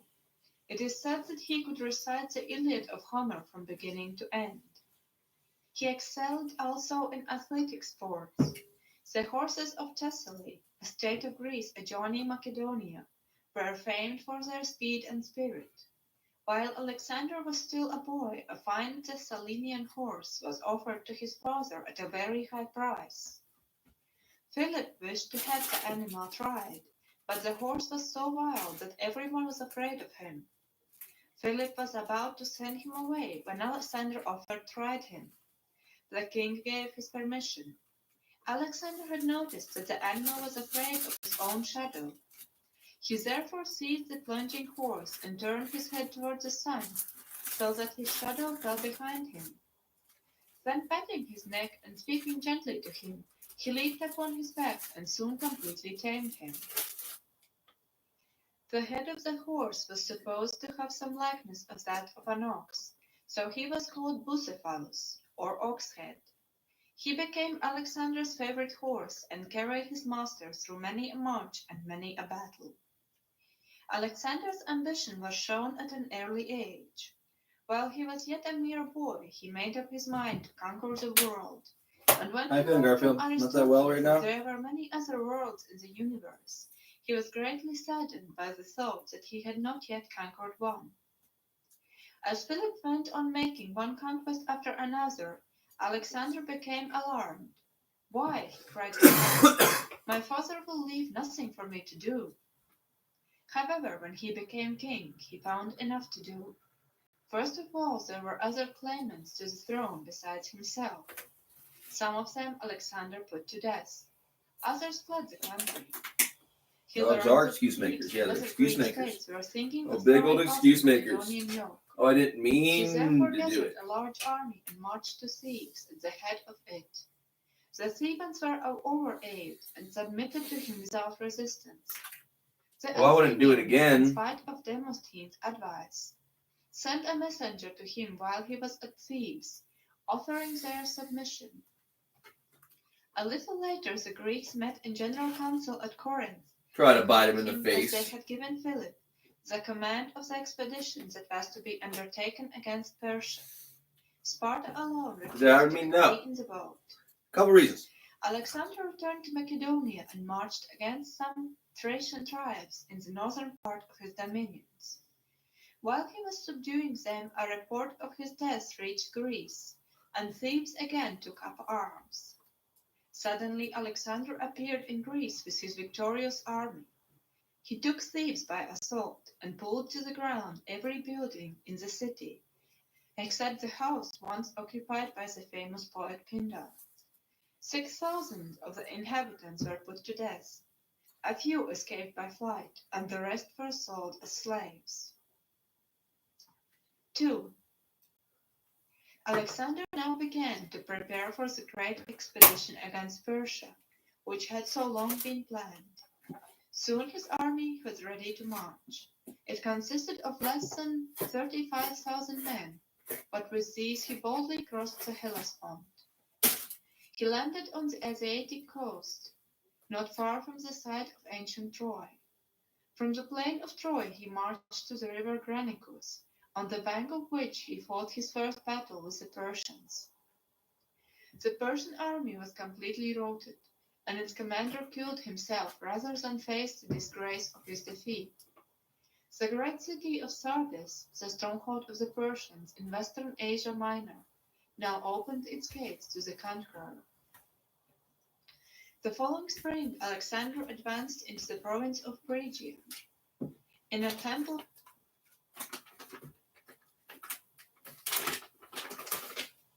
chariot of Gordius, once a famous Phrygian king. The yoke of the chariot was fastened to the pole by a knot of tough fibre. The knot was said to have been tied by Gordius himself. It was very puzzling. An oracle had declared that whoever should untie it would become the master of Asia.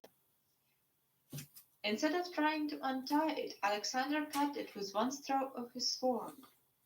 The people of Asia Minor took this as an omen that he was to be their master, and offered him but little resistance.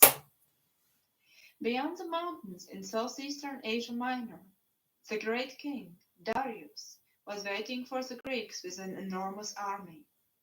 He became impatient and crossed the mountains into Cilicia. A battle was fought at Issus, but the Persians were no match for the Greeks. The battle ended with overwhelming defeat to the army of Darius, and he fled from the battlefield. He left not only his baggage and treasure, but his wife and mother and children, all of whom fell into Alexander's hands. These captives were treated with much respect and kindness by the conqueror. Soon after the battle at Issus, Damascus was captured. Alexander then moved against Tyre, a famous port of Syria, whose trade was with every land and whose merchants were princes. So great were the resources of the city that it withstood a siege of 7 months, but at the end of that time it fell into Alexander's hand, and 30,000 of its citizens were captured and made slaves. From Tyre, Alexander marched toward Egypt. On the way, he passed through the Holy Land. When he reached Jerusalem, he was met by a friendly procession of priests and Levites, who came out from the gates of the city, with the high priest at their head, to bid the conqueror welcome. Egypt, like the Holy Land, was won without a battle. The people were weary of Persian rule. In Egypt, Alexander did one of his wisest acts. He founded a city near the mouth of the Nile to be a great trading port. It is still called Alexandria after its founder. Another wise act on Alexander's part was to invite the Jews to settle in his new city.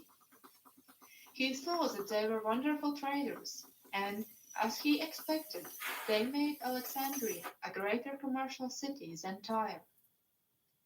In the spring of the year 331 BC, Alexander again set out in pursuit of Darius, who had now collected another large army. In October, not far from a place called Arbela in Persia, the forces of Darius and Alexander met in their last great battle. Darius had done everything he could to ensure the defeat of the Greeks. His army was said to number 1,000,000 men. One division of it had 200 chariots, to the wheels of which skids were attached. The skids went round with the wheels and were expected to mow down the Greeks like grass. In another division of the army were 15 trained elephants that were intended to rush wildly among the Greeks and trample them down. But the sky's armed chariots, the elephants, and the 1,000,000 men were alike unsuccessful. The vast host was completely routed, and Darius turned his chariot and fled. From Arbela, Alexander pushed on to Babylon, whose brazen gates were thrown open to him. Susa, another great city of the empire, surrendered without resistance. Then, to make his conquest complete, he marched on to Persepolis, the magnificent capital of Persia proper. This city, with its immense treasure of silver and gold, fell into his hands. 5,000 camels and 10,000 mule carts carried away the spoils, the value of which is said to have been $150 million. Alexander pursued Darius, but before he overtook him, the great king was murdered by one of his own satraps. Alexander had the body buried with royal honors and punished the satrap with death. The empire of Persia now lay at Alexander's feet, and the work for which the expedition had set out was finished. The young king, however, had no desire to return to Macedonia. He had conquered the East, but the East had also conquered him. He had become a slave to its ways of living. His old simple Macedonian tastes had been laid aside, and his life was given up to pleasure. 3. Soon, however, he undertook another conquest, and at the head of his veteran soldiers advanced eastward into Bactria, and added this province to his dominions. Amongst the Bactrian captives was a beautiful princess named Roxana, who became his bride. Southeast of Persia lay India, a vast empire rich in gold and diamonds. Alexander desired to add it to his conquests. Great mountain ranges enclose India on the north and northwest. Crossing these are passes, through which travelers from Central Asia must go to reach India. Alexander went by the way of Khyber Pass and marched steadily onward till he reached the river Hydaspes. Here an Indian king named Porus engaged him in battle. Porus proved to be the most desperate fighter Alexander had met with in all Asia. When the Indian was at length overpowered and captured and brought before the conqueror, Alexander asked him how he expected to be treated. "Like a king," replied Porus. "That you certainly shall be," said Alexander. And so he was, for it was the habit of Alexander to treat honorably all whom he conquered.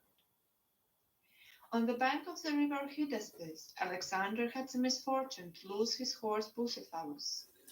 At the place where the animal died, the conqueror founded a city, which he named Bucephala, in honor of his favorite. The conqueror was not able to go on with his Indian campaign. His soldiers were worn out with marching and fighting, and insisted that they would go no farther, and so, much against his will, Alexander was obliged to lead them back to Persia. The return march was one of great hardship. At the mouth of the Indus, Alexander sent the fleet to sail along the coast and up the Persian Gulf, while he led the land forces towards Susa and Babylon. The army had to march through a country which was hot, dry, and barren. The men suffered dreadfully, and Alexander shared their sufferings. Shortly after reaching Babylon, he was attacked by a fever, which he had not the strength to resist. Around his deathbed were gathered his generals. They asked him whom he wished to succeed him. He drew his signet ring from his finger and handed it to Perdiccas with the words, "To the strongest." A little later he had ceased to breathe. Thus passed away one of the greatest soldiers the world has ever known. At the time of his death, 323 BC, he was only 32 years old.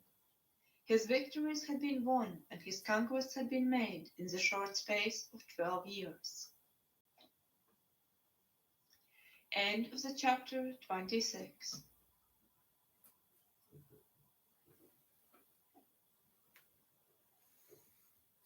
Men of Greece by John Heron and A.B. Poland.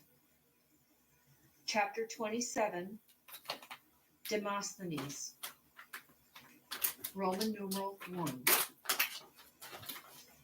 In the city of Athens, about 25 years after the Peloponnesian War, there lived a delicate boy named Demosthenes. His father was a manufacturer of swords and made a great deal of money. But when Demosthenes was only 7 years old, his father died. Guardians had charge of his property for 10 years. They robbed the boy of part of his fortune and managed the rest so badly that Demosthenes could not go to school to the best teachers in Athens because he had not money enough to pay them.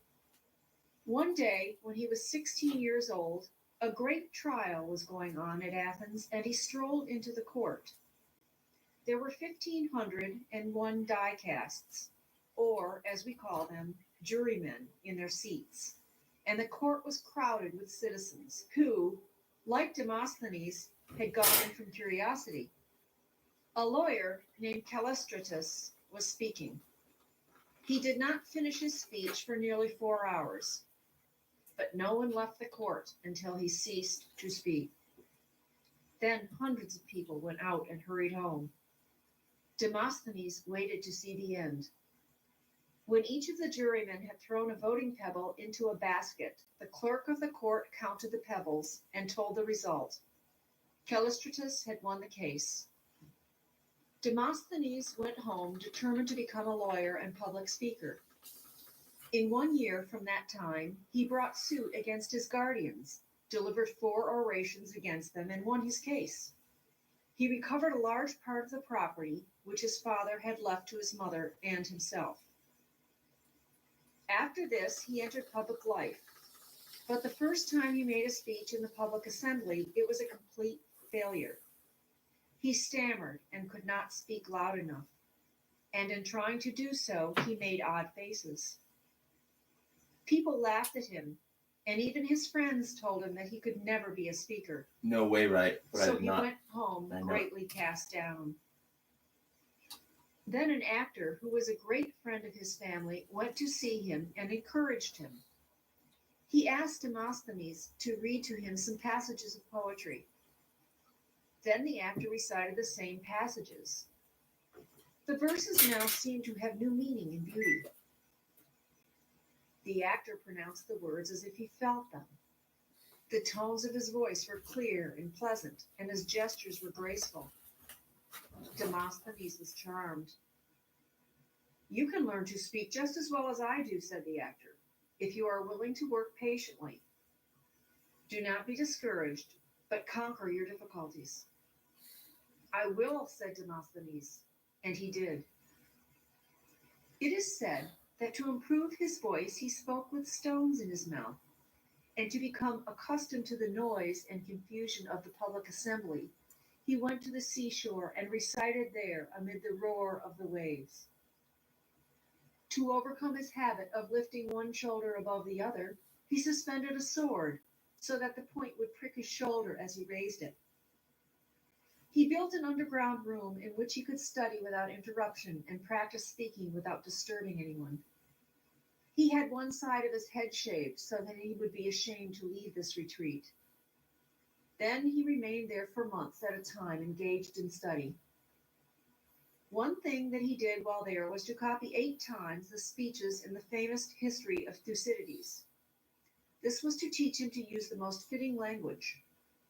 Besides all this, he took lessons of an excellent speaker named Isius, who taught declamation.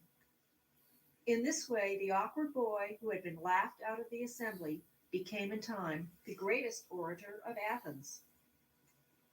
Not only was Demosthenes a graceful orator, but he was wise and patriotic. He soon acquired great influence in Athens and became one of the 10 official orators. At this time, Philip of Macedon had organized a strong army and was beginning those conquests which in the end made him master of Greece. Demosthenes, from the first, regarded him with suspicion, but said nothing until convinced that Philip was threatening the liberty of Athens and of all Greece. Then he urged the Athenians to fight against Philip as their forefathers had fought against the Persians at Marathon, at Salamis, and at Plataea. "Philip," he said, "is weak because he is selfish and unjust. He is strong only because he is energetic.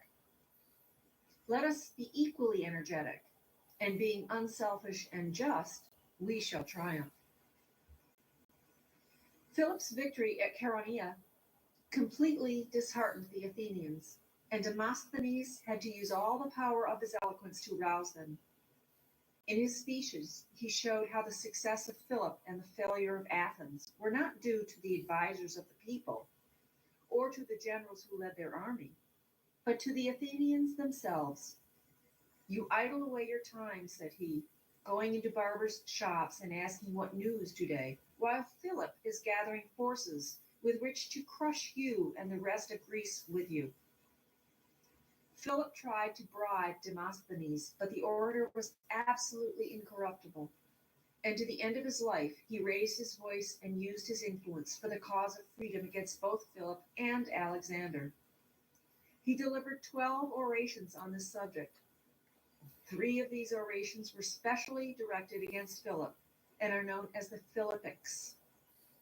They are so bitter in their denunciation of Philip that today any speech which is very bitter and severe against a man or a party is called a Philippic. The most famous speech that Demosthenes ever made was in defense of himself and is known as the speech on the crown. He had advised the Athenians to unite with the Thebans against Philip. His advice was followed, and a victory was won.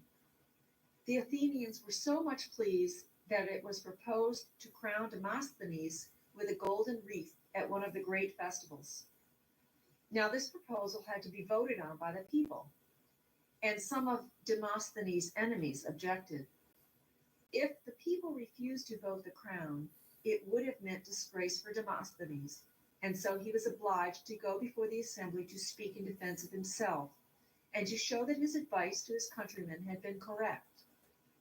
It was true that the Athenians had not been able to destroy Philip's power, or free the states of Greece from his control.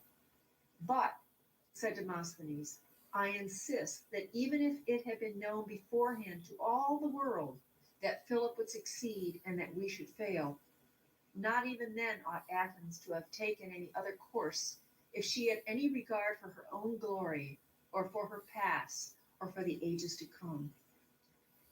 By this he meant that it was the duty of her people to fight for what they believed to be right, even if in the very beginning they had known that they could not succeed. Grander words than these never fell from human lips, and when the vote was taken, the people decided that he should receive the crown. Roman numeral 2. When news reached Athens of the murder of Philip, Demosthenes rejoiced and placed a wreath upon his head, as if he were at a feast. He even persuaded the Athenians to make a thank offering to their gods. Alexander soon placed the Greek cities at his mercy.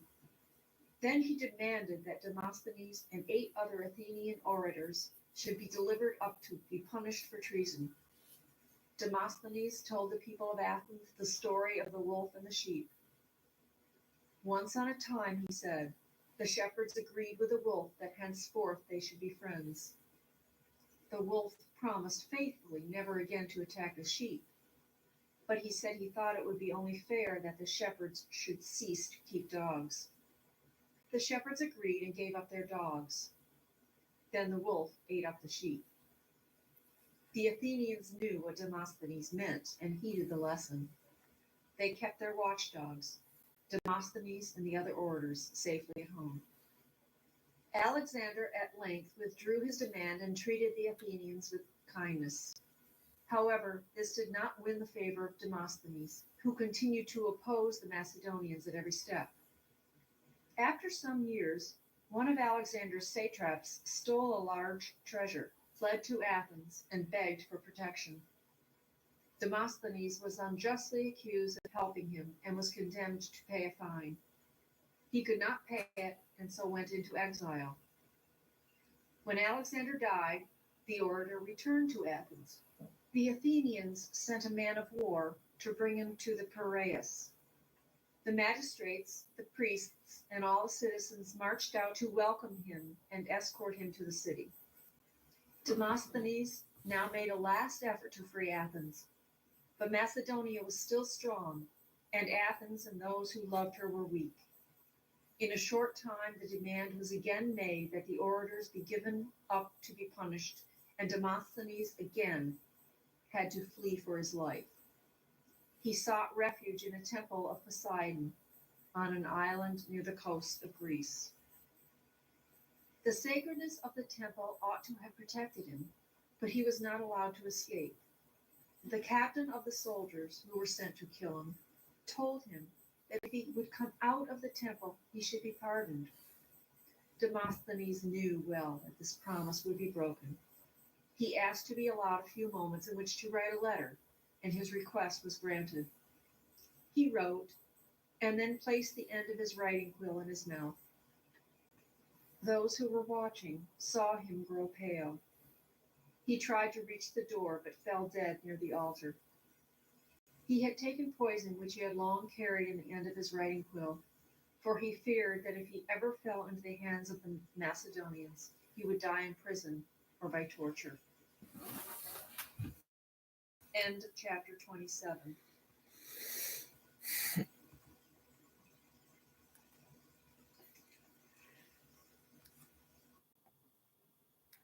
Diogenes and Apelles. 11 o'clock, Garfield.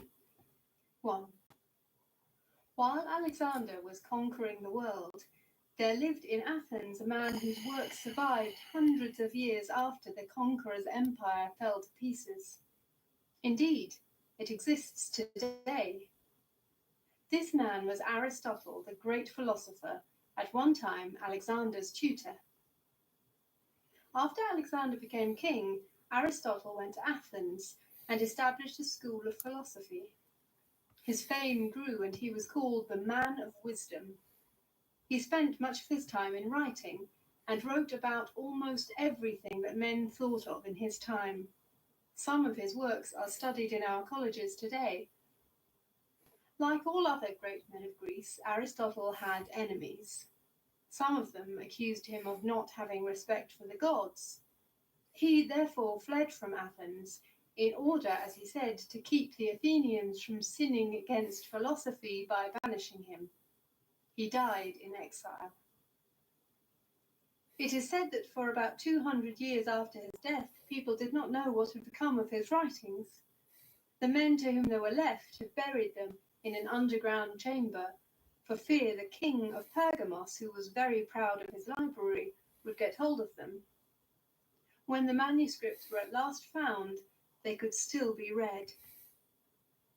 For hundreds of years after that, Aristotle's writings were more widely studied in Europe than almost any other books.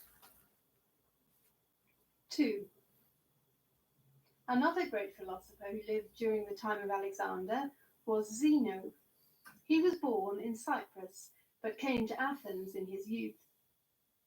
He gave his lectures in a porch called in Greek a stoa, from which he and his followers are called Stoics.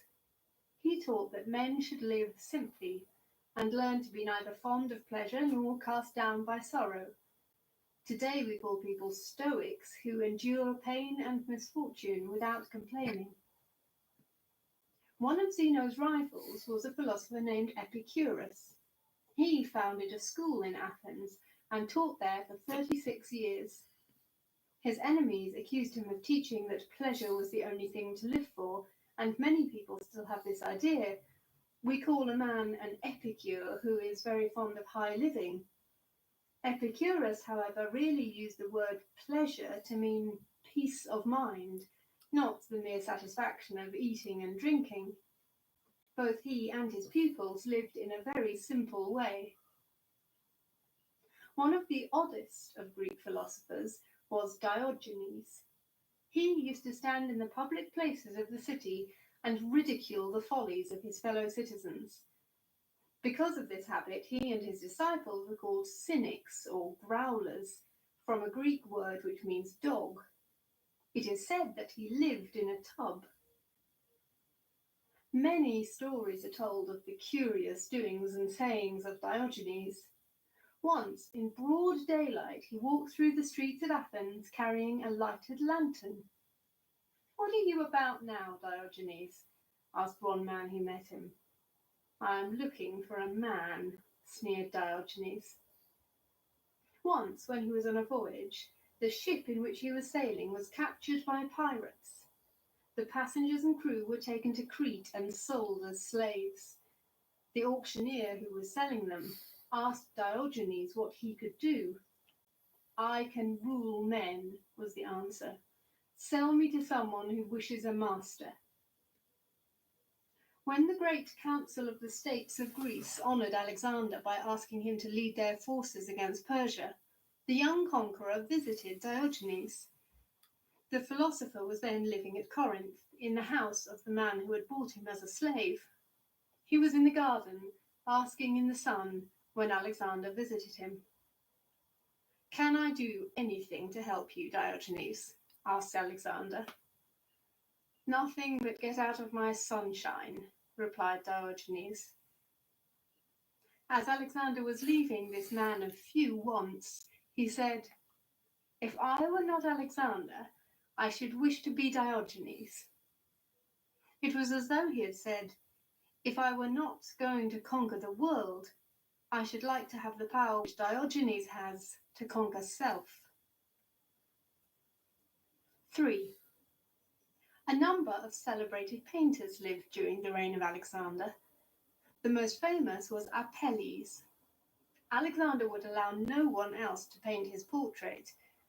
Apelles had talent, but he became a great artist as much by his patient industry as by his talent. His motto was, "Never a day without a line." Once he painted a horse and exhibited it in a contest with some of his rivals who also had painted pictures of horses. He saw that the judges were not going to give the prize to his picture, so he requested that all the pictures should be shown to some horses. This was done, and the animals paid no more attention to the pictures of Apelli's rivals than they would have paid to blank boards. But when Apelli's horse was shown to them, they neighed as though they had seen a friend. End of chapter 28.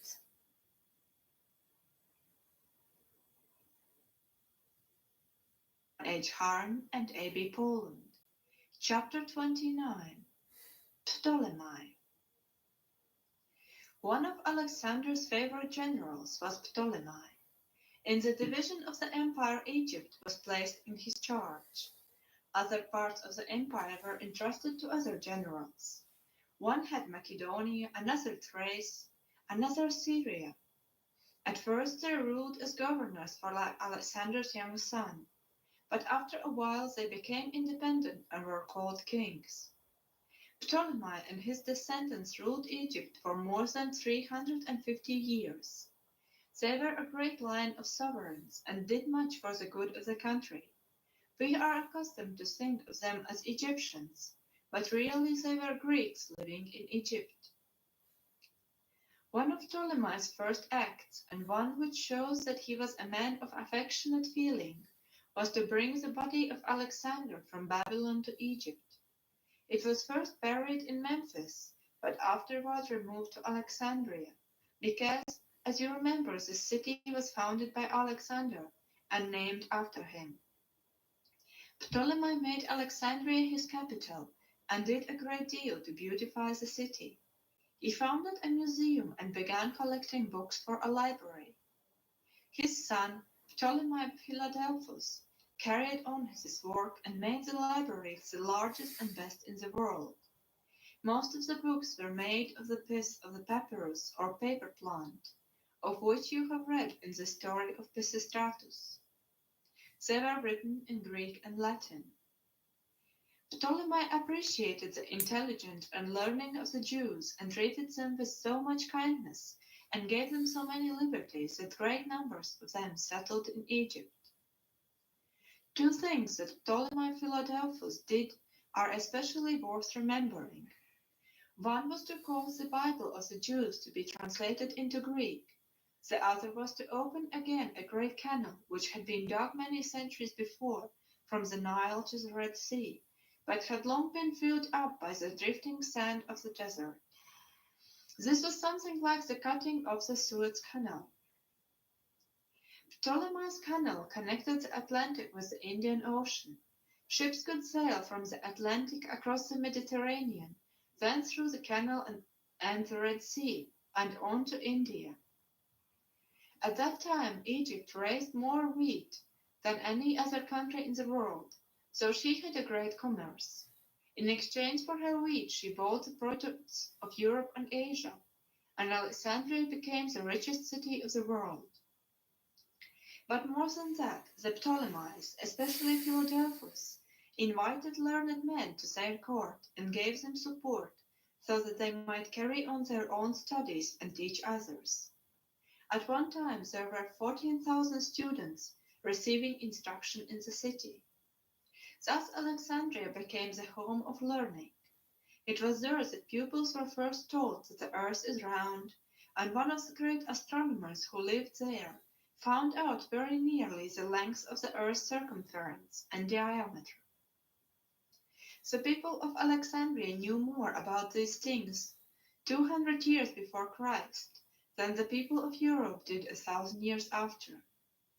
The science of today, about which you hear so much, is only the continuation of what was begun by the wonderful Greeks, whom the Ptolemies gathered about them in Alexandria.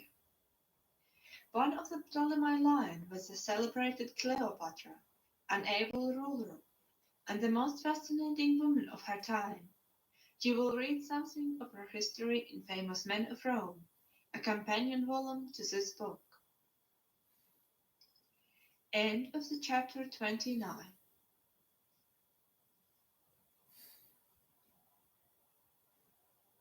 By John H. Harn and A.B. Poland. Chapter 30. Pyrrhus.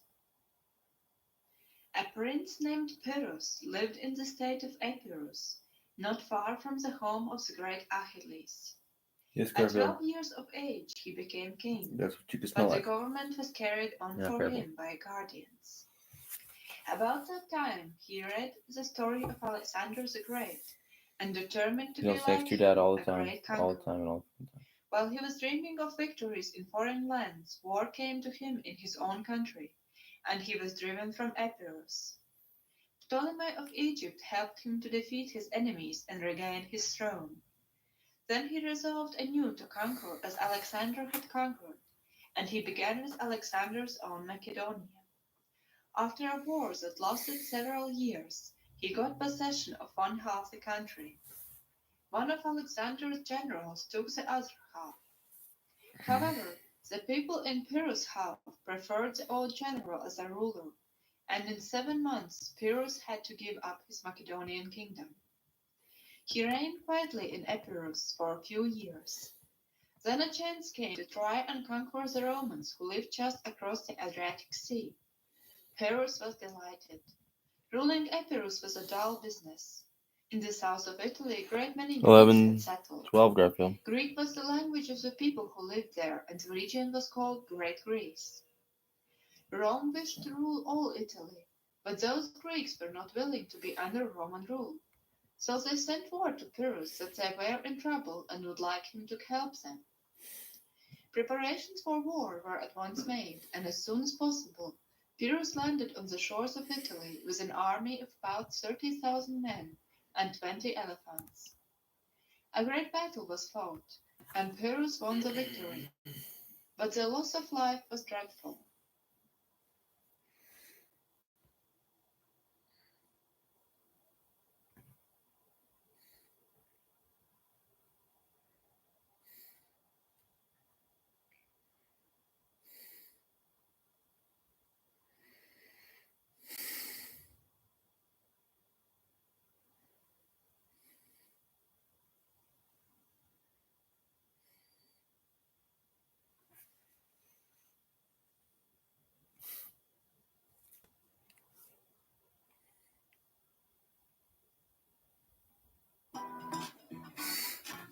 A wider smile brightens more than just your teeth.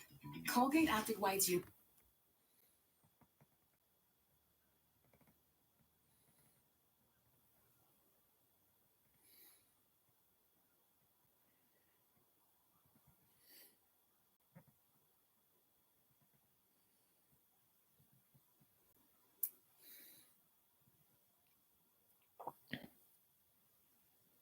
Professor, there's a quote from you.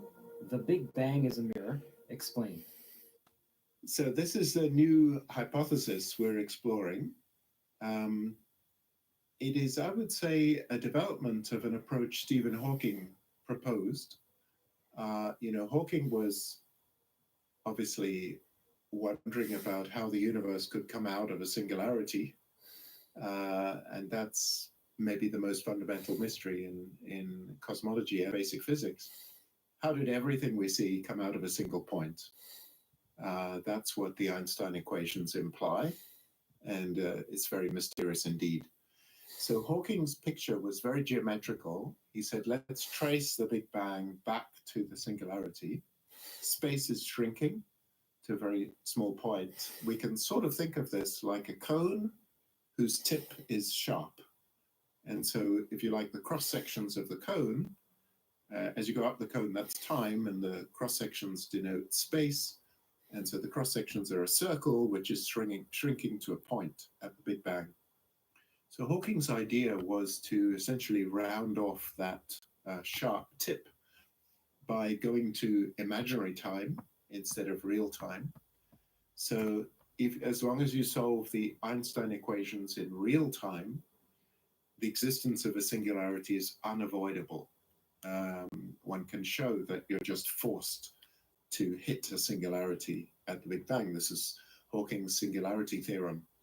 But if you make time become, instead of going... That's what I was understanding too. Axis of the complex plane towards t = 0.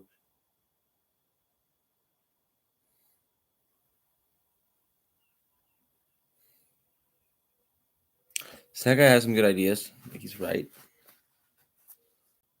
But this is what I was trying to get to. Why though?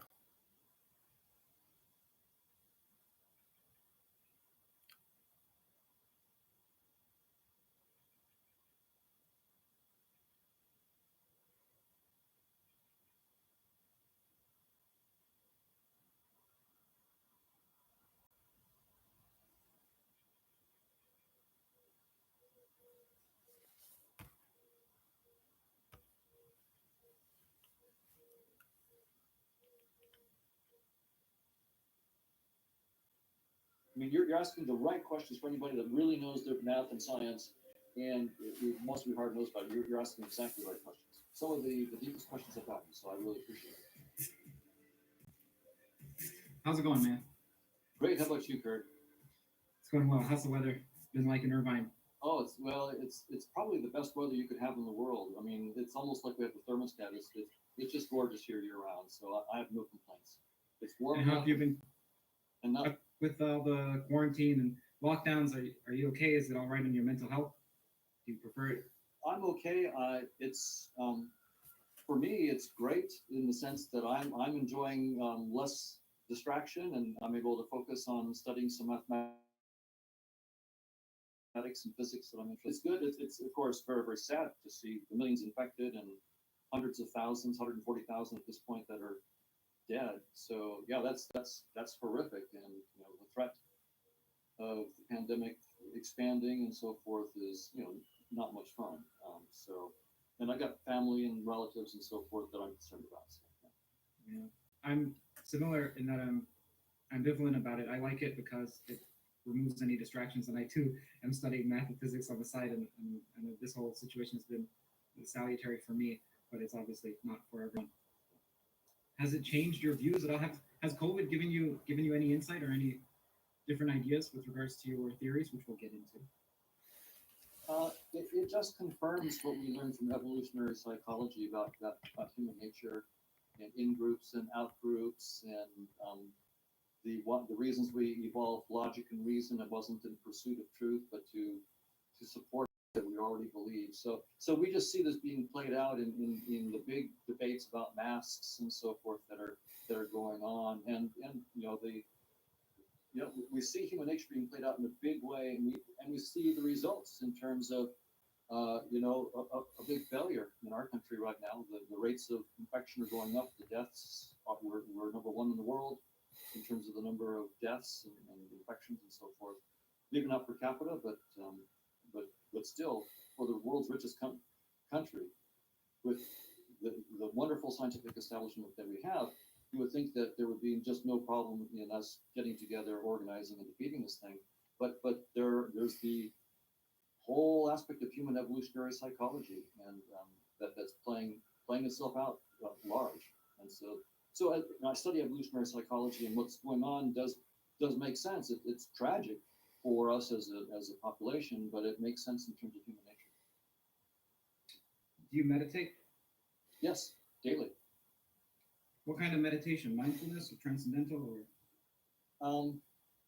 It's silence. Nothing else. Pure silence. No poses. I do whatever feels comfortable, but I spend probably at least 3 hours a day in pure silence. And that's it. Not 11:20 Garfield. Reading. Nothing. Not walking. Not walking. Just silence. Sitting, lying. The pose doesn't matter to me, but it's just pure silence and being aware of whatever I feel in the moment, and being aware of thoughts as they come up, and just if they come up, then I'll let them go and go back to silence. It's Okay, very simple. What I find tricky about meditation, this is why I don't do it, is that as soon as I start to, not that the thoughts intrude, but that great productive thoughts come up, and then I have to write them down, because I find that when I don't, I pretend it's too much. rare that I get them again. So do you sit with a pen and paper? If you have a particularly brilliant thought, do you just allow it to escape? I let it go. It's over the years. It's only maybe 1 or 2 times that I've actually written something down. I just don't. I just let it come and I let it go. I have a fairly good memory for the stuff that comes up if I want to later. So maybe if I was really concerned that I would forget something that I really wanted, I might be doing it. But I'm not too concerned about it. I can remember stuff later. But I just, it's a matter. What I find is the meditation process for me is what I can imagine it's like for a caterpillar to go through metamorphosis. It turns out when the caterpillar is inside the chrysalis, the immune cells of the caterpillar attack and try to kill. In fact, they do kill the cells that are responsible for the transformation into a butterfly. They attack and kill until they're overwhelmed, and then most of the structure of the caterpillar liquefies, and then is reformed into the butterfly. From the point of view of the caterpillar, that can't be fun, and the immune system indicates that it's not welcomed by the caterpillar at all. It's fought to the death by the immune system until the immune system is overwhelmed. But from the point of view of the butterfly, it's a brand new creation. So it depends on whether you take the point of view of the caterpillar or the butterfly.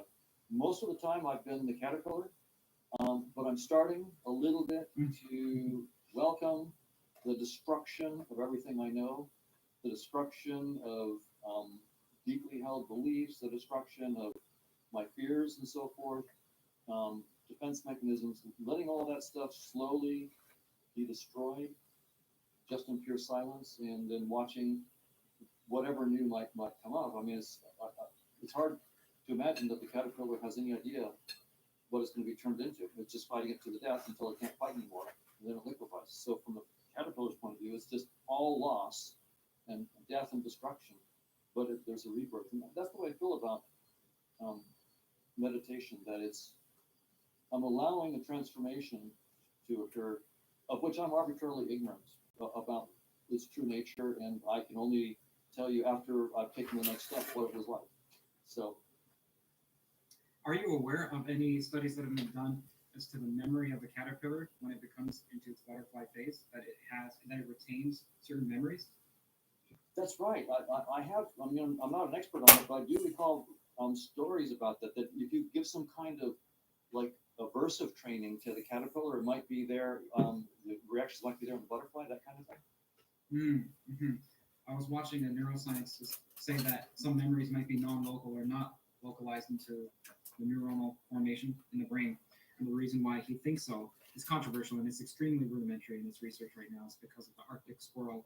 The Arctic squirrel, when it goes into hibernation, and I believe most creatures experience this, their brain degenerates to such a degree that it's not clear that certain memories should survive, yet they do with the Arctic squirrel. Interesting. Do you eat a certain kind of breakfast or follow a diet? I try to have a low acid diet. So I have lots of oatmeal. I have oatmeal, for breakfast, and try to do low acid, low fat. So I'll have an omelet with mostly egg whites, maybe one egg yolk, and fresh fruit. My wife is a vegetarian. I'm not, but so she makes up vegetables all the time. So I eat pure vegetables, and then I'll cook some fish, chicken. I don't do beef that often, but I don't avoid it either. So, but I tend to focus on fish and chicken. But I'll have a little bit of red meat. I try to eat. I eat 3 times a day. I don't snack at all, and after dinner I don't eat any snacks. So I don't eat usually from 6:30 in the evening until at least 7:30 the next day. I never eat a bite. It's just been my habit for decades. Give me one fucking minute. 12 hours. Stay right down here. See, I intermittent fast, but I do so because I'm filled with avarice, and I just want to eat whatever I see. So I fast with, like, when I spoke to Eric Weinstein, I think at that point during the interview I had not eaten for 65 hours or so. Not plenty, but I do that before I conduct my exercise podcasts or interviews generally. Do you have any claws into rituals the or annoying habits that you do before you speak or before you study besides meditation? No, I'm pretty comfortable talking. I was a professor at the University of California for 37 years and had to give lectures all the time to big audiences. And so for me, talking is not an issue at all. So, I was working out just until a couple minutes before we got onto this podcast. I had an hour window, so I got a little bench and dumbbells that I use, and I weight train 3 times a week and do aerobics 3 or 4 times the other 3 or 4 days of the week. So I try to have a regular thing. So I was doing that just before the podcast. So yeah, no, I don't usually have to. I usually just go and talk and enjoy it. I was looking at your background and it said you studied initially computational psychology. What is computational psychology? Yeah, so it was computational psychology was the name of my PhD at MIT. And there I was in the artificial intelligence laboratory at MIT and in what's now the brain and cognitive sciences department. And so what I was doing was a combination of studying just artificial intelligence. And at the time, it was good old-fashioned artificial intelligence. It wasn't the neural network stuff at that point, because that was from 1979 to 1983. Neural networks came into their own a little bit, a few years later. So I was doing more of the good old. Right, but it seems like I'm fucking up. But you literally you're fighting me on this one so hard and so hard and so hard. And computer vision, and the idea was you had a good theory if you could this part right here. that could work. T. So if you have a theory about how we see in 3D, period. Build it. If you have it, if you can't build it, then magically it's going to run faster. So is that really hard? Than the way it was. So then on the other side, I was looking in the brain and cognitive science department. I kind of realized why. At human vision and the neurophysiology of human vision, psychophysical experiments about how we see in 3D, object recognition, colors, and so forth. So the idea was to reverse engineer biological vision systems, which are the only ones that worked at the time, and take the insights and try to build computer vision systems that implemented what we learned. It's like that. We weren't just fooling ourselves or thinking we understood. If it doesn't work, then you don't understand. Go back and scratch your head a little bit and figure out what's really going on. So it was. Sorry, around what year was this? I was there from 1979 till 1983 at MIT, and I was very fortunate to have 2 wonderful advisors, David Marr and Whitman Richards. So both of them had their foot in the AI lab and in the brain and cognitive science department. Cool.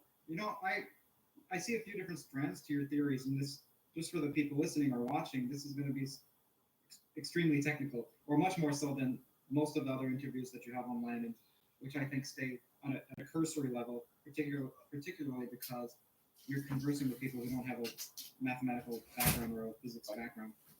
So as far as I can delineate, you have the conscious agent model, interface theory of perception, that's number 2, Bayesian decision theory, which I believe you mended to computational evolutionary perception. I could be wrong about that. And then number 4, you have some new papers on eigenforms, which I haven't studied much because I don't know much about modular forms and Heck algebras, so I didn't get a chance to read them. But are those? Is that a fair summary of your work, or are there more? Yeah, so evolutionary game theory I work on.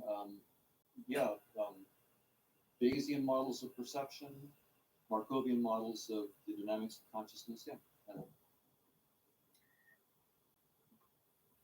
Out of curiosity, this is getting somewhat out of left field. Why did you choose G to represent the Borel space for decisions?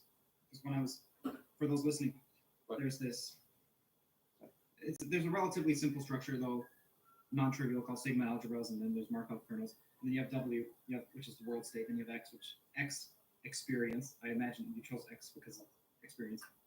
World W, okay, great. But G, what does that have to do with decisions? Why did you choose that? Did you just run out of letters? Or yeah, we're running out of letters, and we already had A for the kernel for actions. I mean, in some sense, G is a set of actions that you're going to take. We already used action A for the action kernel, so I used G for the group of actions that you could take. I was thinking about it at the time that it might have a group structure as well as a measurable structure. So that's why I use G, because I already taken A for the kernel itself. But the easiest way to think about the definition of a conscious agent is that it's just 3 kernels. There's a perception kernel. So you get the world that influences you through a perception kernel. In other words, whatever the state of the world is, it probabilistically affects what your experiences are. That's what a kernel P does. Whatever the state of the world is, you get a probabilistic effect on your experiences. Then the D kernel is whatever my experiences are, they probabilistically affect the actions that I choose. And then my action kernel is whatever actions I choose, they probabilistically affect the state of the world. Very, very simple triangle.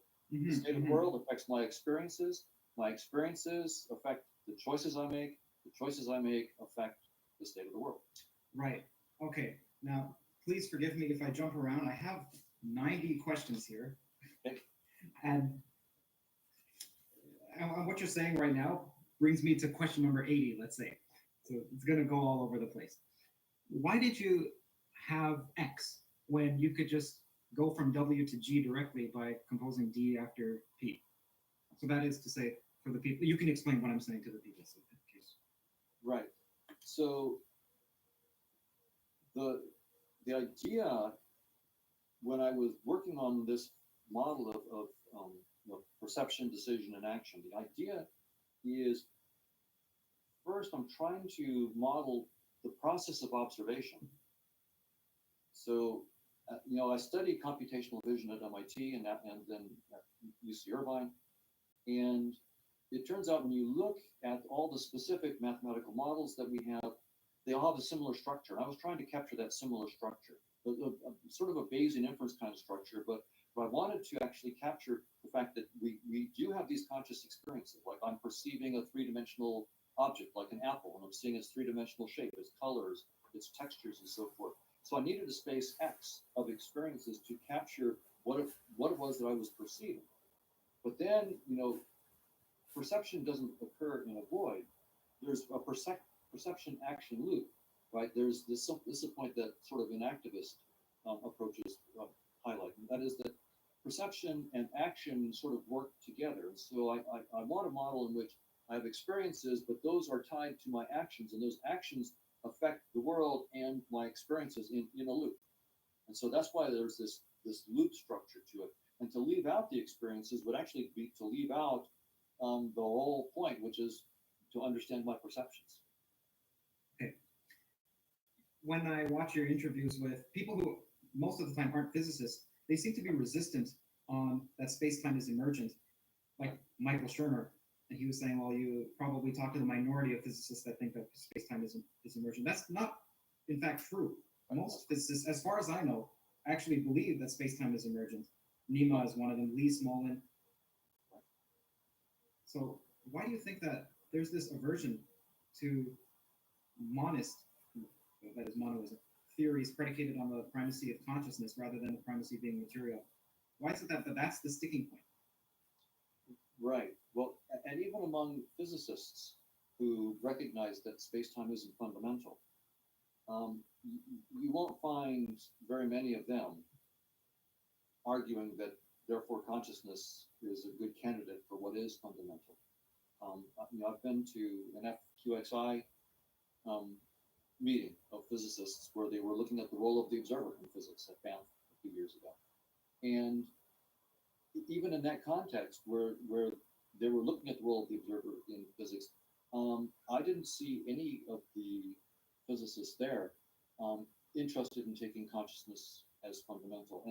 And I think the attitude is, why take such a huge leap? I mean, letting go of space-time is one thing, but jumping into consciousness, I mean, that for I think most physicists would say, that's a much bigger leap than we need to take. Let's try to find just some deeper structure beyond space-time. And for example, this is, I think, the brilliant work that Nima Arkhani Hamed is doing, where he's saying, look, we can look at these so-called positive geometries behind space-time, the amplitude-hedron, associahedron, and other things that he's finding, positive Grassmannians with a bigger structure that includes many of these. And he doesn't know what that realm is about, which is fine, but he's finding the mathematical structure. So he's finding that there are these symmetries, like in the amplitude-hedron, that can't be captured in space-time. They also have found that the mathematical description of the scattering amplitudes, the computations of the scattering amplitudes, become much simpler when you let go of space-time. If you use Feynman diagrams and have virtual particles in space-time,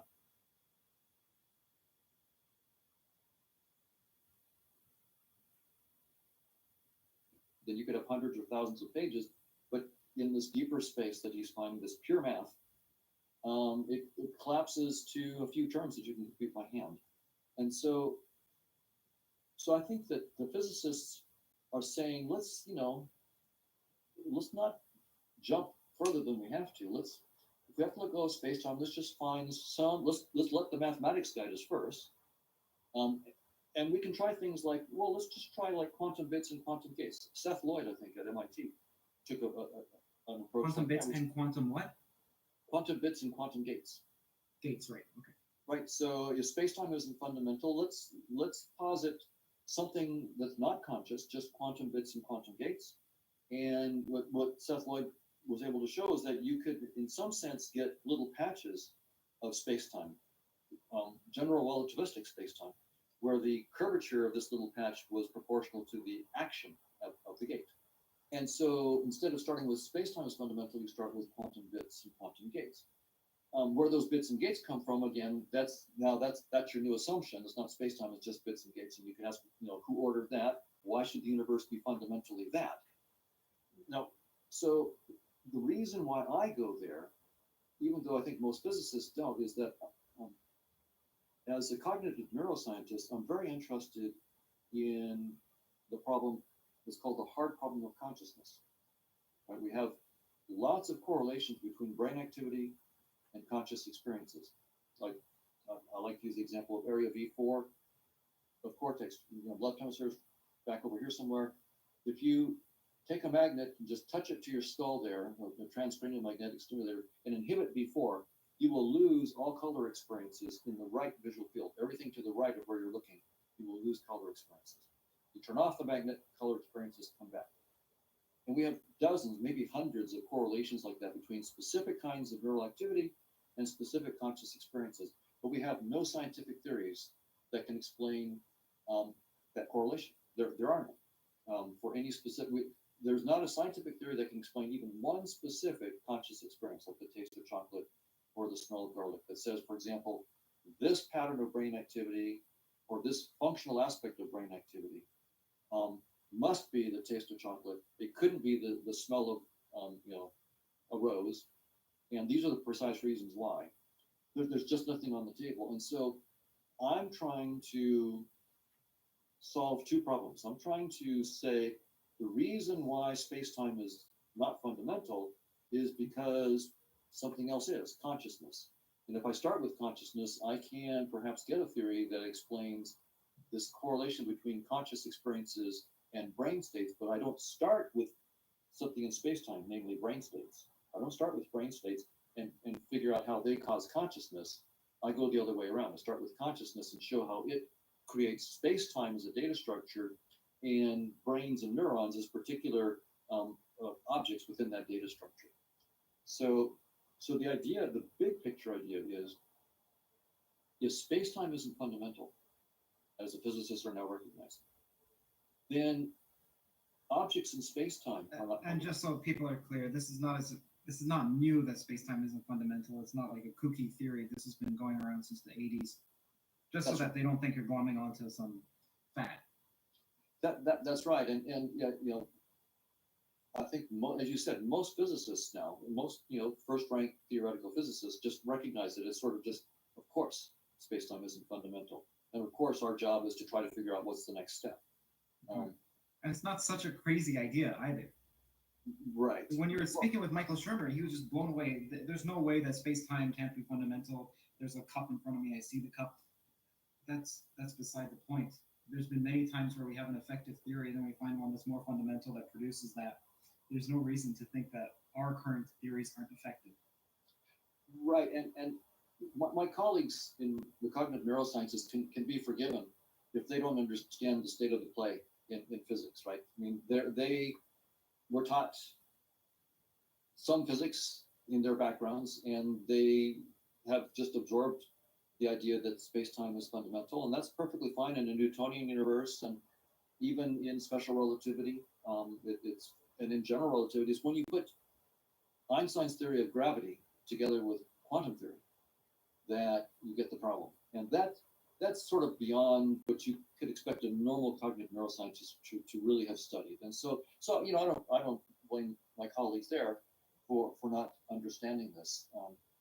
But for any real professional physicist, it's just obvious. The general Right. object quantum field theory don't play well. I see there's two problems. One, if you encounter the general public, and when I say general public, I mean the rationally minded skeptics like Michael Shermer or maybe even Sam Harris, and their sticking point might be the space-time fundamental aspect. But then when you speak to a physicist, their sticking point would be consciousness. You're saying consciousness is fundamental. Like, I agree with you, space-time is emergent, but then consciousness is complicated.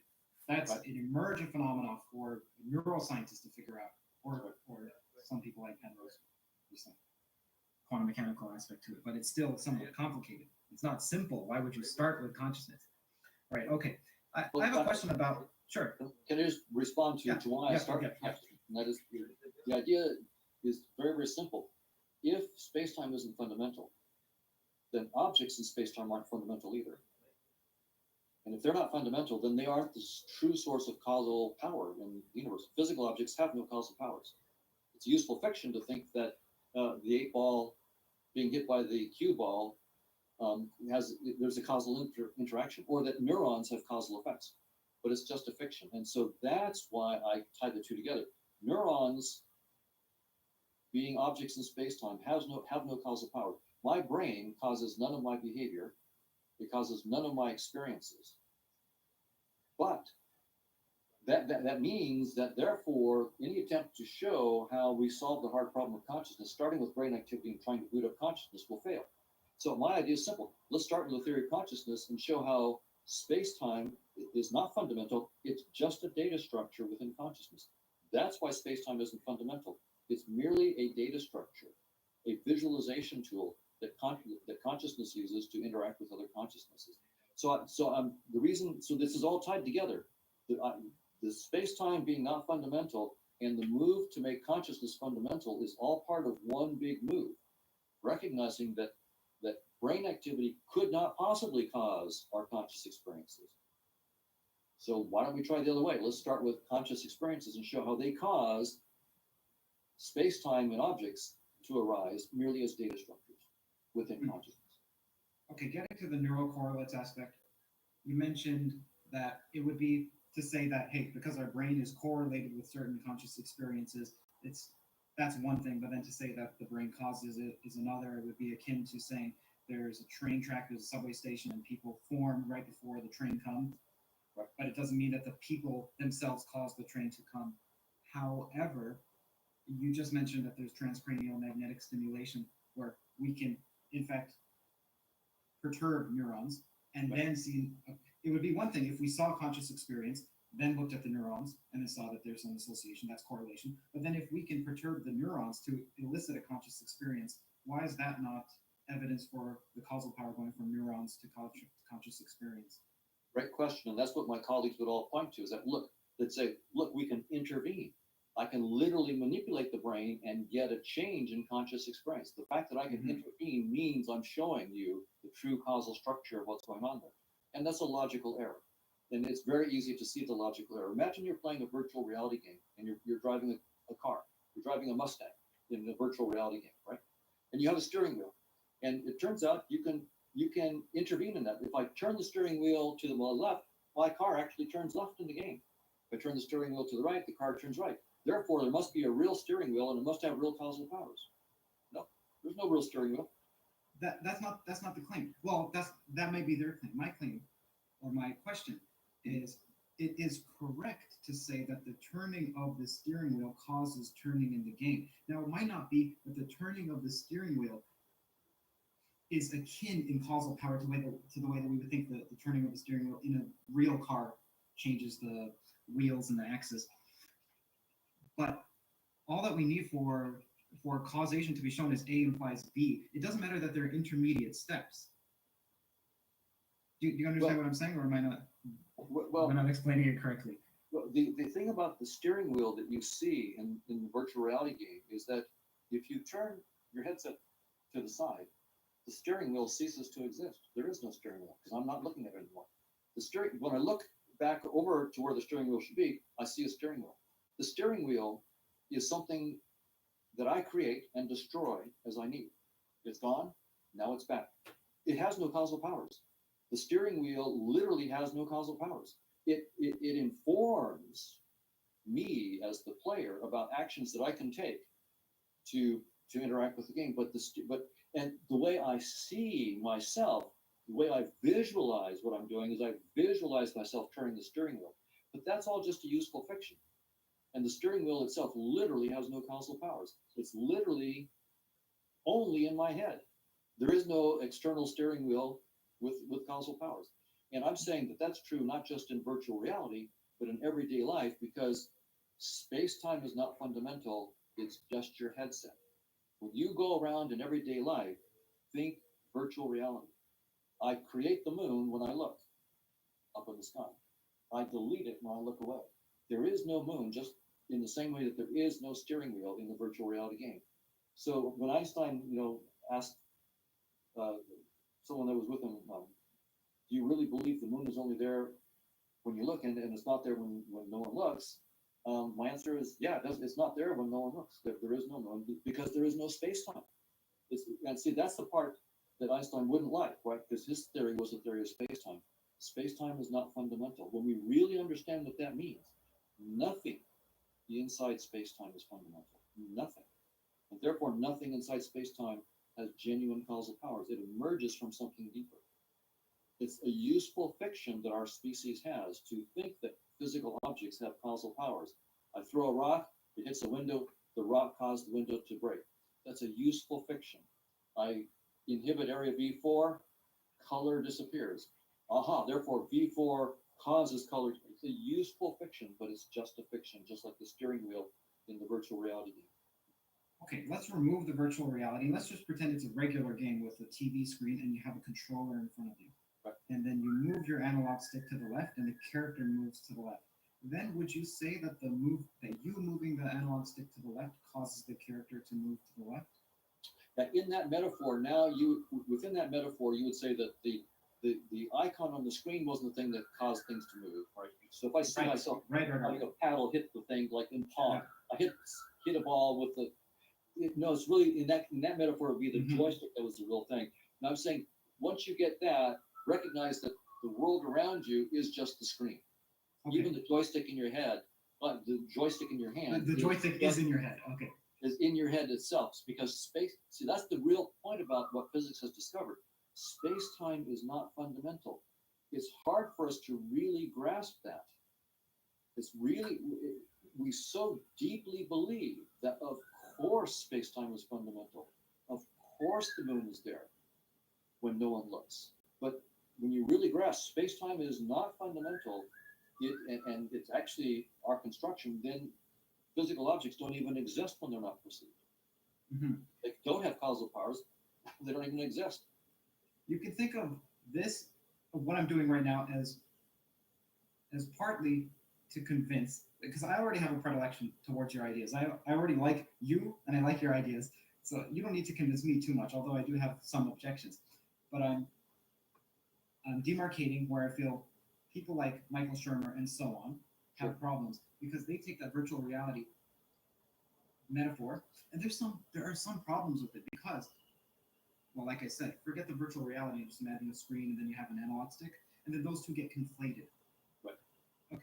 There's another problem that I see with the virtual reality metaphor. When you take off the headset, there is still the computer rendering it to the LCD. Now, there are some monitors, there are some virtual reality headsets that detect when your forehead is there and then just shut it off. Well, let's imagine that's not there. Then they're like, well, it still persists. Even if when I look to the left, it renders what's on the left, or look to the right, it renders. But I can even simulate someone going through a game without a conscious perceiver. And then I can set my video camera up to record that. And that character is moving through the game. There is no perceiver right then and there. That's why I see this virtual reality metaphor as having some limitations. But what would you say to that? That, look, even without a perceiver, I put the headset down, it's still rendering. Well, that now in terms of physics is the question of do physical objects literally exist and have definite values of their properties when they're not perceived. So that's the question of local realism, right? So this is a technical question of physics, and this is what we're really addressing here is the question of local realism. Do physical objects really exist and have definite values of physical properties like position, momentum, and spin when they're not observed? And is it true that those properties have effects that propagate no faster than the speed of light? And you might intuitively think, well, of course, the moon has a position, it has a momentum, an electron has a position, a momentum, a spin value, a spin axis when it's not observed, of course. But when we do the experiments, first, when this was first raised, Einstein was one of the ones who asked this question back in the EP Right. paper back in 1935, right? All right. And a number of physicists, Right. including Wolfgang Pauli, thought this was ludicrous, that Einstein was asking the question like, there was no more interesting than how many angels can dance on the head of a pin. How could you possibly answer Einstein's question? Does an electron have a position, a definite value position or momentum when it's not observed? That seems silly. I mean, by definition, if you're not observing, how could you tell whether it has a position, momentum, or not? But it turned out in 1963 or so, the physicist John Bell discovered that we can answer that question. There is a series of experiments that you can do, measurements that you can do, that will give you certain statistics that can allow you to decide whether or not local realism is true. And that was a real stunning achievement, one of the greatest intellectual achievements in human history, John Bell's inequalities.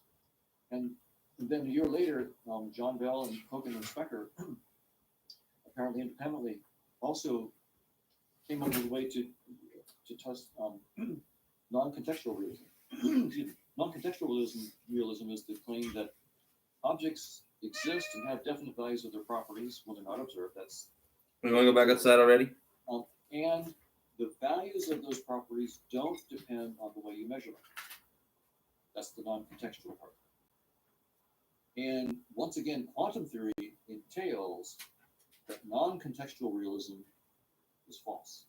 It also entails that local realism is false. It is God and who creates you it's been tested and takes your souls and at death. true. Local realism is false. And you, and there are some who are sent therefore, back either to a realism is feeble false, age, that is, the so that electron they has a position when it's not observed, or know locality nothing is after, false, having known much. and influences propagate no faster. For God is all knowing Both. And and I all think they're powerful. Both are false. Local realism is just plain false. Amen. Non-contextual realism is false. And once we understand that, that means that there Sorry, did are. you say that non-local realism is also false? Yeah, because space-time is not fundamental. So the space-time itself is just. I mean, the big take-home is space-time is not fundamental, and therefore particles and their properties inside space-time are not fundamental. For a physicist, this is obvious because as soon as you say space-time is not fundamental, it's emergent from something else. Well, that it takes particles with them because particles are nothing but irreducible representations of the symmetries of space-time, the Poincare group. So particles are irreducible representations of the Poincare group, which are just the symmetries of space-time. The space-time is not fundamental, neither are particles. So my colleagues in cognitive neurosciences, we're still back thinking that, we have this reductionist view. Space-time is fundamental. You start off with protons and neutrons, or if you're more sophisticated, quarks and leptons and gluons and gravitons. And those are the elementary particles. The laws that govern them are the fundamental laws of all of reality. And we can, in a reductive fashion, build up everything from that. Well, Unless you've been tortured to death. Space-time is not fundamental. Or undergone torture. Not fundamental. Reductionism is dead. Some Space-time kind, yeah. reductionism is dead. We need a completely new framework. Now, brilliant physicists like Nima Hamed, going after the amplitude hedron and so forth, are looking for new foundations for physics outside of space-time. But it's not a reductionist kind of approach. Does Nima say that consciousness is fundamental, or are you just saying, well, Nima has a theory that simplifies space and time down to something else, and maybe with your theory, the conscious agent theory, you can imply the amplitude hedron, and therefore you can imply whatever Nima's implying? Or does Nima? Does Nima think that consciousness is fundamental? I have no idea what Nima thinks about consciousness. I haven't seen him talk about it myself in any of his writings or lectures. I mean, I would be surprised if it turned out he thinks consciousness is fundamental. I would be very, very surprised. Right, so I know after something that depends, even though even if some intense ritual that I undertook. Good odds that he doesn't think consciousness is fundamental, but I don't know. To unlock all my powers, and not even close to all of them. Some were seriously suppressed. So probably get me out of the situation, kind of, but not even. Maybe, kind of. Who knows? That are more fundamental than space-time, and that in magical ways seem to give rise to the scattering amplitudes. Two gluons hitting each other. It'll be like that, trust me. Out. Those scattering amplitudes. No, see, Garfield, just volumes. Hold your horses, dude. Objects We'll go back outside in a minute. But what this new, deeper realm I understand that. I understand. I haven't seen him speculate about. See, I understand you, Garfield. What is this telling us? Quite more than you think. Is the realm behind space-time? What is that realm about? I haven't seen him speculate that. But you need to understand me a little bit more. Speculation, but I haven't seen him. He just goes with the math. And then your dad is a far walker. I'm sure you're aware that there are some ways around it. So for example, No, really far walker. I'm talking 1,000 miles. So I'd walk Edwin James, he didn't particularly think 1,000 miles, easy. To find you, Garfield, if I needed to. Non-realism is. No fucking sweat. What do you say to those objections? Sucks when I have to do it in a circle. Well, I would say that the deeper problems between general relativity and quantum field theory that force us to recognize that space-time isn't fundamental are the ones that clinch it for me against realism. So, because what you're going to have to do, entities that are get yourself back in shape, back in fighting shape. When space-time itself is not fundamental, is now beside the point. You got to walk 500 miles with your dad, at least. What made you choose Nima's amplitudehedron as opposed to the other? Which shouldn't be that hard to do. You know where you're going, around here, on the trails.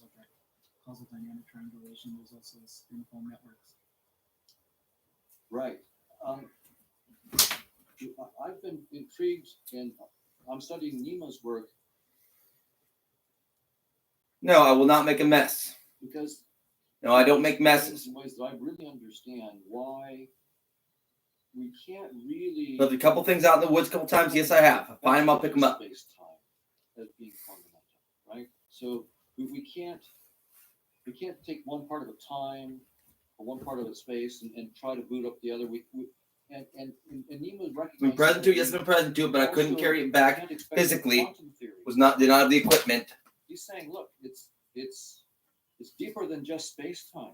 I did not report it because I didn't know their identities. If I did know their identities, I did not want them to get in a lot of trouble. I assumed that they would come back and take care of it, which they haven't done yet, but I'm still assuming they'll do the right thing when the weather allows. If general relativity is not a quantum theory. It's a classical theory. It's continuous space and so forth. So maybe what we need to do is let quantum be fundamental, and then we'll try to somehow quantize space-time. And Nima is going far more deep. He's saying we need a new framework in which locality in space-time and unitarity of quantum theory arise together from something that's neither local in space-time and non-unitary. And that's, I think, so I'm going after Nima partly because I think that he makes a good case that space-time and quantum theory both have to emerge from something deeper, and that we really need that. We need to bite the bullet and recognize we can't go halfway. We need to go really a radical new foundation. The constraint on the new foundation, of course, is that it has to give rise to space-time and quantum theory in ways that we know and love. And in particular, it has to give the only observable of quantum gravity in our space, in an asymptotically flat space-time like ours. The only observable that there is scattering amplitude. The scattering amplitude. That's the only observable. There are no local observables, and Nima explains that. So when we look at how to get the only observable welcome back. in asymptotically flat space-time, What I'm You, I you guess should what let I'm, it do that. Right. what I'm asking is that there are several contenders to fundamental theories of everything, which they have to be fundamental theory of everything. But there are several. And I'm glad that you're pursuing Nemo's amplitudehedron because I'm also interested in how consciousness can give rise to some of those other potential theories of everything, and I only have a finite amount of time, so I'm glad that you're doing it. But I'm curious as to why you chose that one.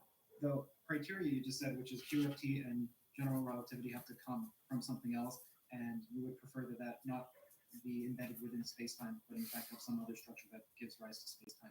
But there are quite a few. For example, I just have a list here.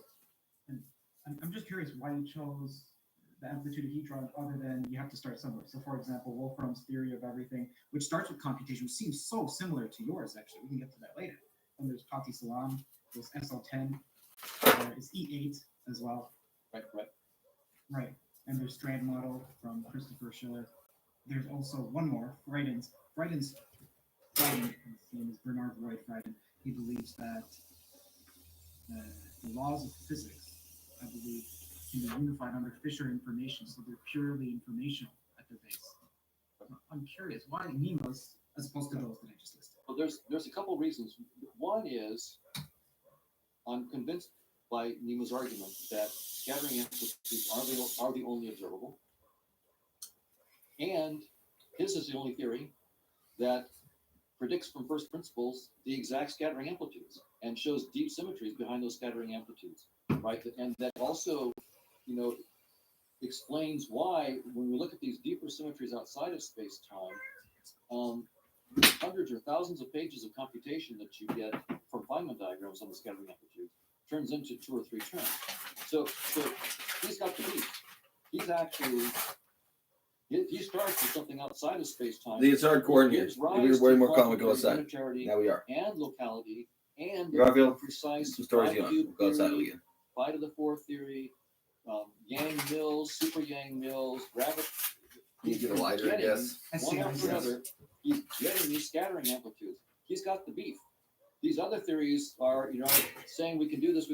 He's doing it. I see. In other words, he's the closest so far. Yeah, he's the closest. And then there's one other thing that also is making me pursue this, and that is I'm starting with this theory of Markovian kernels, this dynamical system of conscious agents. Now, Markovian kernels, in general, are not associated with positive geometries, right? And Nemo's saying this deeper structure is positive geometries. But, and this is what I'm working with my mathematician colleague, Chetan Prakash, and others on. I claim, and we'll see if I'm right, I claim that the asymptotic and invariant behavior of Markovian systems is identified with positive geometries. So even though the step-by-step dynamics of computation... Repeat that one more time. So when you have a Markovian system, right, you have the step-by-step dynamics, but you can also ask what happens long-term. If you look at the broad view, technically, I have a Markovian kernel P. I'm looking at P to the n, which is P composed with P n times, as n goes to infinity. Those kernels, I claim, are invariably associated with positive geometries. Without adding more structure? That's all you need. P to the n, if you take the kernel P to the n will be associated with positive geometry as n goes to infinity. Okay, that's interesting. I gotta think about that. One of your papers with your friend, I love this guy, Prakash, Chetan, right? Yeah. I haven't had a chance to look at any of his papers that weren't co-authored with you, though. Either way, one of the papers, a recent one, was showing that the payoff functions that are homomorphic to totally ordered sets, as well as permutation groups, cyclic groups, and one other. But if you take their number and you divide it by the total amount that's admissible, that it tends to 0. And for the people listening, what I hear from you is saying that therefore the probability that we see reality as it is 0. But I don't know if that was, but I see that as a leap, so I must be missing a step, because the leap is that there's a hidden claim you can go from the total size of the set of immiscible functions under is the denominator of the total functions that are homomorphic to certain groups and certain structures. That's fine. You can say that that goes to zero, but then you have to say that there's an even probability distribution that we could have gotten any one of them for you to say that the probability then, as n goes to infinity, of us seeing truth or reality as it is or homomorphic to the structure is also zero. Excellent point. So this is a very technical point, but it's an important one. So in evolutionary theory, the fitness payoff functions depend on the state of the world. Whatever objective reality might be, it depends on that. But it also depends on the organism, its state, its action, and the competitors, and so forth. So it's a complicated function with a very complicated domain, including the state of the world. And the range of the function are the payoff values, maybe like from 1 to n, if they're n.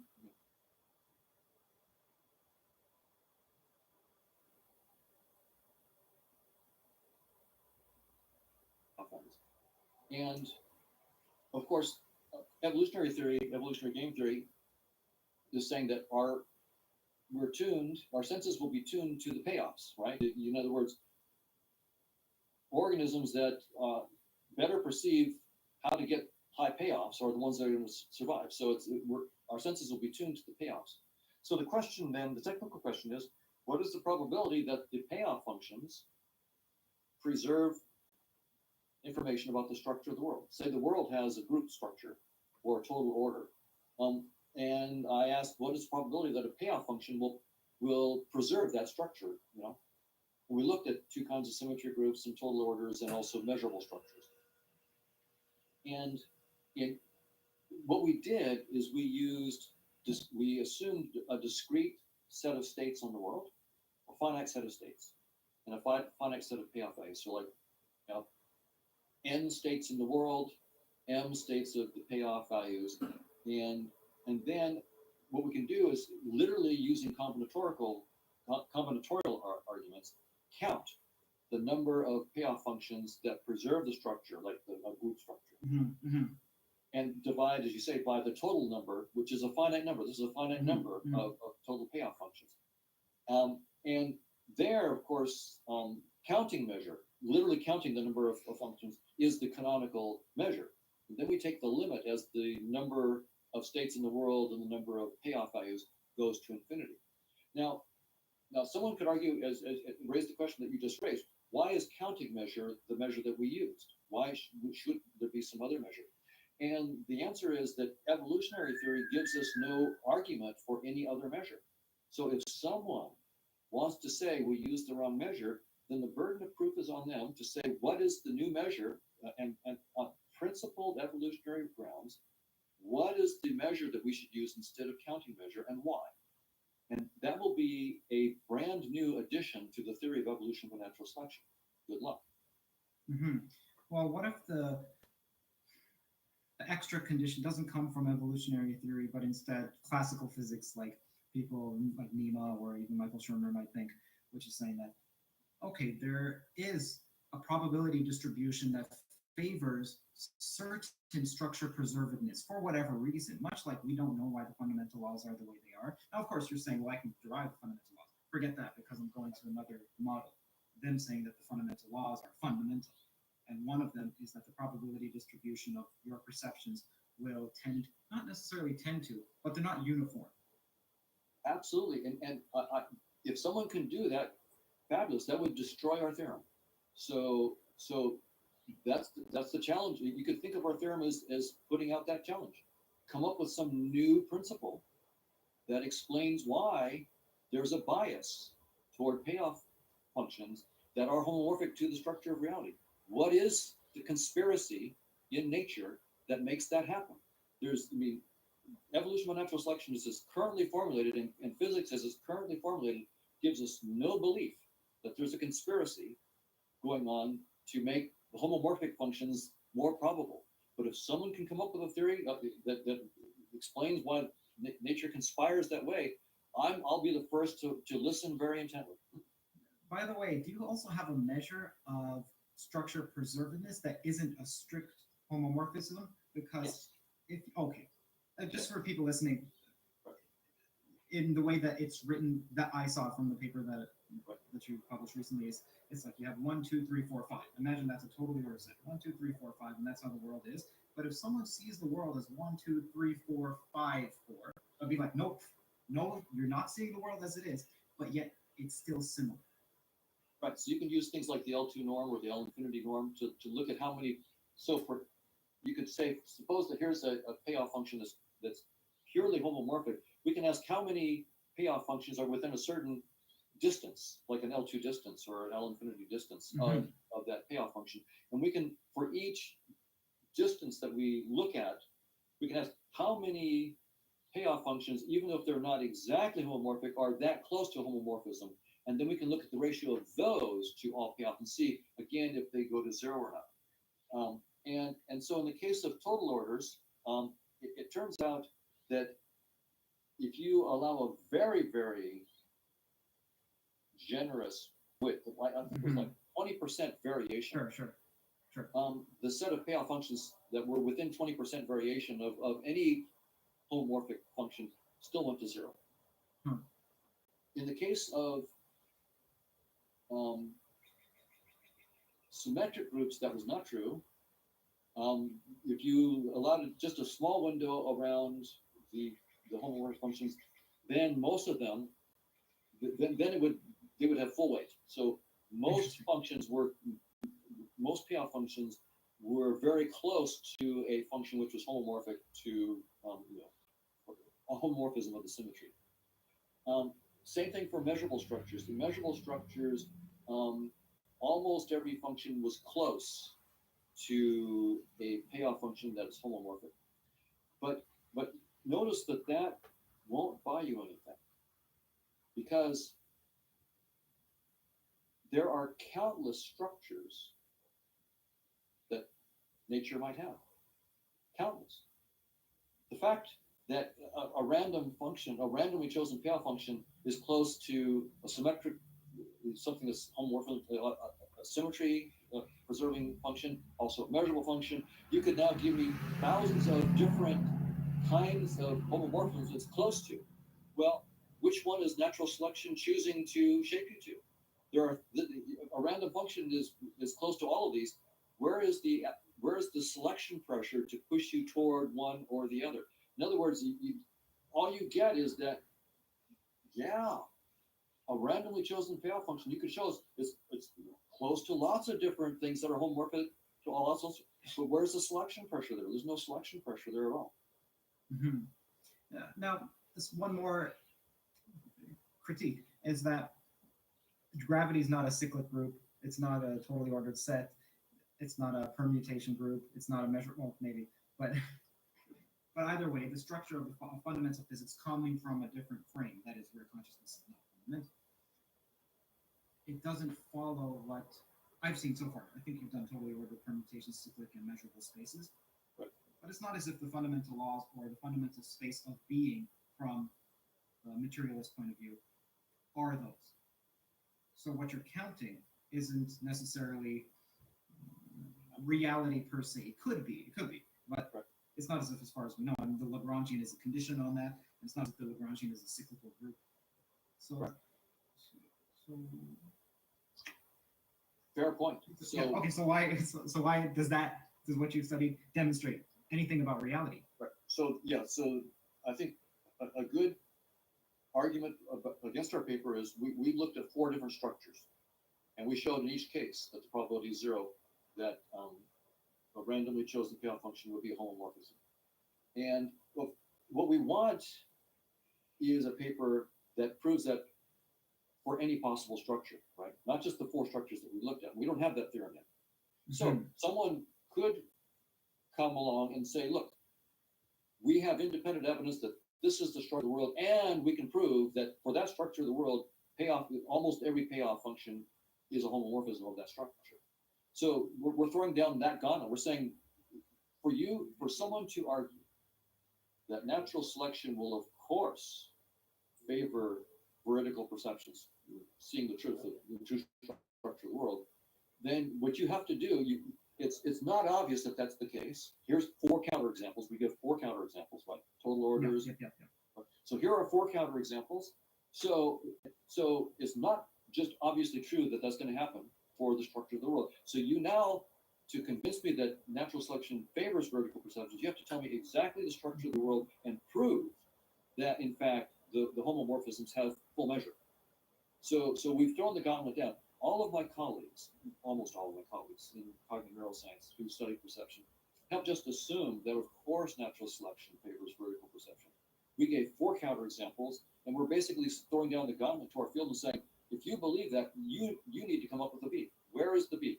What is the structure of the world that would have full measure for the homomorphisms? If you can't do that, then what is the conspiracy in the laws of nature that would? So in other words, what we've done is thrown down the gauntlet. In some sense, we're saying, hey, the burden of proof is now on the person who claims that evolution is going to shape vertical perception. Here are 4 counterexamples. Give us an example of where it possibly could. And good luck trying, because here's why they're not going to succeed. To be a homomorphism, a function has to satisfy some strict equations. Most functions don't satisfy them. End of proof. It's just that simple. Good luck. But so we've thrown down the gauntlet.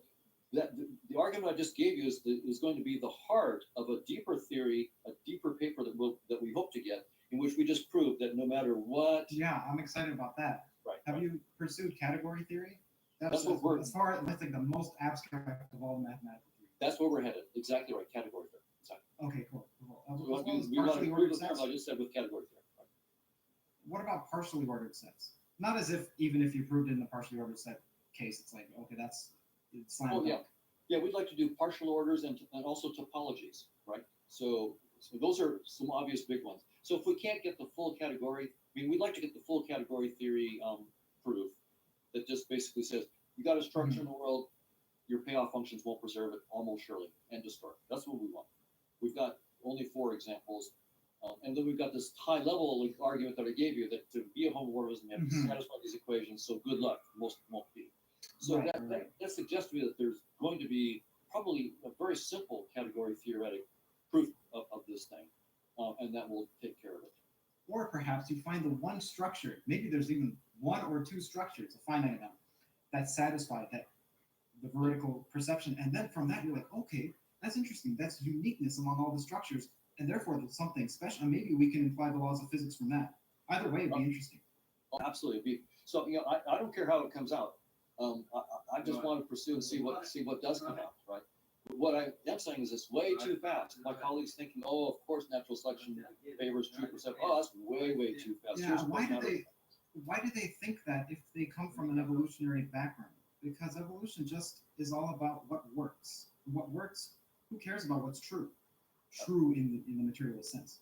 Objectively. And I should say, there are many of my colleagues and friends, like Steve Pinker, a good colleague and longtime friend, who clearly understands that natural selection does not, in general, favor true beliefs, right? And he's got a brilliant paper published called "So How Does the Mind Work?" It's a wonderful paper. So if you look up Steve Pinker, "So How Does the Mind Work?" He gives in that paper 5 good reasons for why evolution will not lead us to have true beliefs in general. And also, Robert Trivers has argued, brilliantly on evolutionary grounds that there are reasons why we should be deeply self-deceived. The best liar, the most convincing liar in social situations is the one who believes his own lie. And so there are selection pressures for us to be deeply deceived. Now, in Trivers' case, however, he then, even though he understands that aspect of evolution and leading to false beliefs, when it came to perception, Trivers still believed and wrote that seeing the structure of reality as it is would make you more fit. And that's the argument that most people believe. The argument goes like this. Those of our ancestors who saw reality more accurately had a competitive advantage over those who saw the world less accurately. The competitive advantage in the basic activities of life: feeding, fighting, fleeing, and mating. Right. And therefore, those who saw more accurately were more likely to pass on their genes that code for the more accurate perceptions.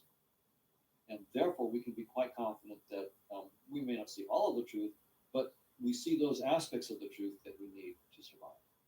And that kind of argument completely persuades most of my colleagues. It apparently persuaded Trivers because he wrote that Yeah. it's more fit to see reality as it is. It didn't persuade Pinker, although Pinker in that paper that brilliant paper I mentioned, so how does the mind work? He does at the end of his discussion of the 5 reasons why evolution wouldn't lead to true beliefs, he does make an exception for everyday middle-sized objects.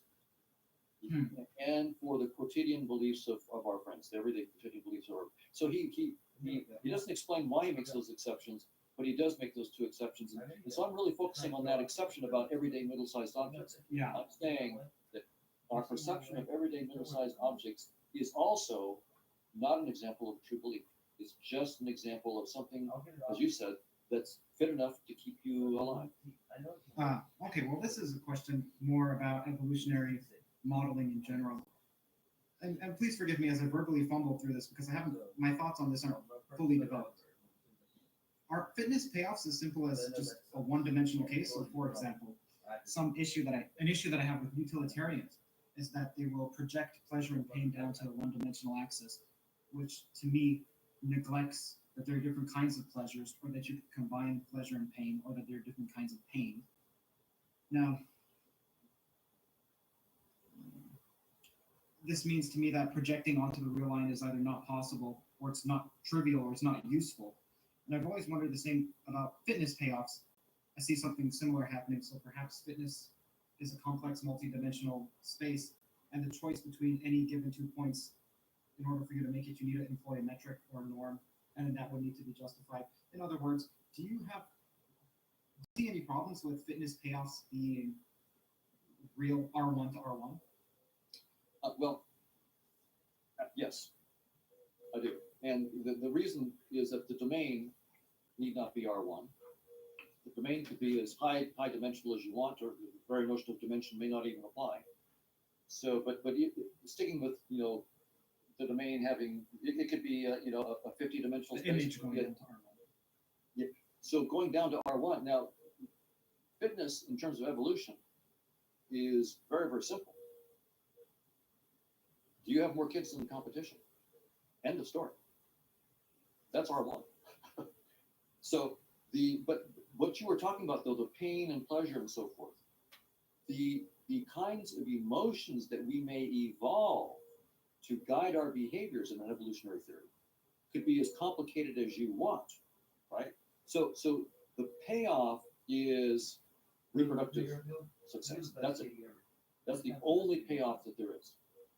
We will talk about payoff functions as like points in the game, but ultimately the idea is that you gather the number of points you get in playing the game is really translated into how many kids do you have, how many genes do you pass on. So that's why in evolutionary theory the domain can be as complicated as you want. The range is R1.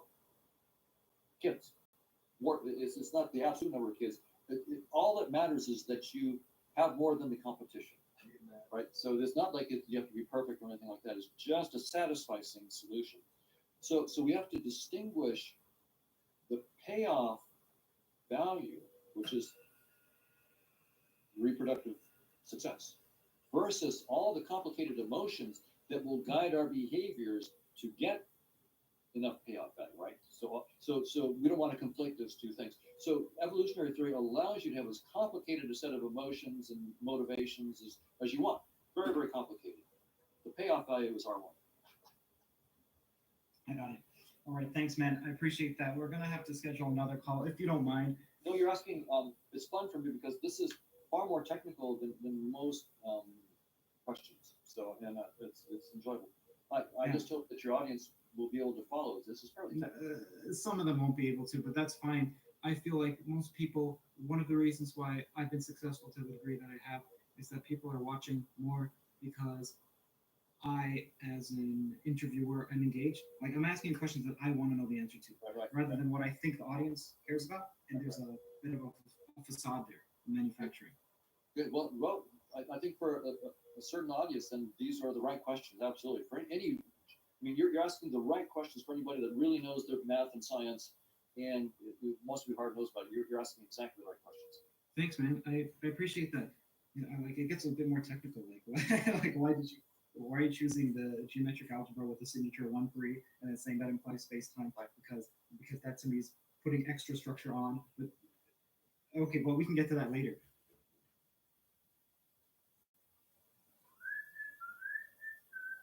I'm gonna have to. I don't recall exactly where we left off, but it's all right. I'll put intermission, and people will understand if there's a change in topic.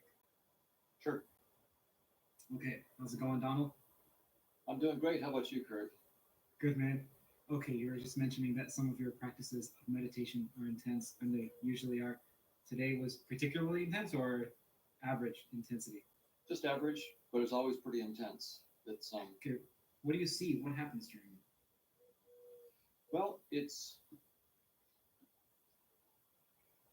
going into the unknown, letting go of all thoughts, and there's an innate fear of the unknown. And so facing that fear and letting it go can be very, very intense. Just so if you try just sitting for 10 minutes with absolutely no thoughts, just being in the moment, you'll find that thoughts just come up and they invade, and if you let them go and go back into quiet, you'll see the thoughts just keep coming back up, and but when you actually go into a space where you do let go of thoughts and it's utter silence, then it starts to appear that those thoughts are part of a defense mechanism, that they're hiding behind them a good deal of fear of the unknown. And we're always, one thing about our species is that we build models of our environment. We rely on our models to protect us, right? We predict. Some creatures don't build models or don't build very sophisticated models of their environment. And their strategy is like, with some bacteria, you just multiply and multiply and multiply, and that's how you survive. Just vast multiplication. Our species is different. We have very few kids, and we have a big cerebral cortex, a frontal lobe that's building models of our environment, and we're simulating what will happen. And so that we, in the simulation, something goes wrong, we see, oh, I shouldn't do that. Instead of sacrificing our bodies, we sacrifice our virtual body in the simulation, right? And we learn. So when you start letting go of all of your thoughts, you're letting go of this very deeply ingrained protective mechanism that we have of building models and analyzing things and looking into the future and running through scenarios and so forth. It's one of the great strengths of our species. It's all a big defense mechanism.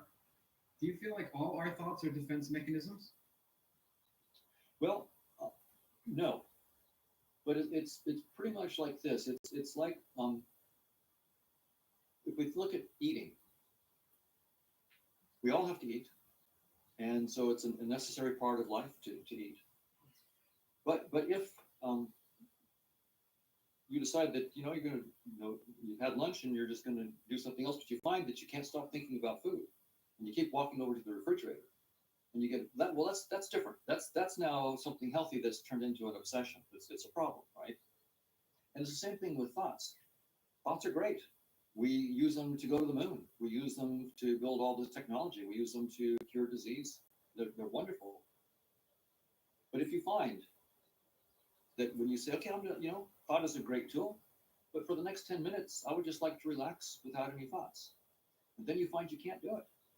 You find that these thoughts invade, and that when you let go of the thoughts and you just go into pure silence, that you're afraid and you retreat back into the thoughts. Well, that suggests that just like in the case of the food, right? There's a useful usage of food, and it's very, very necessary. But there's a case where it becomes an obsession, and there's a problem. Same thing with thought. It's a great tool, but when you can't let go of thought for 10 minutes, and the thoughts invade, and you find that going into the silence triggers an innate fear, then you know that there's something else that's going on. And so in the meditation, it's a matter of, for me, facing the silence and the fears that come up, without judgment, without condemnation, without trying, just being with that and just watching that whole amazing process. It's sort of finding out, wow, I didn't know that this was part of me. I just was living in my thoughts. I had no idea that it would be so hard to let go of thoughts. So it's nothing wrong about thoughts, but when they're obsessive, then that's a different thing.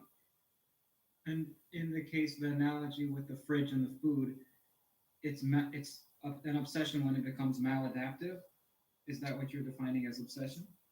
Right. Yeah. So your thoughts are always about the refrigerator and getting the next food, and you find yourself gaining tons of weight, and to the point where you have heart disease and things like that. Right. At some point you realize, okay, well, maybe I've got food is necessary, but too much food and too much thinking about food is a sign of something maladaptive. Okay. You also mentioned in the case against reality that illusions are a failure to guide adaptive behavior. I don't know if you mentioned that quoting someone else, or if you mentioned that because you believe it. And either way, do you agree with that statement or disagree? Yeah, I do agree with that. And it was sort of a statement that I was making, in contrast to what most of my colleagues in perception science would say. Most of my colleagues would say that an illusion is a perception that fails to match reality. Right? So I see a stick in the water, it looks bent, but the stick isn't bent. So my perception fails to match the reality. I see something that looks bent, but the stick isn't bent, right? That kind of thing. And I'm suggesting on evolutionary grounds, well, I'm claiming that the theory of evolution entails mathematically that the probability that any of our perceptions in any way match the structure of reality is zero. In other words, none of our perceptions tell us truths about the structure of objective reality, according to evolutionary theory. That's just a theory. Are you aware of the various notions of truth, such as correspondence and deflationary and pragmatic? Sure, absolutely. So most of my colleagues are taking a correspondence notion, right? They're saying that I see a red apple. That's because, in fact, in objective reality, there is something with that shape and that color that would continue to exist even if no one were there to perceive it. And so there's a correspondence. No one thinks it's perfect correspondence. We don't see all of the structure of objective reality. But the idea of truth that I'm talking about is reality, whatever it is, has certain structures to it. Topologies, perhaps, group structures, metrics, whatever it might be, whatever the structures of reality are. And our perceptions then tell us truths about those structures. So some of the structures of our perceptions are matching the structures of objective reality. The structure of the shape of the apple that we perceive is homomorphic to the structure that the apple really has, and so forth. And that's what I'm saying evolutionary theory contradicts. Flat out. Now, are you taking more of a pragmatic stance on the definition of truth? I'm not. So what's interesting is when I talk about, if you don't mind, just for the audience, do you mind defining the difference between correspondence and then pragmatic, and then where you differ from pragmatic? As far as I can tell, it sounds like yours is pragmatic because it's about adaptive behavior. So I'm curious to know where the difference is. Right. So in the correspondence theory of truth, the idea is that there is an objective reality that has a definite state, a definite structure. And to see truly, to perceive truly is to have the structures of your perception be homomorphic to at least some of the structures in objective reality. So to preserve those structures. A pragmatist would say that's not possible. There are no true perceptions of that kind. All we can ask of our perceptions is, do they work? So do our concepts work? Do our perceptions work? And what I'm saying is that from an evolutionary point of view, the theory of evolution gives us no reason to believe that our cognitive or perceptual systems were shaped to give us the correspondence kind of truths. No reason. Now that doesn't mean that evolutionary theory is true. My attitude about scientific theories is very, very pragmatic in the following sense. I don't think that any of our scientific theories are true, including mine. But they're the best tools that we have so far. And so what we do as scientists is to very carefully study these tools. We study evolution by natural selection. We study general relativity. We study quantum field theory. And we see what these theories entail. Not because they're the final answer, they're not. I don't think any good scientist thinks they're the final answer. They're the answers we've got so far, the tools that we have so far. So I'm saying that evolution by natural selection absolutely entails that none of our perceptions correspond to a true structure of an objective reality. Now, does that mean that I'm a pragmatist? No, I'm just telling you what evolutionary theory entails. That's all. So I'm just being very, very hard-nosed. This is what the theory entails. We've got theorems about it. If someone wants to argue, I can show my theorem, and we can argue about the theorems. But now, once I've said that about evolutionary theory,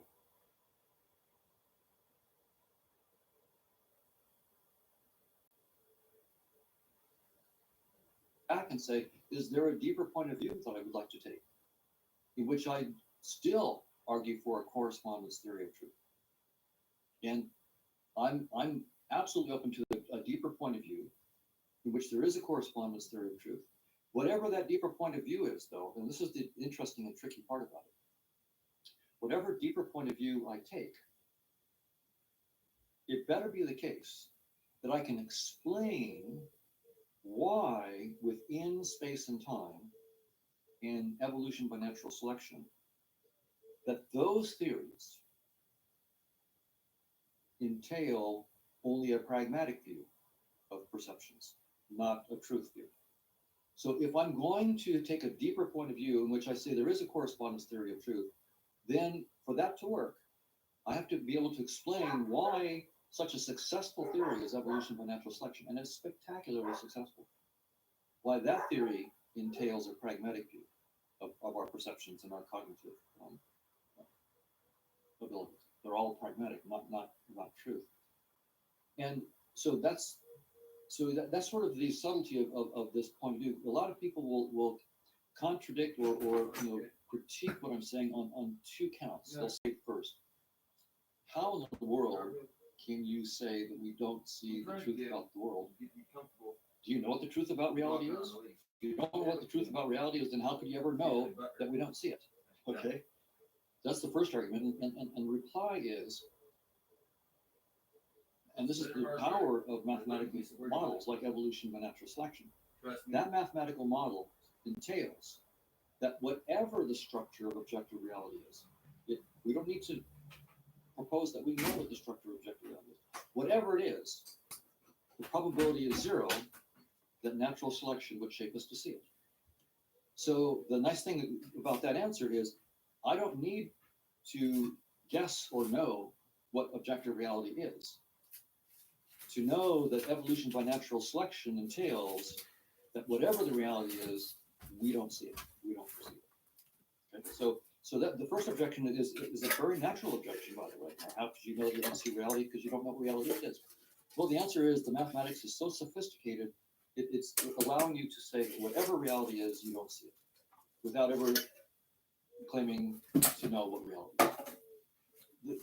The second point then is that often people will say, well, So you just said Yeah, I'm worried about axe that murder and none of our psychopaths. perceptions, none of our cognitive capacities Mostly, are about yeah, the mostly. truth. And then you try to come up with a model of objective reality, right? We gotta These get out of here, unconscious Garfield. agents and so forth. Well, and indeed I am. And that's because Pretty soon. I don't take evolution by natural Because this selection house as is total the hypnosis to me. It's just a tool. That tool entails a pragmatic view. Great. That's what that tool entails. I would like to get a deeper view in which consciousness is fundamental. And from that deeper view, show how space-time emerges as an interface representation of this deeper reality. And show within that interface why the dynamics of this deeper realm looks, at least in certain cases, like evolution by natural selection, and why it looks like the kind of structure that we see in evolutionary theory. So evolution by natural selection will be a constraint on any deeper theory of reality that I propose.